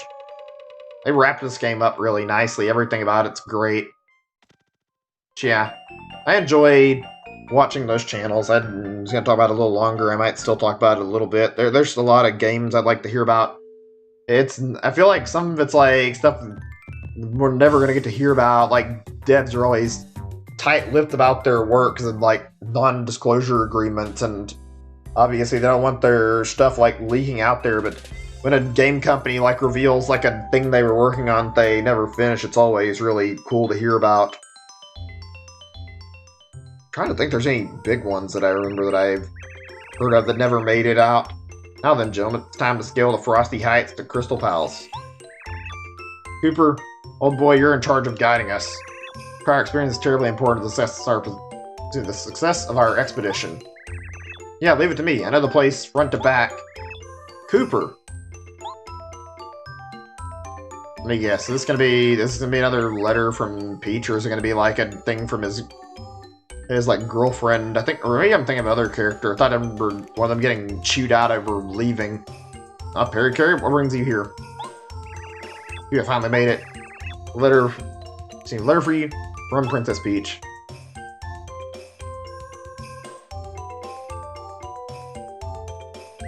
Oh wow. It's an invitation to a huge party at Princess Peach's castle. Directly from Princess as herself. Got her signature on it and everything. Cool.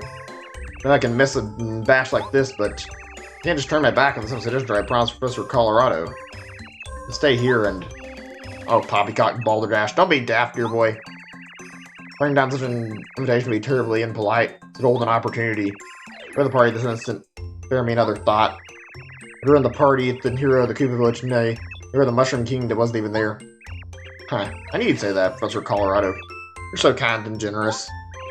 I'll do it. I hope you guys will be alright with me. I'm gonna party. Oh, Colorado, I have a message for you as well. Let me guess, it's from his wife. Yep. Don't bother coming back home, you wandering buffoon. What a no-good husband. That was a message from your wife. Colorado, set on this expedition without telling your wife again, didn't you? Boy, she was so furious. Oh, good gracious. Okay, why in the world didn't you tell me this first? It's a crisis, old boy. This is the way back home with all due speed. Idiot. Why does he think his wife is gonna be just okay with him, like, literally leaving without saying a word? The whole fucking expedition fell apart because of that. Huh? Did you hear something outside? I think I did. I'll take a quick look. Are we gonna see? Oh yeah, it's gonna end the exact same way as it started, isn't it? With Luigi going out and getting a letter. Yep, that's exactly how this will end. Hey bro, guess what? Okay, stop by and drop off a party invitation from Princess Peach. Lady's also invited to the party, so he took off and said when he see us at the castle when we'd arrive. Now we better go too. Oh yeah, I was going to talk about another canceled gaming project. I'm not going to talk about like too many more of these, but I will talk about this because I feel like it's a fun thing to bring up. I was reading on like a dev thing like a few days ago. I mentioned a Discord call I was in, and I watched videos and brought that up yesterday. Also, like, saw like a few things from like a certain company I like that, like, regarding like game ideas they got rid of. Okay, listen, Mario. I'm just gonna run ahead. Something important I have to do. What is it? Sorry, bro. It's top secret.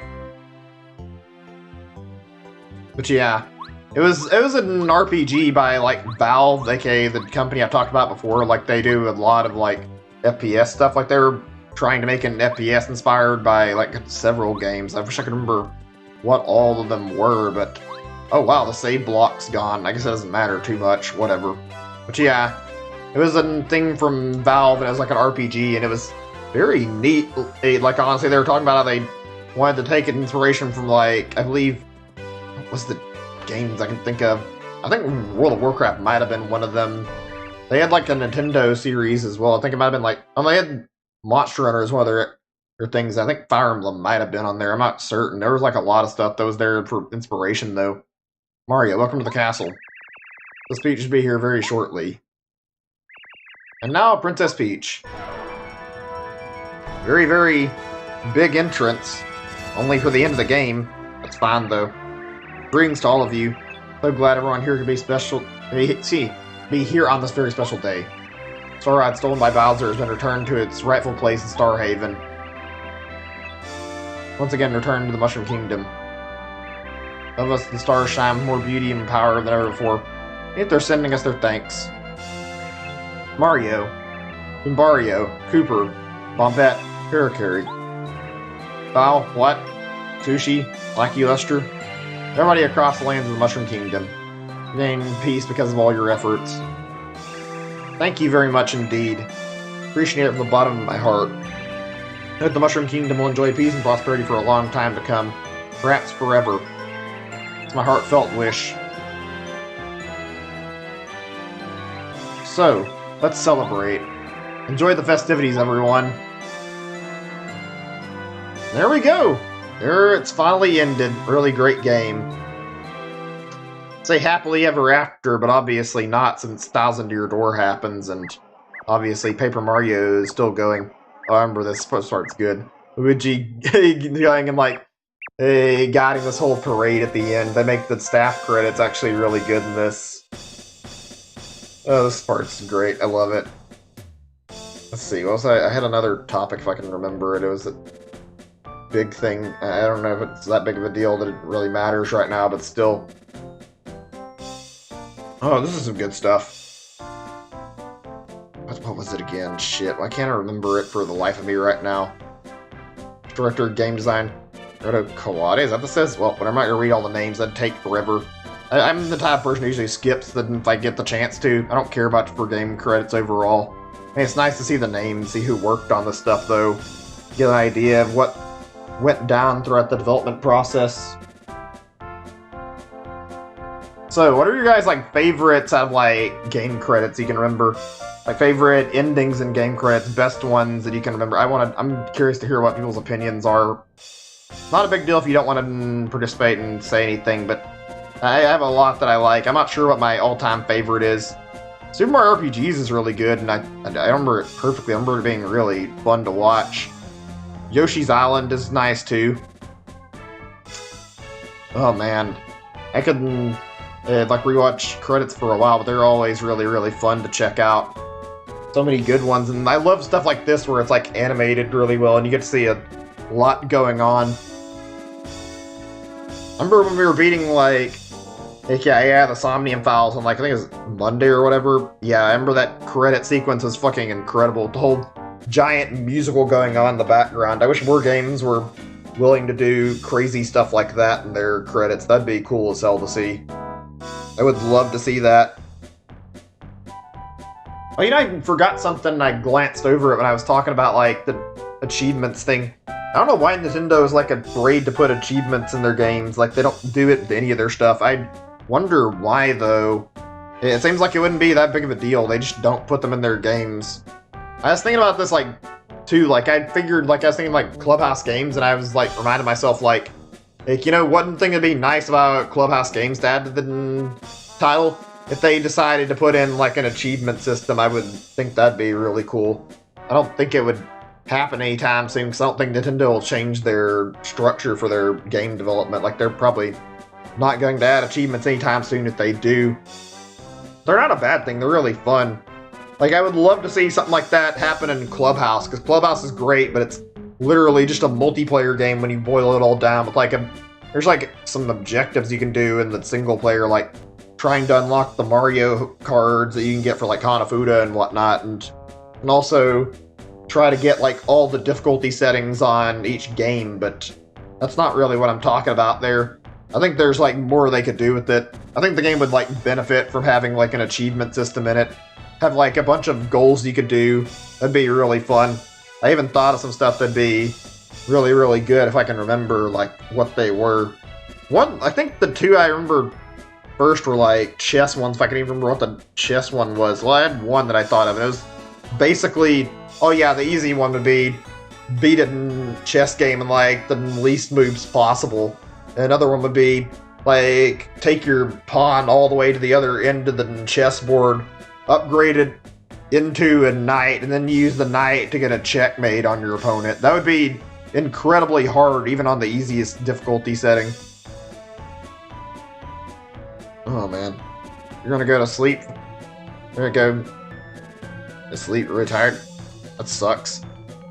Wish you could hang out for the rest of it, but that's okay, I understand. You hung out with me and watched this for a long time, and game's credits will be over fairly soon, I think, but that's okay. Alright, I appreciate you watching, C's, I do. Thanks for hanging out, man. It was fun to share this game experience. This game was great. In general, like, thank you to everybody who tuned in for this game. It was really fun to watch. Hope y'all have a great day or night, everybody, and thank you so much for watching the stream. I know it's not over just yet, but once this cuts, like, once this is all done, I'll be probably turning off the game, so yeah, we'll be leaving it off, and we'll be no point in, like, saying much more. Hope y'all do have a good night, though. It's been fun time hanging out and playing this. Why did they char Bowser? Whatever, I guess. This game is something else. Oh, now they get burned too. I haven't commented on the animation in the background, but it was really good. Considering how much, like, going on, there was, like, a lot to watch there.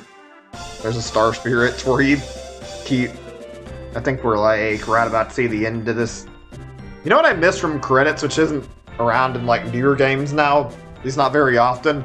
There was always, like, a thing in, like, a lot of older games where the devs, like, thanked the player for, like, playing the game. It was in a lot of, like, Mario games and Nintendo titles and, like, in general, like, devs would, like, thank you for picking up the game and playing it, and I loved seeing that in games. It seemed really nice to see, like, a dev acknowledge that and thank the player for actually bothering. Like, it makes me feel really good when I read that. I genuinely loved seeing that in games. Shame not many devs bother to do that anymore. It makes the game feel that much more personal, like you had a connection to it. Oh man. I think in another 2 days we're starting another Paper Mario game. That's going to be a ride. I didn't think it would take me this long to get through this game, though. How many special thanks do they even have in this credit? There's a lot. I guess they're showing off everything in the game. This is fun, though, to watch.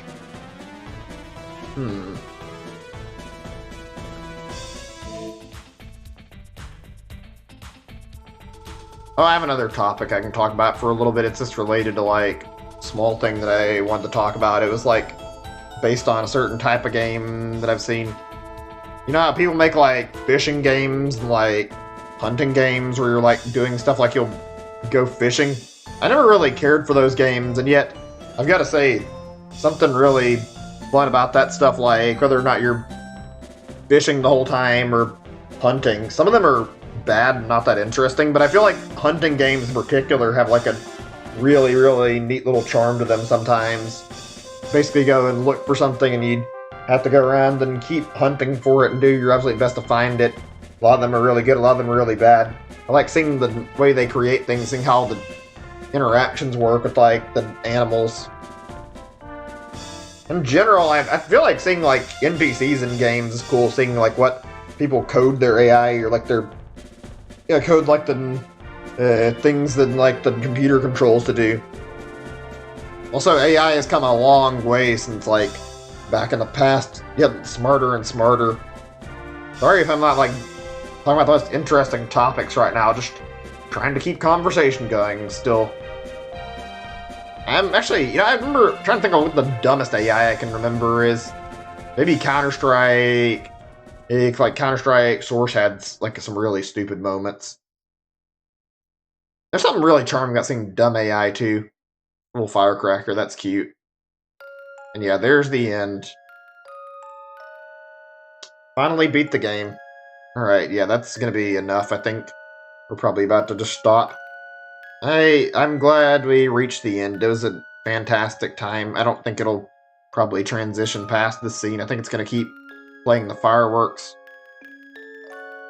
Yeah, it'll probably just loop forever. Okay. It was fun playing. I appreciate the viewership still. Let's go ahead and stop the game. I mean, I could sit down and watch it, but I don't feel like I want to bother. They're really pretty, though. Anyway, later, everybody. Hope you all have a great day or night. Stream is officially over tonight, and I finally beat Paper Mario, so here we are. Thank you so much for bothering to watch this. I really appreciate all the company. Bye, everybody. Have a great day or night.